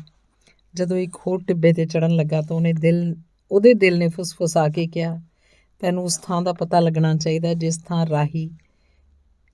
ਥਾਂ ਰਾਹੀਂ ਤੇਰੇ ਹੰਝੂ ਨਿਕਲ ਸਕਦੇ ਹਨ। ਇਹੋ ਹੀ ਥਾਂ ਹੈ ਜਿੱਥੇ ਮੈਂ ਹਾਂ, ਇੱਥੇ ਹੀ ਤੇਰਾ ਖਜ਼ਾਨਾ ਹੈ। ਮੁੰਡਾ ਹੌਲੀ ਹੌਲੀ ਟਿੱਬੇ 'ਤੇ ਚੜ੍ਹਿਆ। ਤਾਰਿਆਂ ਭਰੇ ਆਕਾਸ਼ 'ਚ ਪੂਰਨਮਾਸ਼ੀ ਦਾ ਚੰਦ ਚੜ੍ਹ ਆਇਆ ਸੀ। ਉਹਨੇ ਨਖਲਿਸਤਾਨ ਤੋਂ ਚੱਲਿਆ 1 ਮਹੀਨਾ ਹੋ ਗਿਆ ਸੀ। ਚੰਦ ਦੀ ਚਾਨਣੀ ਟਿੱਬਿਆਂ 'ਚ ਪਰਛਾਵੇਂ ਫੈਲਾ ਰਹੀ ਸੀ। ਇਸ ਤਰ੍ਹਾਂ ਪ੍ਰਭਾਵ ਪੈਂਦਾ ਸੀ ਜਿਵੇਂ ਸਮੁੰਦਰ ਦੀਆਂ ਲਹਿਰਾਂ ਚੱਲ ਰਹੀਆਂ ਹੋਣ। ਇਸ ਤੋਂ ਉਹਨੂੰ ਉਹ ਦਿਨ ਚੇਤੇ ਆਇਆ ਜਿਸ ਦਿਨ ਮਾਰੂਥਲ ਵਿੱਚ ਉਹਦਾ ਘੋੜਾ ਠਹਿਕਿਆ ਸੀ ਤੇ ਉਹਨੂੰ ਧਾਤਸਾਜ਼ ਦਾ ਪਤਾ ਲੱਗਿਆ ਸੀ। ਚੰਦਰਮਾ ਦੀ ਰੌਸ਼ਨੀ ਮਾਰੂਥਲ ਦੀ ਚੁੱਪ 'ਤੇ ਪੈ ਰਹੀ ਸੀ ਤੇ ਖਜ਼ਾਨੇ ਦੀ ਭਾਲ ਕਰ ਰਹੇ ਮਨੁੱਖ ਦੀ ਯਾਤਰਾ 'ਤੇ ਵੀ। ਜਿਉਂ ਹੀ ਉਹ ਟਿੱਬੇ ਦੇ ਉੱਪਰ ਪਹੁੰਚੇ ਉਹਦਾ ਦਿਲ ਉੱਛਲ ਪਿਆ। ਚੰਦਰਮਾ ਦੀ ਰੌਸ਼ਨੀ ਵਿੱਚ ਤੇ ਮਾਰੂਥਲ ਦੀ ਚਮਕ ਵਿੱਚ ਸਾਹਮਣੇ ਹੀ ਮਿਸਰ ਦੇ ਸ਼ਾਂਤ ਤੇ ਵਿਸ਼ਾਲ ਪਿਰਾਮਿਡ ਖੜੇ ਸਨ। ਮੁੰਡਾ ਆਪਣੇ ਗੋਡਿਆਂ ਭਾਰ ਬੈਠ ਗਿਆ ਤੇ ਰੋਣ ਲੱਗਾ। ਉਹਨੇ ਈਸ਼ਵਰ ਦਾ ਧੰਨਵਾਦ ਕੀਤਾ ਕਿ ਉਹਨੇ ਉਹਨੂੰ ਆਪਣੀ ਹੋਣੀ 'ਚ ਵਿਸ਼ਵਾਸ ਕਰਵਾਇਆ ਸੀ। ਉਹਨੂੰ ਬਾਦਸ਼ਾਹ ਨਾਲ, ਵਪਾਰੀ ਨਾਲ, ਅੰਗਰੇਜ਼ ਨਾਲ ਤੇ ਧਾਤਸਾਜ਼ ਨਾਲ ਮਿਲਾਇਆ ਸੀ। ਸਭ ਤੋਂ ਵੱਧ ਇਸ ਲਈ ਕਿ ਉਹ ਮਾਰੂਥਲ 'ਚ ਇੱਕ ਐਸੀ ਔਰਤ ਨੂੰ ਮਿਲਿਆ ਸੀ ਜਿਹਨੇ ਉਹਨੂੰ ਦੱਸਿਆ ਸੀ ਕਿ ਪਿਆਰ ਕਦੇ ਵੀ ਕਿਸੇ ਮਨੁੱਖ ਨੂੰ ਉਹਦੀ ਹੋਣੀ ਤੋਂ ਨਹੀਂ ਰੋਕਦਾ। ਜੇ ਉਹ ਚਾਹੁੰਦਾ ਤਾਂ ਹੁਣੇ ਨਖਲਿਸਤਾਨ ਫਾਤਮਾ ਕੋਲ ਵਾਪਸ ਜਾ ਸਕਦਾ ਸੀ ਤੇ ਇੱਕ ਸਾਦਾ ਆਜੜੀ ਦੀ ਜ਼ਿੰਦਗੀ ਬਤੀਤ ਕਰ ਸਕਦਾ ਸੀ। ਆਖਿਰਕਾਰ ਧਾਤਸਾਜ਼ ਵੀ ਤਾਂ ਮਾਰੂਥਲ 'ਚ ਹੀ ਰਹਿੰਦਾ ਆ ਰਿਹਾ ਸੀ। ਹਾਲਾਂਕਿ ਉਹਨੂੰ ਵਿਸ਼ਵ ਦੀ ਆਤਮਾ ਦੀ ਸਮਝ ਸੀ ਤੇ ਜਾਣਦਾ ਸੀ ਕਿ ਧਾਤ ਨੂੰ ਕਿਵੇਂ ਸੋਨੇ 'ਚ ਬਦਲਣਾ ਹੈ। ਉਹਨੂੰ ਆਪਣਾ ਵਿਗਿਆਨ ਜਾਂ ਕਲਾ ਦੀ ਕਿਸੇ ਦੇ ਸਾਹਮਣੇ ਨੁਮਾਇਸ਼ ਕਰਨ ਦੀ ਲੋੜ ਨਹੀਂ ਸੀ। ਮੁੰਡੇ ਨੇ ਆਪਣੇ ਆਪ ਨੂੰ ਹੀ ਕਿਹਾ ਕਿ ਆਪਣੀ ਹੋਣੀ ਨੂੰ ਪ੍ਰਾਪਤ ਕਰਨ ਦੇ ਰਸਤੇ 'ਚ ਉਹਨੇ ਉਹ ਸਭ ਕੁਝ ਸਿੱਖ ਲਿਆ ਜੋ ਕੁਝ ਉਹਨੂੰ ਸਿੱਖਣਾ ਚਾਹੀਦਾ ਸੀ, ਤੇ ਉਹ ਸਭ ਕੁਝ ਅਨੁਭਵ ਕਰ ਲਿਆ ਜਿਸ ਕਾਸੇ ਦਾ ਉਹਨੇ ਸੁਪਨਾ ਲੈ ਸਕਣਾ ਸੀ। ਪਰ ਉਹ ਇਸ ਵੇਲੇ ਆਪਣਾ ਖਜ਼ਾਨਾ ਲੱਭਣ ਦੇ ਐਨ ਨਜ਼ਦੀਕ ਪਹੁੰਚ ਗਿਆ ਸੀ, ਤੇ ਉਹਨੇ ਆਪਣੇ ਆਪ ਨੂੰ ਚੇਤੇ ਕਰਵਾਇਆ ਕਿ ਕੋਈ ਕੰਮ ਉਦੋਂ ਤੱਕ ਮੁਕੰਮਲ ਨਹੀਂ ਹੁੰਦਾ ਜਦੋਂ ਤੱਕ ਉਹਦਾ ਟੀਚਾ ਪ੍ਰਾਪਤ ਨਾ ਕਰ ਲਿਆ ਜਾਏ। ਮੁੰਡੇ ਨੇ ਆਪਣੇ ਆਲੇ ਦੁਆਲੇ ਦੇ ਰੇਤੇ ਵੱਲ ਵੇਖਿਆ ਤੇ ਮਹਿਸੂਸ ਕੀਤਾ ਕਿ ਜਿੱਥੇ ਉਹਦੇ ਹੰਝੂ ਡਿੱਗੇ ਸਨ ਉੱਥੇ ਇੱਕ ਕੂਆਂ ਰੇਤੇ ਵਿੱਚ ਦੀ ਲੰਘ ਰਿਹਾ ਸੀ। ਮਾਰੂਥਲ 'ਚ ਲੰਘਦੇ ਸਮੇਂ ਉਹਨੇ ਇਹ ਸਿੱਖਿਆ ਸੀ ਕਿ ਮਿਸਰ 'ਚ ਇਹ ਈਸ਼ਵਰ ਦੀ ਨਿਸ਼ਾਨੀ ਹੁੰਦੇ ਹਨ। ਇੱਕ ਹੋਰ ਸ਼ੁਭ ਨਿਸ਼ਾਨੀ। ਮੁੰਡੇ ਨੇ ਟਿੱਬੇ ਨੂੰ ਖੋਦਣਾ ਸ਼ੁਰੂ ਕਰ ਦਿੱਤਾ। ਅਜਿਹਾ ਕਰਦੇ ਹੋਏ ਉਹਨੂੰ ਚੇਤੇ ਆਇਆ ਕਿ ਸ਼ੀਸ਼ੇ ਦੇ ਦੁਕਾਨਦਾਰ ਨੇ ਉਹਨੂੰ ਇੱਕ ਦਿਨ ਕੀ ਕਿਹਾ ਸੀ ਕਿ ਹਰ ਕੋਈ ਹੀ ਆਪਣੇ ਘਰ ਦੇ ਪਿਛਵਾੜੇ ਪਿਰਾਮਿਡ ਬਣਾ ਸਕਦਾ ਹੈ। ਮੁੰਡੇ ਨੇ ਹੁਣ ਦੇਖਿਆ ਕਿ ਜੇ ਉਹ ਆਪਣੀ ਬਾਕੀ ਦੀ ਸਾਰੀ ਜ਼ਿੰਦਗੀ ਵੀ ਪੱਥਰ ਤੇ ਪੱਥਰ ਰੱਖਦਾ ਜਾਏ ਤਾਂ ਉਹ ਅਜਿਹਾ ਨਹੀਂ ਕਰ ਸਕੇਗਾ। ਸਾਰੀ ਰਾਤ ਮੁੰਡਾ ਉਸ ਥਾਂ ਤੇ ਖੁਦਾਈ ਕਰਦਾ ਰਿਹਾ, ਪਰ ਉਹਨੂੰ ਕੁਝ ਨਾ ਲੱਭਾ। ਉਹਨਾਂ ਸਦੀਆਂ ਦੇ ਭਾਰ ਹੇਠਾਂ ਦੱਬਿਆ ਮਹਿਸੂਸ ਕਰਨ ਲੱਗਾ ਜਿਹੜੀਆਂ ਪਿਰਾਮਿਡ ਦੇ ਬਣਾਏ ਜਾਣ ਤੋਂ ਬੀਤ ਗਈਆਂ ਸਨ, ਪਰ ਉਹ ਰੁਕਿਆ ਨਾ। ਉਹ ਹਵਾ ਨਾਲ ਮੁਕਾਬਲਾ ਕਰਦਾ ਹੋਇਆ ਲਗਾਤਾਰ ਖੁਦਾਈ ਕਰਦਾ ਰਿਹਾ। ਹਵਾ ਅਕਸਰ ਹੀ ਉਸ ਵੱਲੋਂ ਖੁਦਾਈ ਕੀਤੀ ਹੋਈ ਰੇਤ ਨੂੰ ਮੁੜ ਵਾਪਸ ਭੇਜ ਦਿੰਦੀ ਸੀ। ਉਹਦੇ ਹੱਥਾਂ ਨੂੰ ਅੱਟਣ ਪੈ ਗਏ ਸਨ ਤੇ ਇਹ ਥੱਕ ਗਏ ਸਨ, ਪਰ ਉਹ ਆਪਣੇ ਦਿਲ ਦੀ ਆਵਾਜ਼ ਸੁਣਦਾ ਰਿਹਾ ਸੀ। ਇਸ ਆਵਾਜ਼ ਨੇ ਉਹਨੂੰ ਕਿਹਾ ਸੀ ਕਿ ਉਸ ਥਾਂ ਤੇ ਖੁਦਾਈ ਕਰੇ ਜਿੱਥੇ ਉਹਦੇ ਅੱਥਰੂ ਡਿੱਗੇ ਸਨ।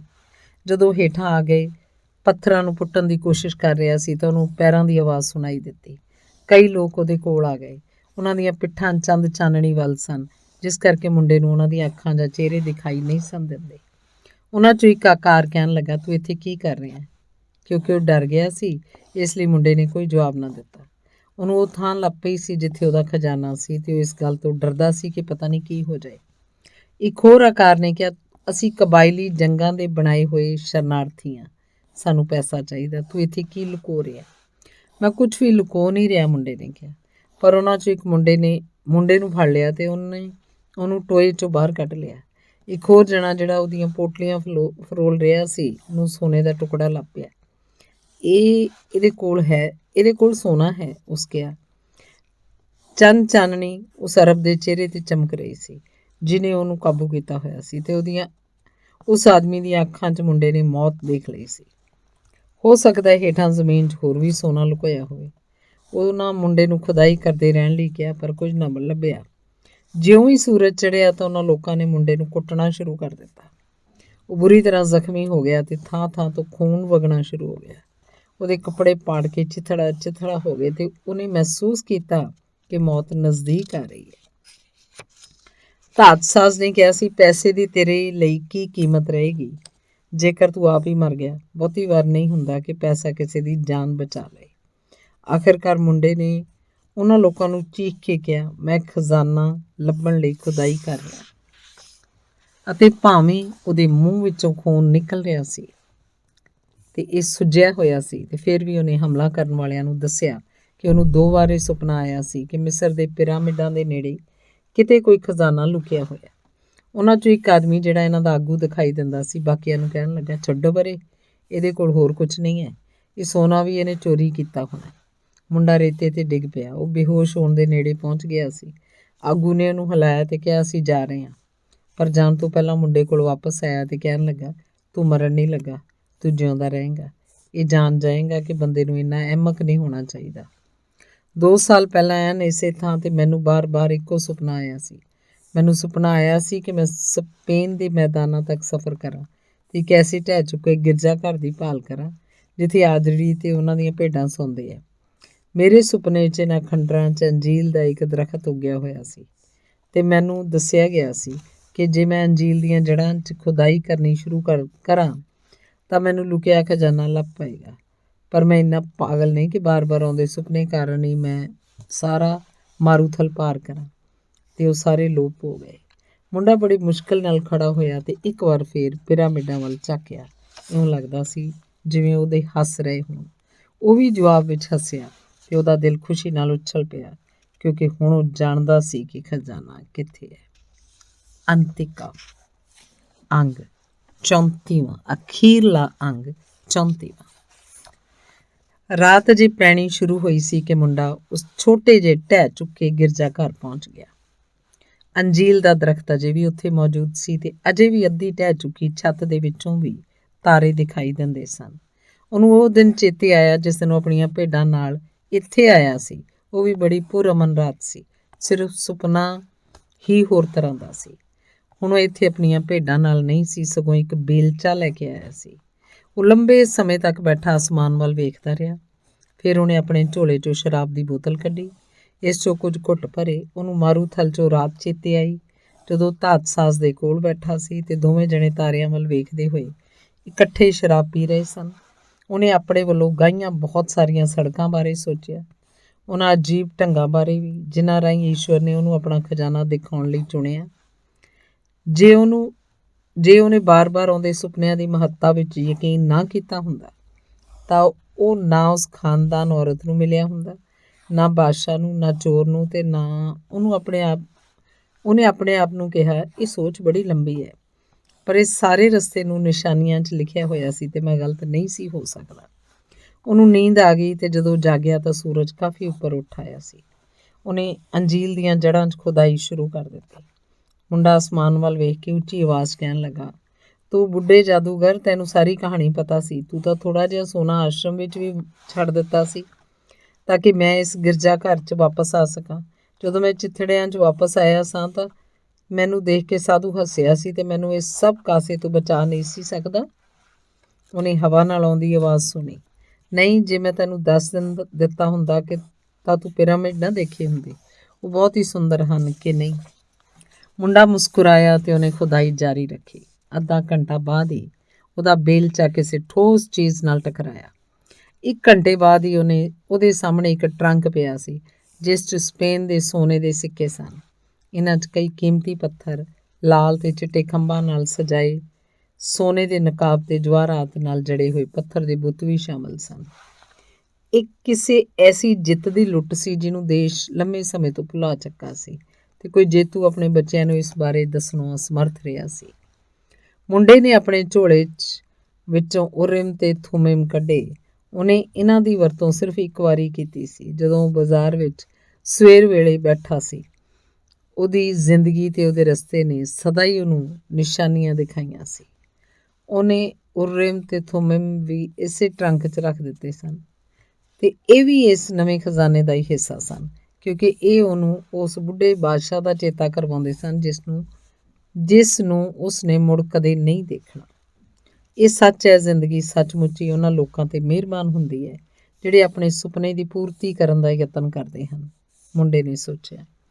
ਫਿਰ ਉਹਨੂੰ ਚੇਤੇ ਆਇਆ ਕਿ ਉਹਨੇ ਅਜੇ ਤਾਂ ਤਰੀਫਾ ਜਾਣਾ ਹੈ ਤਾਂ ਕਿ ਆਪਣੇ ਖਜ਼ਾਨੇ ਦਾ 10ਵਾਂ ਹਿੱਸਾ ਆਪਣੇ ਵਾਅਦੇ ਮੁਤਾਬਕ ਉਸ ਖਾਨਾਬਦੋਸ਼ ਔਰਤ ਨੂੰ ਦੇ ਸਕੇ। ਉਹਨੇ ਸੋਚਿਆ ਕਿ ਇਹ ਖਾਨਾਬਦੋਸ਼ ਸੱਚਮੁੱਚ ਹੀ ਚੁਸਤ ਹੁੰਦੇ ਹਨ। ਇਹਦਾ ਕੰਮ ਸ਼ਾਇਦ ਇਹ ਹੈ ਕਿ ਘੁੰਮਦੇ ਬਹੁਤ ਰਹਿੰਦੇ ਆ। ਹਵਾ ਇੱਕ ਵਾਰ ਫੇਰ ਵਗਣ ਲੱਗੀ। ਇਹ ਲੇਵਾਂਤਰ ਪੁਰਾ ਸੀ ਜਿਹੜੀ ਕਿ ਅਫਰੀਕਾ ਤੋਂ ਆ ਰਹੀ ਸੀ। ਇਹਦੇ ਨਾਲ ਮਾਰੂਥਲ ਦੀ ਸੁਗੰਧ ਨਹੀਂ ਸੀ ਆ ਰਹੀ, ਨਾ ਹੀ ਮੂਰ ਹਮਲਾਵਰਾਂ ਦਾ ਖਤਰਾ। ਇਹਦੀ ਥਾਂ ਇਸ ਵਿੱਚ ਇੱਕ ਐਸੀ ਸੁਗੰਧ ਆ ਰਹੀ ਸੀ ਜਿਹਨੂੰ ਉਹ ਚੰਗੀ ਤਰ੍ਹਾਂ ਜਾਣਦਾ ਸੀ ਤੇ ਨਾਲ ਹੀ ਇਸ 'ਚ ਚੁੰਮਣ ਦਾ ਇੱਕ ਅਹਿਸਾਸ ਸੀ। ਇਹ ਚੁੰਮਣ ਬਹੁਤ ਦੂਰ ਤੋਂ ਹੌਲੀ-ਹੌਲੀ ਆਇਆ ਸੀ ਤੇ ਆ ਕੇ ਉਹਦੇ ਬੁੱਲ੍ਹਾਂ 'ਤੇ ਟਿਕ ਗਿਆ ਸੀ। ਮੁੰਡਾ ਮੁਸਕਰਾਇਆ। ਉਹਨੇ ਇਸ ਤਰ੍ਹਾਂ ਪਹਿਲੀ ਵਾਰ ਕੀਤਾ ਸੀ। ਉਹ ਕਹਿਣ ਲੱਗਾ, ਮੈਂ ਆ ਰਿਹਾ ਫਾਤਮਾ। ਧੰਨਵਾਦ।